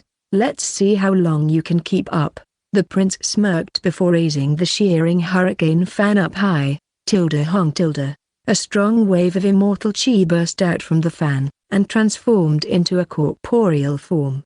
At first, it looked to have no shape. But as Feng Baxing continued to pour more and more immortal chi into it, it started to change. What is he doing? The audience was confused. Is that a skill? It's definitely a chi skill of some kind, they reckoned. But as they continued to watch, their eyes went wide at the scene. The shapeless immortal chi had taken on the form of a large beast that looked like a bird of some kind. The bird raised its head and let out a loud cry that shook the battlefield. Heavens! What beast is that? They were astounded. That's the great hurricane falcon. Someone finally spoke. Lin Mu, who watched it, narrowed his eyes as he didn't know what exactly was happening. Oh? To further Lin Mu's surprise, Xu Kong seemed to have awakened as well. To think he could manifest the spirit. That is the manifestation of the immortal weapon's spirit? Lin Mu asked in surprise. Indeed, Xu Kong confirmed. Lin Mu knew that when immortal weapons reached the peak grade, their spirits could take on a material form, though this was something that took a long time and a lot of resources to do so. This wasn't the first time Lin Mu was seeing such a spirit manifestation, either, though. Back in the Deep Sapphire City, Lin Mu had met Lan Bao. She was also a spirit that had taken on the form of a mermaid. Though compared to the spirit that Feng Baxing had manifested, she was leagues above. Now, let's see if you can stand against this, Feng Baxing shouted before commanding the spirit. The weapon spirit let out a loud cry before charging towards child wildlife. Being the weapon spirit, the great hurricane falcon had all the powers of the shearing hurricane fan. In fact, the spirit could use the powers of the fan several times better than what Feng Baxing could do so, and it was demonstrated soon enough, when the spirit charged through the sea of flames, splitting it apart. Weapon seller in the world of magic, 434-443, Chapter 434, Unveiling Midnight Encounters. Genesis Weapon Store, A.Y. Xim was taken aback as she was suddenly informed that they were leaving the city for good. She was someone who grew up in the mountains and rarely stepped out of the sect. The teenager liked this bustling city and she often goes out to walk. And now, she hears that they were moving to a secluded island that has no human population. Obviously, she didn't like it. But, will Mark cares about her opinion? Naturally, he won't. He straightforwardly said to her, "You can stay here with Alan if you want. I don't intend to close down the store anyways." "Fine, you are the husband and the head of the family. Wherever you go, I have to follow," replied the teenager as she sat down. Mark was irritated at her comment and he warned her, although not in a serious tone, "I believe we have an agreement that you won't address yourself as such until you are an adult. In the event you break the agreement, I can kick you out. Remember?" Eek. As Xim sprung up on her feet and hurriedly replied that she will not leave, Song intervened and nicely told him not to tease her before informing her that they weren't actually living on an island but will be shifting their new residence to the Lunaries city. "Ah, that's where your second wife lives," commented Xim in realization. Mark couldn't help but frown when he heard that. "She isn't my wife, Xim." "But, will become one day, right?" countered the teenager. Mark then argued, "Yes, but when it happens, you can address her that way. Until then, she is the princess of the Western Moon Kingdom." Xim stayed silent for a couple of seconds before asking Song, "Sister, I really want to ask something. Are you really comfortable with your Marky, I mean Luzen, to have another wife?" As Song hesitated slightly, Mark replied in her place, "She is the one who convinced me to marry Princess Shen." "Yeah," Song mumbled while nodding slowly. However, her expression was slightly uncomfortable. Maybe, her growing attachment to Mark made her regret such a decision. Lately, it was then, Mark added, "But then again, my marriage with Shenling is purely business. You can think of it like a business partnership. Even if I marry someone else in the future, it will be the same. Song is the only one I love and I intend to stay that way. So, you two should forget about your ambitions for the marriage, kid." "I'm not a kid. I'll turn 16 within a few weeks," Xim almost screamed at Mark as she gets irked whenever he calls her that. She further added with a challenge, "And just you wait, I'll make you all fall head over heel for me and follow me like a puppy." "Ha. Wishful thinking, pancake." "See, I knew you adore me, or else, why do you call me by your favorite breakfast dish? You should stop denying it and marry me, okay?" "No, I actually meant something else. And you should stop irritating me, or else, I will really send you back to your home." "Bleh. Our destinies are tied. You are not going to send me away." "Destinies, what bullshit." As Mark and Xim continued to bicker as usual and making the atmosphere quite lively, Song shook her head with a smile and went upstairs to pack her clothes. The afternoon passed away and the darkness took over the Vermilion Bird continent. The Manticore, Xim, Song and the Golden Kitten got into the vehicle. Mark gave a hug to his beloved android and said, "Alan, I leave this store in your hands. Once everything is finished as I planned, you may join me. Until then, take care of yourself. I know you can manage it on your own, but it is best if you hire someone so that you also won't get bored to be alone. You have unlimited access to my inventory, so don't need to wait for my permission to spend money or take out the goods to sell." "Affirmed," replied Mark with a salute. Mark then got onto the driver's seat and drove away from the vehicle. Alan waved his hands as a gesture of goodbye, and once the vehicle is out of his sight, he let out a deep sigh like a human and looked at the sky. "I hate times like this. It would be nice if there's indeed a person whom I can talk to without feeling uncomfortable." The image of a person came to his mind and he mumbled, "I wonder what Sistig's Wiz doing right now? It's been a while since I last her." "After that fiasco, we haven't met again. Let's go and meet her in the morning." A few hours later, Alan was walking back and forth in the upstairs living room while keep glancing at the wall clock. It's still 12:30. There are 5 more hours to go. As an android, he never needs to sleep. And previously, when he is a rank 5 android, he was more of a robot than a human. His thoughts weren't complicated. He could just sit in a spot for hours without thinking of anything. Now, after getting upgraded to rank 8, he has all the emotions that a human has. It's like he is a human born in the body of an android. He cannot sit still. He has massive data in his core and it was keep running, not letting him sit in peace. Not being able to resist the urge to see his only human friend. Outside the Genesis weapons store family, Alan left the residence and flew to the inner sector. Because he is an android and lacked any traditional cultivation, he won't be sensed by any experts around. However, if he flies too fast, the sonic boom generated by him will cause disturbance and he doesn't want to be caught by anyone's vision. Hence, he flew at a slow pace and it took almost 30 minutes to reach Lin Yuang's mansion. He came here many times and even knew what room and what residence his friend sleeps. Of course, even if he has no knowledge of it, there shouldn't be a problem. His hypersensors could spot her in an instant. Alan slowly intruded into the house and reached Ling's room, which was surprisingly lit up. The time was around 1 a.m. and Ling still appeared to be awake. She was seriously writing something in a notebook. At first, Alan planned to knock, but intending to surprise her, he scanned the room and saw that a window is opened.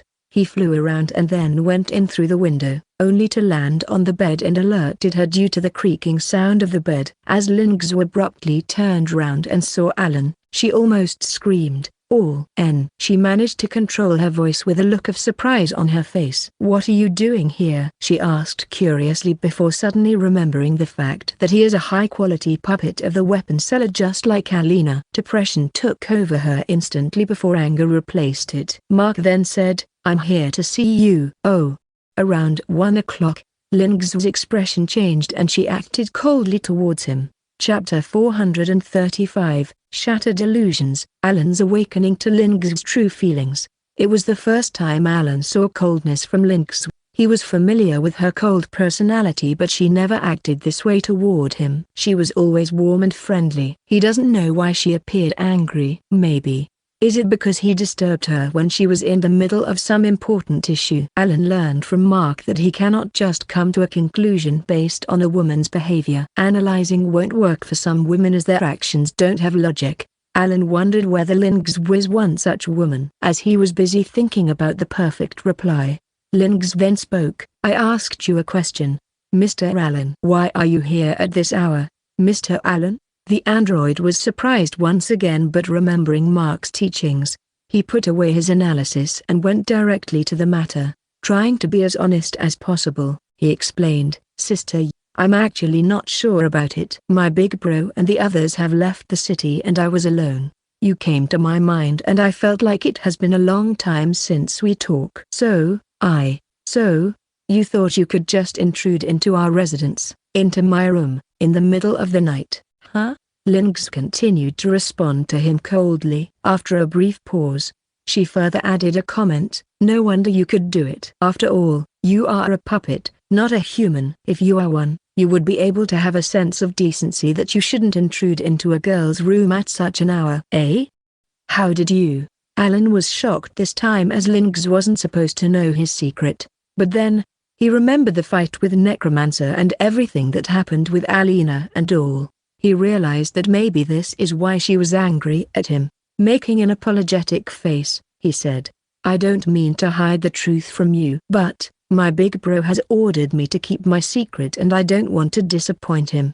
I know." "After all, you won't hesitate to kill me if your big bro orders you," replied the Lin clan heiress, blaming Mark in her mind. She then said, "Anyways, since you are already here, let me be clear.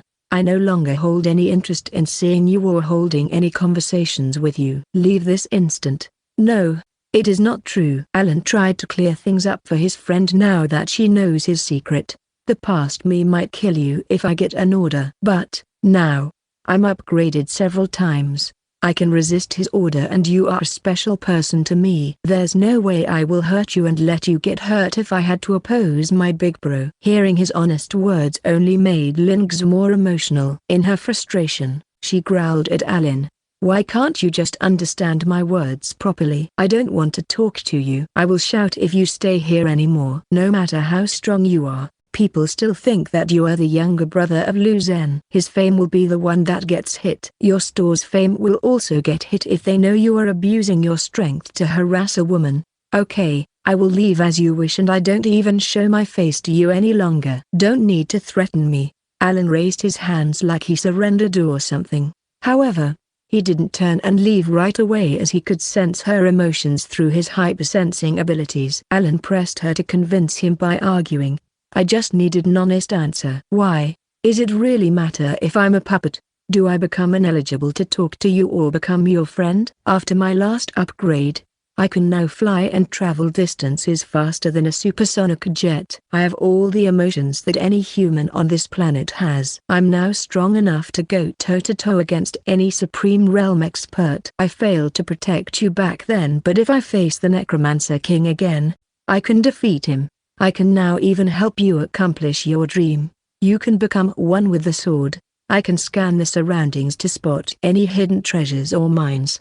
I can make the finest sword that a dwarf could ever make. With my abilities, I can earn money more than all the noble clans combined. I'm better than 99.99999% of all the humans on this planet. And apart from once that happened as my big bro wanted you to stay away from his affairs, I had never mistreated you ever since we met. Do all of my qualities amount to nothing if I don't possess a human body and soul? I saved your life once. If you want to burn the bridges, then give me the truth." Alan didn't know it himself, but he looked quite frustrated as he was explaining to Lynx. Did her rejection really vex him that much? Who knows? However, Lynx was even more frustrated than him. In the end, she exploded as the tears welled up in her eyes. "You want the truth, right? Then, hear it. I fell in love with you, bastard, and you turned out to be a fucking puppet. It is unbearable for me to even look at you. Can you understand what I am going through? You have abilities? Okay, they might suit a bodyguard or an adventurer or some other profession. Sure, you can earn loads of money, but can you really love someone? Can your heart beat for someone when you don't even have a heart? Can you marry someone and have kids? Can a girl imagine a future with you? Loving you is more disgusting than falling in love with an intelligent beast species. You are not even he or she. You are a thing. Now, you are a super fast analyzer, right? Then, try to think how a girl like me should feel when she falls in love with someone for the first time in her life. She wanted to share her life with you and then finds out that it is nothing but an illusion. Now, do you get it? Get it? She almost roared at his face, looking at him in deep hatred while waking up everyone from the household. As people rushed to the room, Alan stood there like a statue. He was truly shocked to hear it. He doesn't have any personal experience, but he does see what it means by falling in love and what it means by imagining a future together. His master's love for Song was the best example of that. As Lynx collapsed on the floor and bawled as if her beloved died or something, Alan looked at her in a daze and mumbled without knowing, "So, everything is going to be all right between us if I become a human?" Lynx raised her head and looked at him. She felt as if he was mocking her intelligence. Lynx lunged at him and grabbed his collar while pushing him away slowly. "Yes, go and become a human. Tell your dear bro to turn you into a human. I'll marry you even if you stay as a slave for Luzan your whole life. Leave." Knock knock knock. "Xiaogs, are you alright? Who are you shouting at?" "Open the door. I'm breaking it now." The doors were knocked at that time and she heard his father's voice. "My father is here. Leave." Lynx was alarmed and she suddenly talked in a whisper, hurriedly sending away Alan. Once, Alan jumped out of the window and flew into the sky in a daze. She wiped her tears and turned around, telling him to give her a second. As she opened the door, she saw his father along with a couple of servants with her standing outside. He stepped inside and looked around. "What happened?" "Nothing," replied Lynx in a hoarse voice. Lin Yuang then looked at her face. "You are crying. Are you all right?" As he touched her face, it felt hot. He then touched her forehead. "You have a fever." He turned his head and shouted, "Bring the physician right now." As one of the servants left, Lin Yuang took her to the bed and let her sit before he kneeled to her height and asked, "What is it that about? Did you have a nightmare?" Lin Xu nodded thrice in silence, not intending to explain to her father. Lin Yuang smiled as he patted her head. "It's probably because you hold yourself up for several days. You are probably scarred because of the Necromancer King. To defeat it, you must go out and roam." As Lin Xu nodded, Lin Yuang sighed as he sat down. "Today also has been hectic for me. First Tonalu's accusation against the Emperor. Then, The Emperor's retirement announcement. Sigh. Uncle Shang's retirement? Meanwhile, Alan was flying in the air, trying to digest her questions. On the way to his home, he questioned even himself whether he could really do what a girl expects of him. Unfortunately for him, he is an android and everything is usually based on logic. Why he stays loyal to Mark? It is because he is his creator, although the system is considered his parent. But why does he act too desperate to save his friendship? Is it really because she is the only friend he had, or is it something else? Is there a possibility that he too likes Lingzhu the same she liked him once? There are too many things and Alan couldn't come to a conclusion for some reason. Maybe he gets the answer if he is a human, thought the android. Chapter 436, Wedding Whispers. Plans for a destination celebration. The next day morning, Royal Palace, Lunary's City, Western Moon Kingdom. Welcome, Lord Lu, Lady Song, and the honored guests, to Lunary's City. Your presence in my palace is a great honor. May our alliance bring prosperity to both our families. The King of Western Moon, Shanu, accompanied by his daughter, courtiers, and officials, greeted the guests with a formal deep bow, showing reverence and acknowledging their presence. Mark and Song respond bows with equal respect. If this was any other normal visit, such formality was unnecessary. But, since it holds special significance, the king treated Mark already as his son-in-law and gave him the respect he deserves. Following the formal greetings and rituals, King Shanu led the guests in a majestic procession through the palace, showcasing the grandeur and splendor of his kingdom. Courtiers and attendants follow along, adding to the sense of importance and celebration.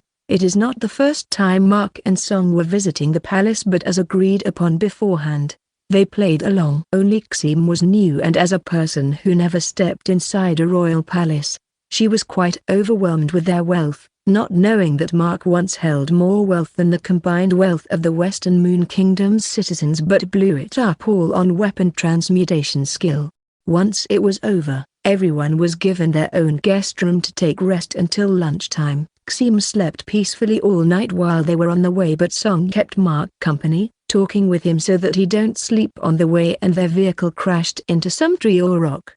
Now, Mark has 9.6 points of strength, 9.5 temporary points of intelligence, and 9.1 points of resistance. His physical and mental stamina is over the roof. He doesn't get tired that easily, and neither could he feel much stress unless it deeply affects his soul, meaning emotional things related to his heart. However, Song doesn't have such resistance. The moment she stepped into her room, she collapsed on the bed and fell into a deep sleep while sharing the room with the manticore and the golden kitten, which constantly act as her bodyguards. As for her real bodyguard, aka her dad, who disguised as the Black Knight warrior, he too couldn't properly sleep in a sitting position as Xim. Hence, he also fell asleep as his back hit the comfy bed, and if one wonders where the Zheng was, the Beast Emperor continued his stay at Mount Lan and temporarily stayed away from Mark. Xim took out her griffin for a walk as they roamed outside of the palace while Mark was in a private meeting with Shanu and Shenling in his room. Okay, son, let me go through what we have discussed through the communication scroll over the past few days. King Shanu started speaking first, directly going through the matter. Meanwhile, Mark was also slightly surprised at Shanu's change of address toward him, as it is the first time he called him like that. But he didn't mind it and listened to the king in silence. The coronation of Feng Chun is going to happen the day after tomorrow. Hence, I have to leave by tomorrow noon. Xiaoling will stay here. As you know, we don't have any specific ministries or departments to handle the marriage and other ceremonies. We hire private individuals who we call event planners to do them. They will take care of everything. Anyways, we hired Yang Tao. You can discuss the dates and venues and everything with him regarding your marriage with Lady Song and then your engagement with my daughter, and then— Wait a second. Mark stopped him from going further as he wanted to say something regarding his marriage. What is it? He asked. Shenling, who was just smiling in silence, also couldn't help but curiously look at Mark, wondering what he wants to say. Mark then said, there's a slight change in the plans actually. After discussing it a bit, We realized it is better if my marriage with Song happened somewhere else. Where? Shen Nu asked. Before Mark answered, Shenling said in a bit of an unsure tone, Eastern Sun Kingdom? Mark asked curiously, did Song tell you that? Shenling shrugged her shoulders, just a hunch, backed by a couple of theories. Mark stared at her for a couple of seconds and got back to her father as he doesn't want her to explain her theories, at least not in front of her father. As Shen Nu wondered why, Mark then explained that Song wasn't comfortable with both events being attended in the same place without much gap between them.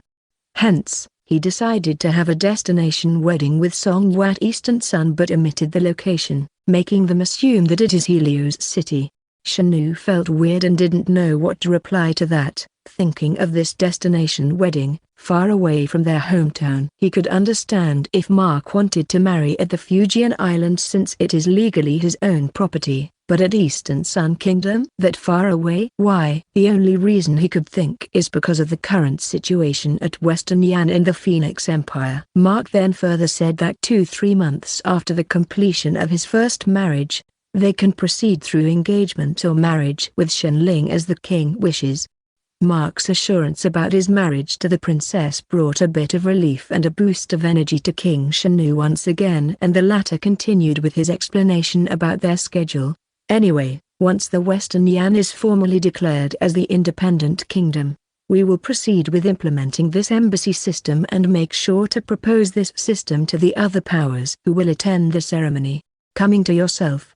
For the next few days, Xiaoling will be responsible for taking care of you and your companions. She will let you know everything you have to know about our kingdom and our royal affairs. After that, I expect you to train the soldiers for a week regarding your firearms and vehicles as you have promised. Then, you can go and tour around these airstrips and runways that you wanted, whatever place you want.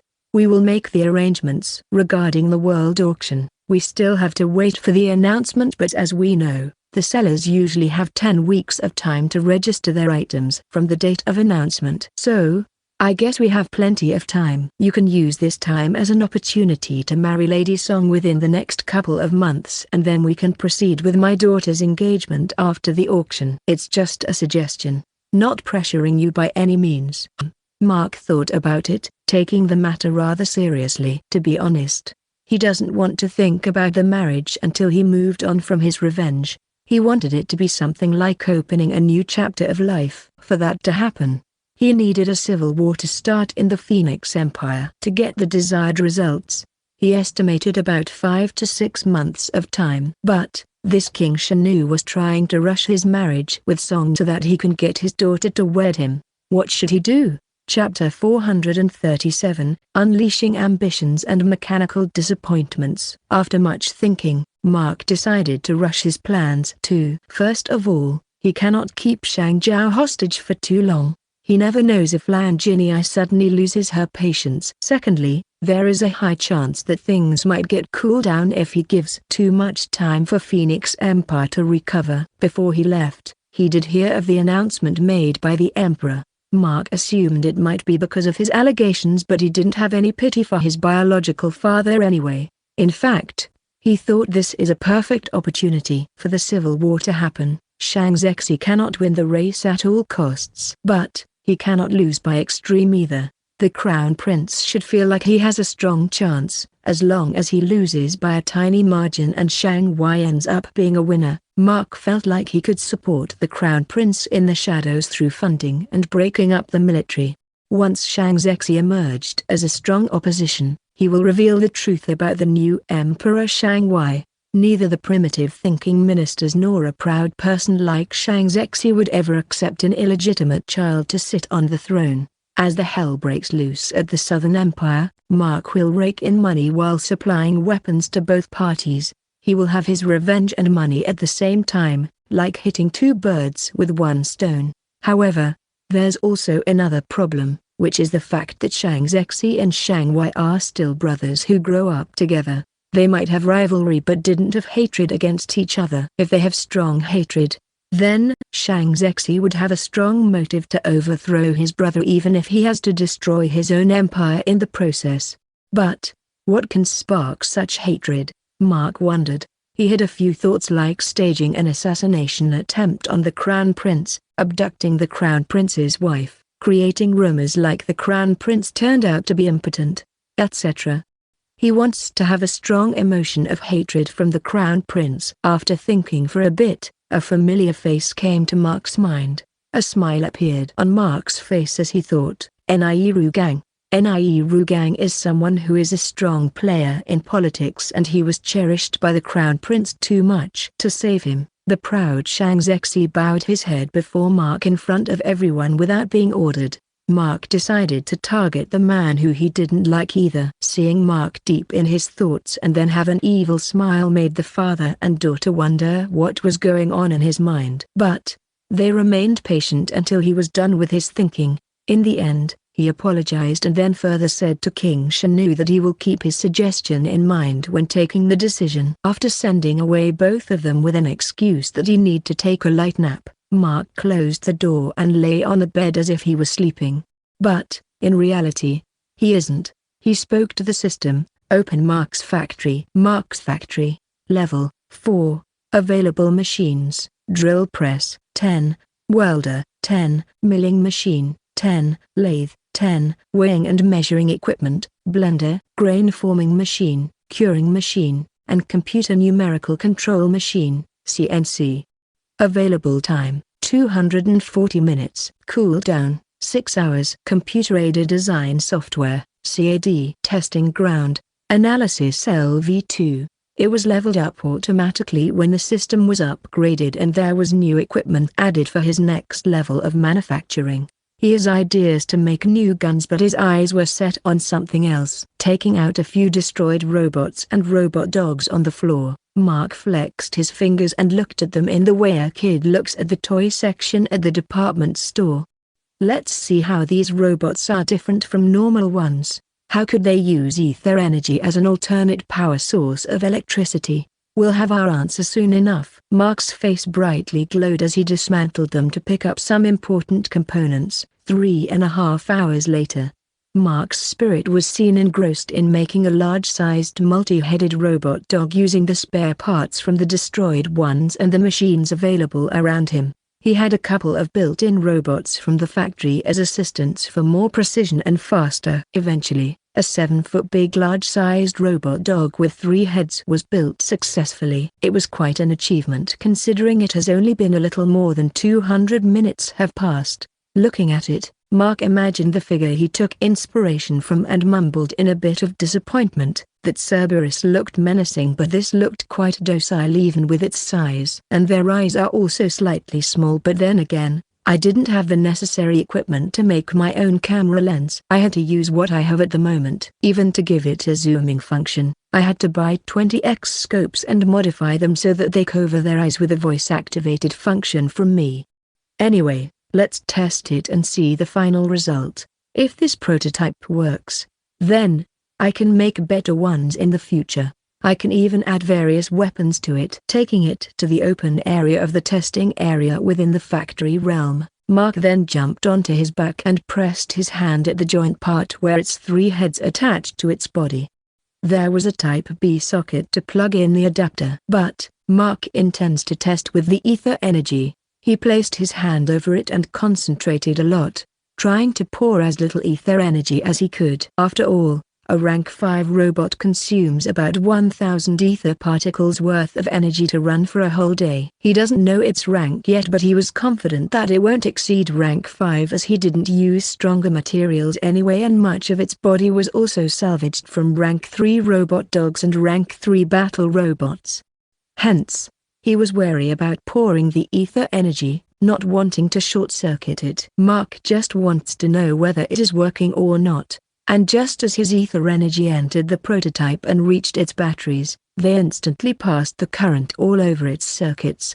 The 6 eyes of the prototype glowed up in blue as if it came to life.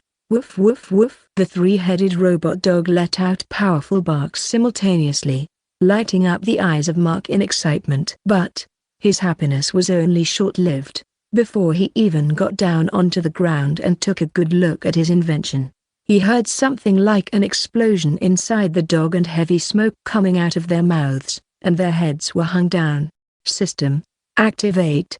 Analysis LV2. He analyzed the dog in a hurry, and the system only gave him a piece of bad news in response. Ding. The circuits were fried completely due to incorrect voltage input, component failure, and a power surge. As if that wasn't enough, the sassy system went on adding a comment of its own. Ding. System score 2.5.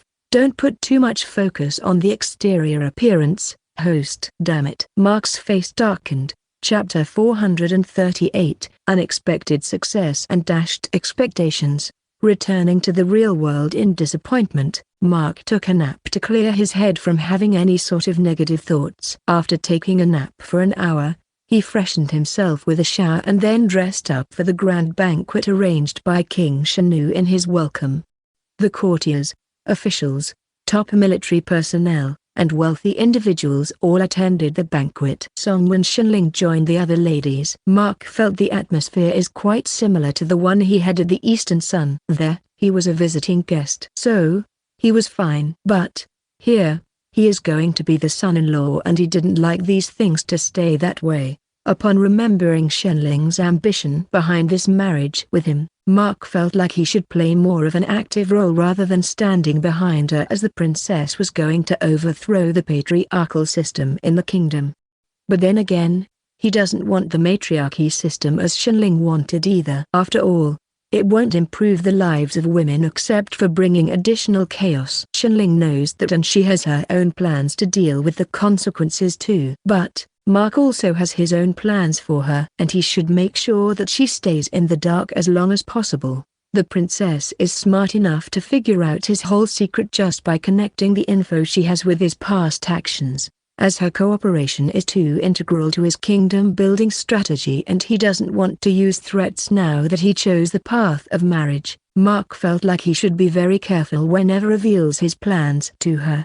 Back to the present. After the banquet was finished, Mark made a visit to the branch store to see how Chang Bo and Meng Tao were doing. As neared the store, he saw a huge line in front of the entrance even though the sun in on everyone's heads. Mark was astounded to see such popularity of his store's branch, which was officially opened only 2 days ago. Unless the royal family publicized extensively, it shouldn't be possible. He couldn't help but think of his main branch which was out of business for more than a week now. Curious about this incident, he tapped the shoulder of the person standing at the last of the line.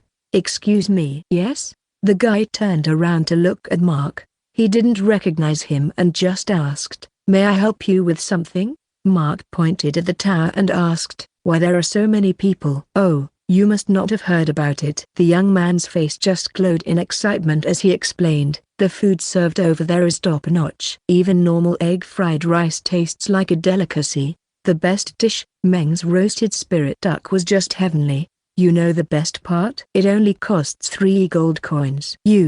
That is a weapon store, right?" Mark couldn't believe his ears properly. "Why, this guy is talking about food." The stranger then nodded. "It is, but it's just the bottom and the first floor. On the second floor, there is a clothing store. On the third floor, there is an alchemy store. On the fourth floor, there's a Jianzi challenge, where there's a reward for the number of featherball kicks, and there's also a quiz challenge to win the rewards." The fifth floor was occupied by the restaurant and the sixth floor was restricted. "It's probably where the manager lives." "Who knows?" After a brief pause, the stranger finished with a comment.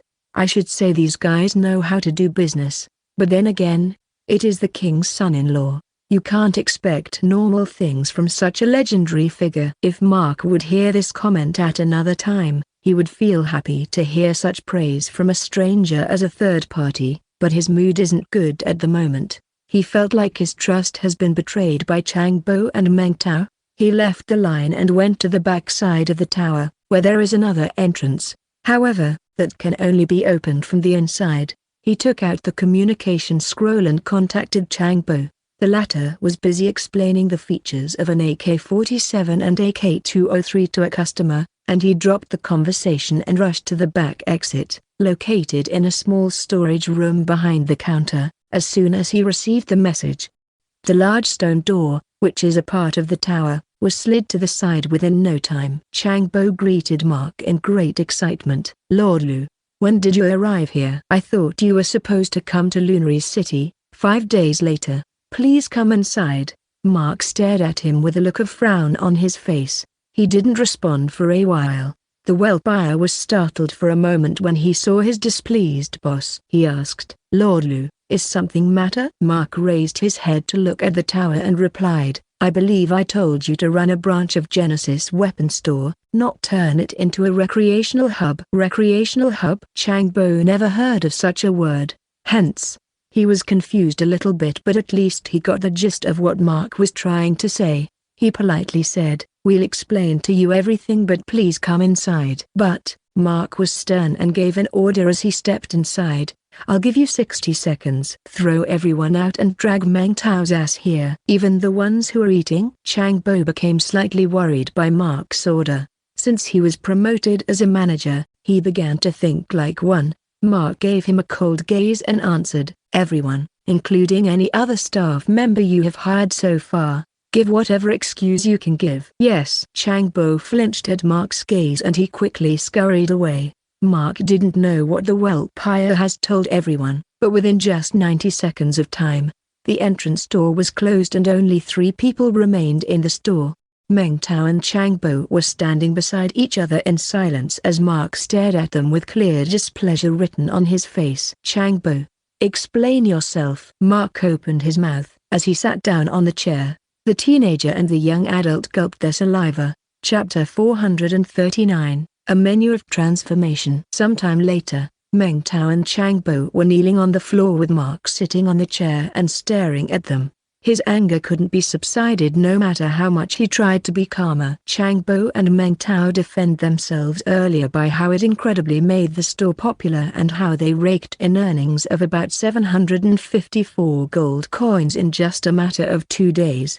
If one considers the rewards they gave out in the form of guns and grenades and the cost of ingredients, the profits were still over 600 gold coins. Mark scolded them for misusing their freedom to do whatever they want, and he shouldn't have put a teenager or a young adult to manage his store. He explained that he didn't lack money and that what he intends to do is to promote firearms. Chang Bo once again defended his actions by arguing that his strategy has made them sell 285 gold coins worth of firearms and ammunition. However, Mark wasn't convinced at all. He made the counter-argument that they didn't think of the store's reputation he built up so far. Because of their actions, now people would have a wrong impression of the store. As Mark commented that he shouldn't have put immature boys like them as they have too many stupid ideas in their heads. Chang Bo felt wrong and he wanted to argue, but Meng Tao stopped him and forced him to kneel alongside him to apologize to their boss. After much thinking, Mark then called out the young adult, "Meng Tao." "Yes?" Mark gave an order, "Go and bring me all the dishes that you sell here. Don't make too much. I only wanted to taste them." Meng Tao's face glowed up as he felt like their boss is giving him an opportunity to prove themselves. "I'll return in a jiffy, boss." As Meng Tao rushed away to the stairs, Chang Bo looked hopeful at Mark. Mark didn't spare a glance at Chang Bo and stayed silent. The well-buyer continued to kneel. After a few minutes, Meng Tao returned and informed him that the food was ready. Mark realized that this former heir of the Meng clan probably made it in huge amounts in advance and stored it in a storage ring. While storage rings will keep them fresh, the heat will be dissipated when the food entered that dimensional space. They have to be reheated after taking them out. This is probably what Meng Tao did. Or so, Mark thought as he went to the restaurant on the 5th floor. Before he left, he didn't forget to inform Chang Bo to continue to kneel until he returns. Chang Bo obliged his order. Meng Tao could only pat his shoulder in sympathy and tried to cheer him up by saying that his food will improve their boss' mood. As Meng Tao followed his boss, Chang Bo looked down at the floor. He almost felt like crying as he was mumbling, "I shouldn't have left his side when he gave me the offer." Life was so simple in Imperial City. Here, the ambition to earn more money has gone to my head and I became too greedy. Meanwhile, Mark sat at the table and Meng Tao served the dishes on small plates. The moment Mark's eyes fell on the first dish, the stir-fried vegetables, his gaze changed a bit. "I see. So, These aren't made by him. Okay, let's see how good it will be. He picked up the chopsticks. It was just stir-fried vegetables, but Mark remembered the times he enjoyed the food made by Alina. Seeing Mark's expression, Meng Tao's nervousness disappeared and he served the next set of dishes more confidently. Boss, this is steamed fish. The primary ingredient is the dragonfish. 1 circle realm. Boss, the eggs used in this fried rice belong to Spirit Ostrich Queen. 3 circle. Boss, this is sweet and sour ribs, a delicacy from my hometown. The pork meat we used is of the Spirit Thunder Pig. 4 circle. Dot. Dot. Dot. And this is the highlight of our restaurant. It is roasted spirit duck, but my version. Well, I should say it is my mom's recipe. Please try it. Mark tasted 12 dishes and there was no dish that he could say was average. He liked everything and all that earlier anger was gone. If he doesn't put such talent to use, he would be an idiot. But he didn't praise Meng Tao. Instead, he said, "Bring out Kylan. I want to talk to it." Meng Tao was slightly taken aback, but he did it as he was asked. Soon, his eyes turned scarlet and his voice changed. "Lu Zhen." Mark looked at the youngster and smiled. "I know that it was you who did all these dishes and not your host. But, anyways, good job. Thanks, but I only did the cooking, following Meng Tao's directions. Hence, he is the one worthy of your praise," replied the Kylan spirit that was possessing Meng Tao. Mark shrugged his shoulders. "He is a soldier, not a cook." "I don't want to encourage him." After a while, Mark returned downstairs and Chang Bo prepared himself to apologize to him, promising him that he won't do such things again. However, to his surprise, before he even gets to open his mouth, Mark ended his punishment and further gave him permission to continue with his theme. Chang Bo couldn't help but gratefully look at Meng Tao. And then Mark went on to modify their theme, a bit slightly. "Since this space has been constricted, we will be selling only selective models. On the first floor, it will be non-ether firearms like AK-47 and AK-203, rocket launchers, explosives like C4, and grenades, the low-level ones like the pistol, revolvers, and semi-automatic handguns will be taken out and placed in the reward section on the 4th floor. And the 2nd floor's display shelves will be filled with ether firearms. I'll send you the required ones. I also want you to visit the furniture store and custom order some designs like the battle tanks, robots, and others I give you later on. As for the restaurant, raise the food prices and the quality of the ingredients. The food will be free for those who purchase firearms, although not unlimited. For example, if one buys a grenade worth 100 gold coins, they can eat dishes worth a maximum of 100 gold coins. However, takeaway is not available in that condition. And there are too few games above. We have enough space to include 2 more events. You are using the 6th floor to live together and also the kitchen. Vacate it. I'll provide your accommodation elsewhere. We will also rent a kitchen outside. Instead, we use the 6th floor as a bar, a pub. We fill with drinks of variety. But, to access all of these additional floors, the customers would have to pay a subscription fee. It is like paying a fee per month to become an exclusive member. We'll do something about this during the next week. Until the changes get implemented, the store will remain closed. Meng Tao and Chang Bo looked at each other, trying their best to digest the changes instructed by their boss. Understood, my lord. Chapter 440, Imperial Intrigues and Throne Trials. A week passed away in a blink of an eye. During this time, Mark was busy implementing his plans for the store and it was going rather well. He couldn't help but look forward to the day when it reopens. In the meantime, he won a new type of battle tank from the lottery wheel to sell. The battle tank was based on Makava 4 from Mark's past world, with each unit costing just about 7,500 gold coins. The main battle tank is something that can destroy any spirit warrior below the high 6th circle realm and is durable enough to block the attacks below the 6th circle realm. Perhaps, the only disadvantage it has, like any other battle tank, is the speed. But then again, the smoothbore gun, 120 mm, of the battle tank could attack enemies from as far away as 3 to 4 kilometers. So, it shouldn't be an issue. Another disadvantage is that these are too heavy and it will be challenging to navigate in certain terrains, such as soft or uneven ground, forests, or urban areas. This can make them more vulnerable to ambushes and restrict their operational flexibility. There is also high fuel consumption due to their large engines, but since Mark planned on using his oil attribute to sell even the gasoline and all other types of fuel, it is cool. Meanwhile, peace returned to Western Yan. Feng Wu's nephew and the only remaining heir of the past king, Feng Chun, ascended to the throne at the tender age of 8. Obviously, that means Feng Wu will be ruling in Feng Chun's place until the latter grew up into an adult. The coronation ceremony went quite well with the attendance of the Crown Prince Shang Wei from the Phoenix Empire, King Shanu from Western Moon, King Ouyang Zhen from Eastern Sun, respective envoys from the Dwarven Kingdom, Kailan Empire, and Kun Empire.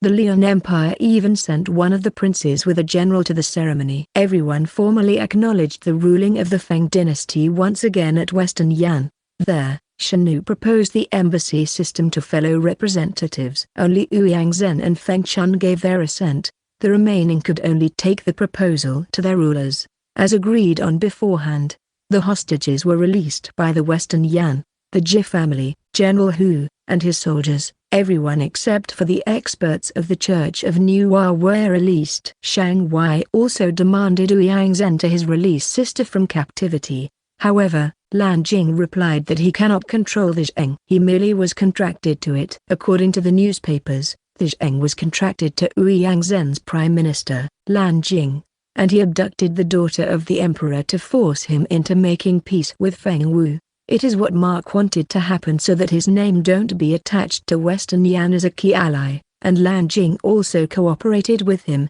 just like several other things, as he wanted to go back home with the heir of the ancient Lan sect. Shang Wei could only return empty-handed, disappointing his parents. Lan Jinyi swore in her heart that she brings back her child. And within 2 days of the coronation ceremony, there was a huge battle in the Kunyu mountain range. Forests were destroyed, hills were razed to the ground, and several indigenous tribes living in the mountains without any contact with the outside world were wiped out. But Lan Jinyi couldn't achieve victory against the 5-tailed scarlet leopard. She lost her challenge and can no longer demand her daughter from the Zheng. Hence, she can only try an emotional angle. She would visit him daily and request for her daughter's release. As time passed, Zheng's attachment to her and her late father affected him and made him softer. Meanwhile, at the imperial city, the trial for the imperial throne has started. About 5 contestants ended up in the race, but unfortunately, Shang Wei didn't appear to be the favorite as the clan lords had expected. From the imperial family, there are only 2: Shang Wei, 3rd prince, and Shang Zexi, crown prince. The 2nd prince isn't interested in the throne and he would have to leave very soon, while the 4th prince prefers to stay in the shadows. As for the remaining 3, one is the emperor's younger brother from a different mother. Shang Xing, aged 51, is the son of the queen consort of Shang Fu's predecessor. He and Shang Fu fought for the throne, but the latter won with more support, as he was not only the crown prince but also awakened the bloodline of the Phoenix. Since then, the Grand Prince stayed out of politics. Now that an opportunity came before him, Shang Xing jumped into the race. The 4th contender, named Shang Hao, is a distant relative of the imperial family but still bears the surname, as he was a direct descendant of Shang Fu's predecessor's brother. Shang Hao is currently working as the Vice Secretary of the Department of State Affairs. He isn't exactly what you call a key figure, but still holds connections with the major noble clans. And the final contender is surprisingly Shang Xiang's eldest son, Shang Jun. Aged only 27 years old, this young man was once touted as a genius who has the highest chance to become a supreme realm expert. Born from Shang Xiang's concubine who hailed from Dragon Empire, Shang Jun was not only blessed with the Phoenix bloodline, but he also became a spirit warrior at the age of 5. When he was 8, he was already in the Two-Circle realm. However, in a suspicious incident in the past, when he and his mother were ambushed in the Wild Zone, his mother was killed along with the guards while one of them grabbed and escaped. A timely save from a wandering spirit warrior saved his life, but by that time, the kid has lost his cultivation. Since then, he was looked down on by family members and relatives. He faced a lot of bullying in the young, but his father turned a blind eye. After 7 years, the 15-year-old coincidentally met the same wandering spirit warriors, who took him as a disciple. And together, they embarked on a journey. No one knows where they have been or what Shang Jun was doing, but as he returned home a week ago after being away for 14 years, he somehow gained the cultivation and entered the Seven Circle Realm while still having the abilities given by the Phoenix bloodline. Chapter 441, Triumph in the Dungeon, Shang Jun's victorious battle. Back to the competition for the throne. It's been 4 days since it began, and the first round in this trial was about to end. The first round was named the Trial of Monsters. For this round, Dungeon of Venclaw was selected. The 6-star dungeon in the Jin province was explored by Bai Xun, and the Imperial Army made sure that no 30-party adventurers stay in the place. The mission was simple.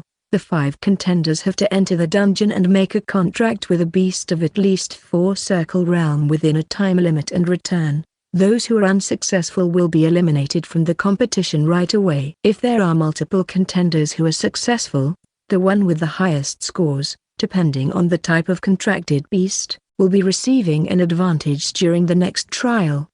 The contenders will enter the place alone without any help. Shang Jun has the advantage due to his high cultivation, while Shang Hao has the lowest chance. Shang Xiang has contracted with a peak 5 circle realm beast of fierce grade named Sylfire, a fire-breathing wolf. Shang Zexi was also successful in contracting with a low 6 circle realm beast but of normal grade, named the Armored Elephant. Shang Wei surprised everyone by going for a 4 circle realm beast. Some experts lauded him for his cleverness as he had come out by sitting on a horse. It was a lightning element horse. Despite its low level, it can still run up at the speed of 250 km per hour. However, there are some that criticized him too, as he can fly with phoenix wings when he enters the 6 circle realm. But his supporters defended him by saying that an emperor looks cooler riding a horse compared to flying with fiery wings. Meanwhile, Shang Ho and Shang Jun were still inside. After several failures,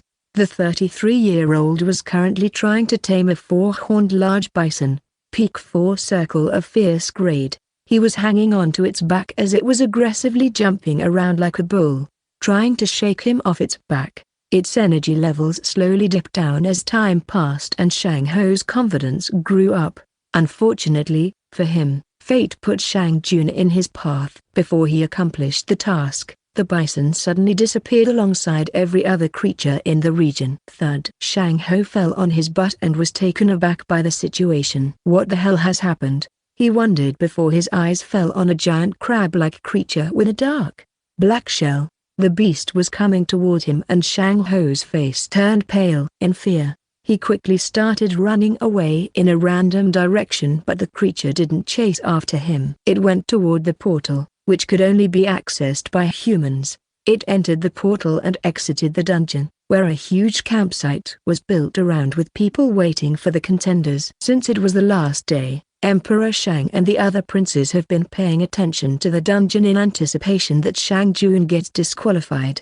As any father, he wants his children to become more successful than the others. If someone has to become the next emperor, it should be his child, not his brother's son. Once Shang Jun becomes the emperor, the descendants of Shang Fu will become a branch family, while the former's family will become the imperial family. He knew his eldest son very well. Shang Zexi would definitely rebel if Shang Jun sits on the throne. More than so, he was inwardly rooting for Shang Wei to succeed him, and Shang Jun's sudden entry also threatened the dream.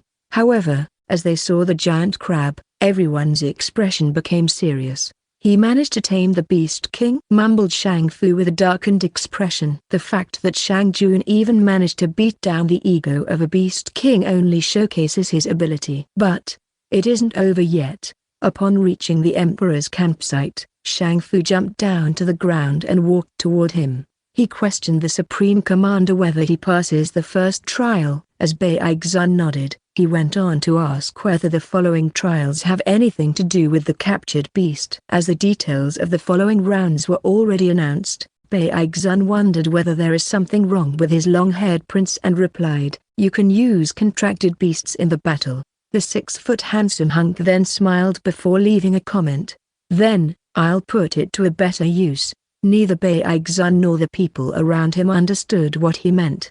But taking them by surprise once again, Shang Jun walked to the Beast King and closed his eyes. Release. The phoenix flames burned the invisible chains between him and the Beast King, freeing it from the contract. The Crab King, Ventlaw, frowned inwardly as it asked him in a deep voice similar to that of a human, "What are you doing? Why did you sever the bond?" Shang Jun smiled as he summoned a semi-divine grade sword and poured his ether energy into it. "Sorry, but your usefulness has ended. Perhaps a dead one is more useful." "How dare you!" the Crab King roared in anger, alerting the soldiers around and even the Supreme Commander. As the Crab King raised its sharp unraised pincers to attack its former contractor, the latter rushed forward with phoenix wings erupting from his back. However, the flames weren't scarlet like the second prince. The flame was blue. Meanwhile, the broadsword in his hand grew 100 times bigger with blue flames enveloping the blade. Jumping high, Shang Jun sliced at the crab's shell. The hard shell couldn't block his attack. It was perfectly cleaved into two. Shang Jun then proceeded to cut down its head where its core is located. He placed the large head in his storage ring and left behind everything. A few moments ago, it is a Beast King, the overlord of the dungeon, but now, it is a huge corpse that couldn't even be cooked and eaten as it is risky to eat a dead crab. Okay, that was done. Maintaining a smile on his face, Shang Jun kept away the sword and clapped twice for his effort before bowing toward the core. "Thank you for your contribution. Your sacrifice will be remembered." Everyone. Chapter 442, Trial of the Scrolls, Unveiling the Path to Wisdom. With Shang Ho out of the race, only 4 remained. The next day morning, at the imperial court filled with officials, the 4 contenders stood beside each other as they stared at the emperor sitting on the throne. Shang Fu went on to say, "The second phase is the trial of the wisdom. As you have been informed earlier, this trial focuses on your wisdom." He shifted his attention to the officials and continued, "In the upcoming trial, the contenders are presented with a series of intricate puzzles, riddles, and tests of intellect. They must unravel ancient scrolls, decipher cryptic symbols, and solve complex logic puzzles. The trial focuses on their strategic thinking, problem-solving skills, and ability to make wise and sound decisions under pressure." He shifted his attention back to the contenders and spoke. "The trial of wisdom has 7 stages, each day, 1 stage. The time limit will be sunset. For the first stage of this trial, the 4 of you will be locked in different chambers filled with ancient scrolls. The fragmented information about the emperor's lineage and historical events is scattered around the chamber. You just have to collect and piece together the scrolls, arranging them in the correct chronological order. You receive a score based on how much work you have completed. For this task, the maximum score also varies according to the difficulty. Your scores will add up as you go through a different stage of the trial on each day. By the end of the 7th day, the one with the least score will be eliminated. As for which room each one will go to, it depends on your choice. As the highest scored contender during the previous trial, Prince Shang Jun would get the first choice. Here are the 5 scrolls. The emperor gave the scrolls to Baigzun, who then passed them to Shang Jun. He opened one. It basically contained the difficulty level in the form of chess pieces. Like a soldier, max 50 is the weakest and easiest difficulty, followed by the Royal Knight, max 100, Captain, max 100, General, max 150, and Supreme Commander, max 300. This time, Shang Jun didn't go for the best one, assuming that it will be too difficult. He took the general level difficulty. After him, Shang Zexi's turn came. However, he too was reluctant to choose the hardest one. He chose captain level difficulty. Shang Xiang followed the same way and chose the Royal Knight difficulty, leaving the third prince with the option of 2 extremes. As Shang Wei was staring at each of them, the Crown Prince laughed inwardly. He was delighted to see his prime opponent will end up at a disadvantage whatever choice he makes. In the end, the third prince gave one scroll back to the supreme commander and spoke, "I will take this." Baixun opened it curiously and saw that he had the soldier level difficulty 1, meaning Shang Wei will be facing the most difficult one. He personally created this trial and knew how difficult it is going to be. Still, as a person who swore an oath to neutrality, he cannot take any sides, and he acted as if he doesn't care. "Contenders, I believe you must have already seen the location written in your scrolls. So, you have to find your way to it. There is no prohibition for assistance. You can take the help to find your way to your respective destinations," said the emperor before adding, "Remember, all of you have time only until the sunset. Good luck." Lunary's city, Western Moon Kingdom. In the empty plot of land behind the barracks, soldiers were seen crouching on one of their knees while having ether pistols in their hands. Targets were placed about 20 meters away in the form of scarecrows. Amidst them, there were also a couple of battle robots with rank 1 and rank 3 respectively. Meanwhile, Mark was shouting like an officer, "Now, look at them." "Don't you feel humiliated when these things could strike the target more precisely than you do? All of you can single-handedly beat them in close combat, but you lose when in ranged battle. Why? Is it because you weren't accustomed to the firearms? No, that is an excuse for the civilian-level soldiers, not royal knights like you guys.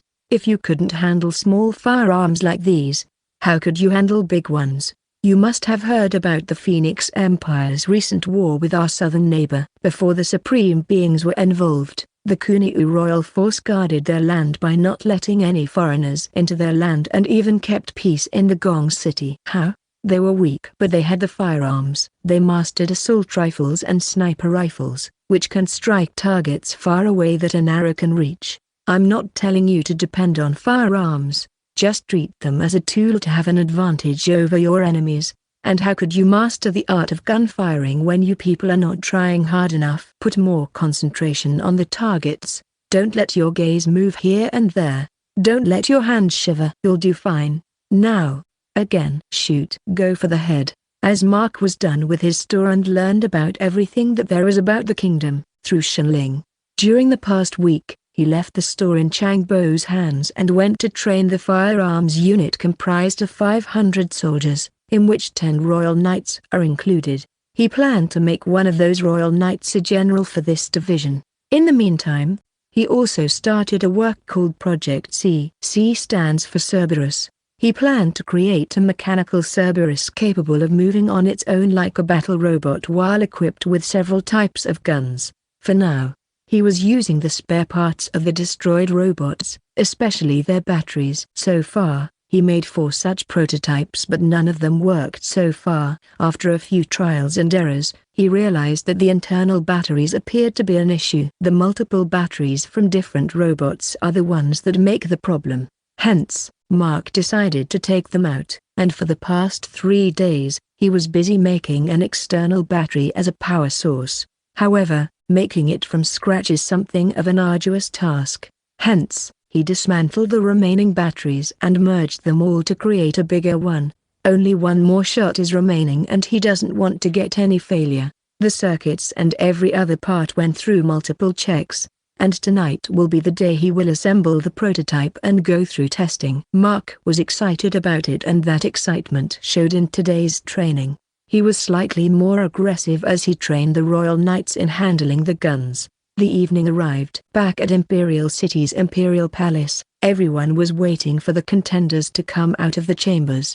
Meanwhile, in Lunary's City's Royal Palace, Mark was looking forward to bedtime.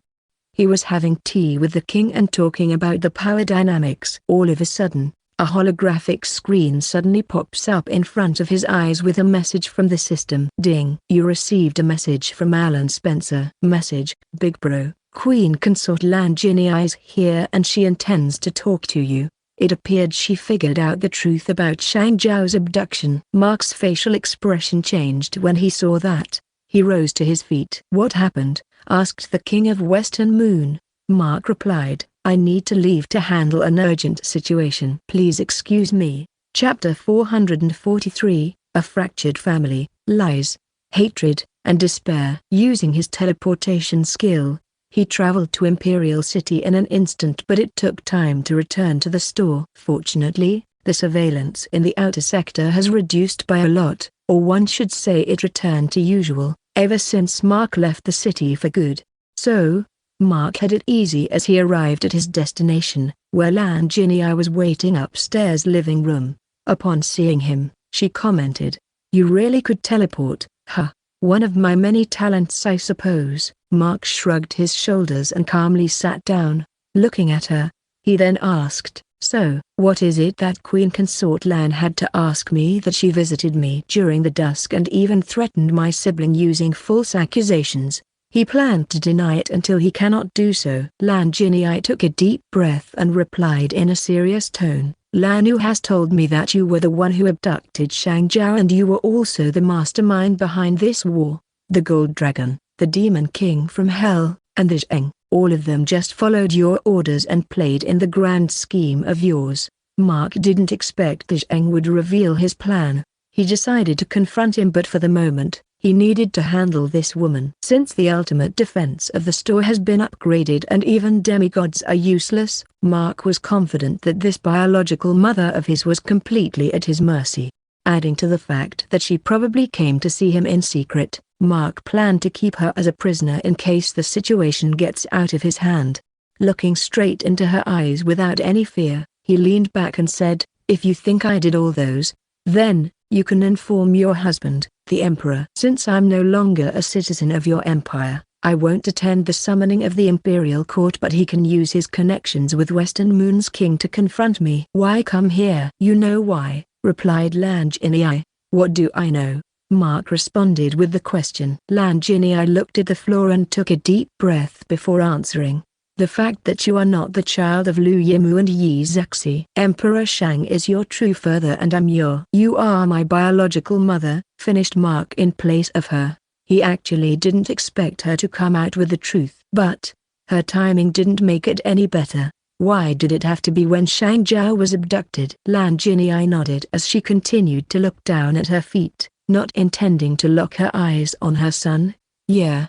Mark stared at her for a while. After 10 seconds of silence, he asked slowly, "Since when have you known the truth that I know it?" "It's been a while," replied her mother. After a brief pause, she added, "Your sister told me about it after she accidentally heard you talking with Lan Jing." Mark then asked, "Tell me honestly, if your daughter hasn't been abducted, this day would never come, right?" Lan Jinyi raised her head in shock, not expecting him to take it this way. She tried to defend herself. "No, it's not what you think. I wanted to tell you a lot of times, but you have hatred for us in your heart. Trust me, I thought of revealing it to you after we become a little closer, but the opportunity never came due to various events." Mark's words hung heavily in the air as he let out a deep sigh.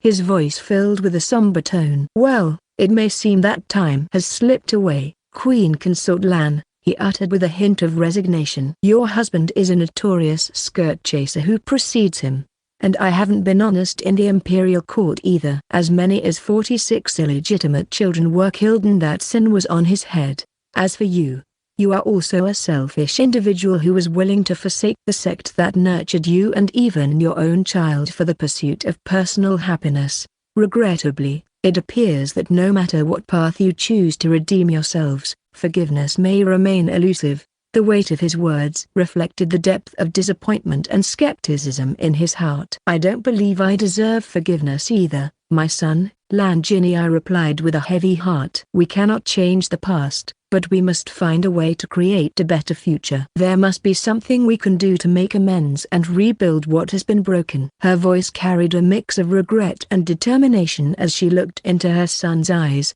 hoping to convey her sincerity and willingness to make things right.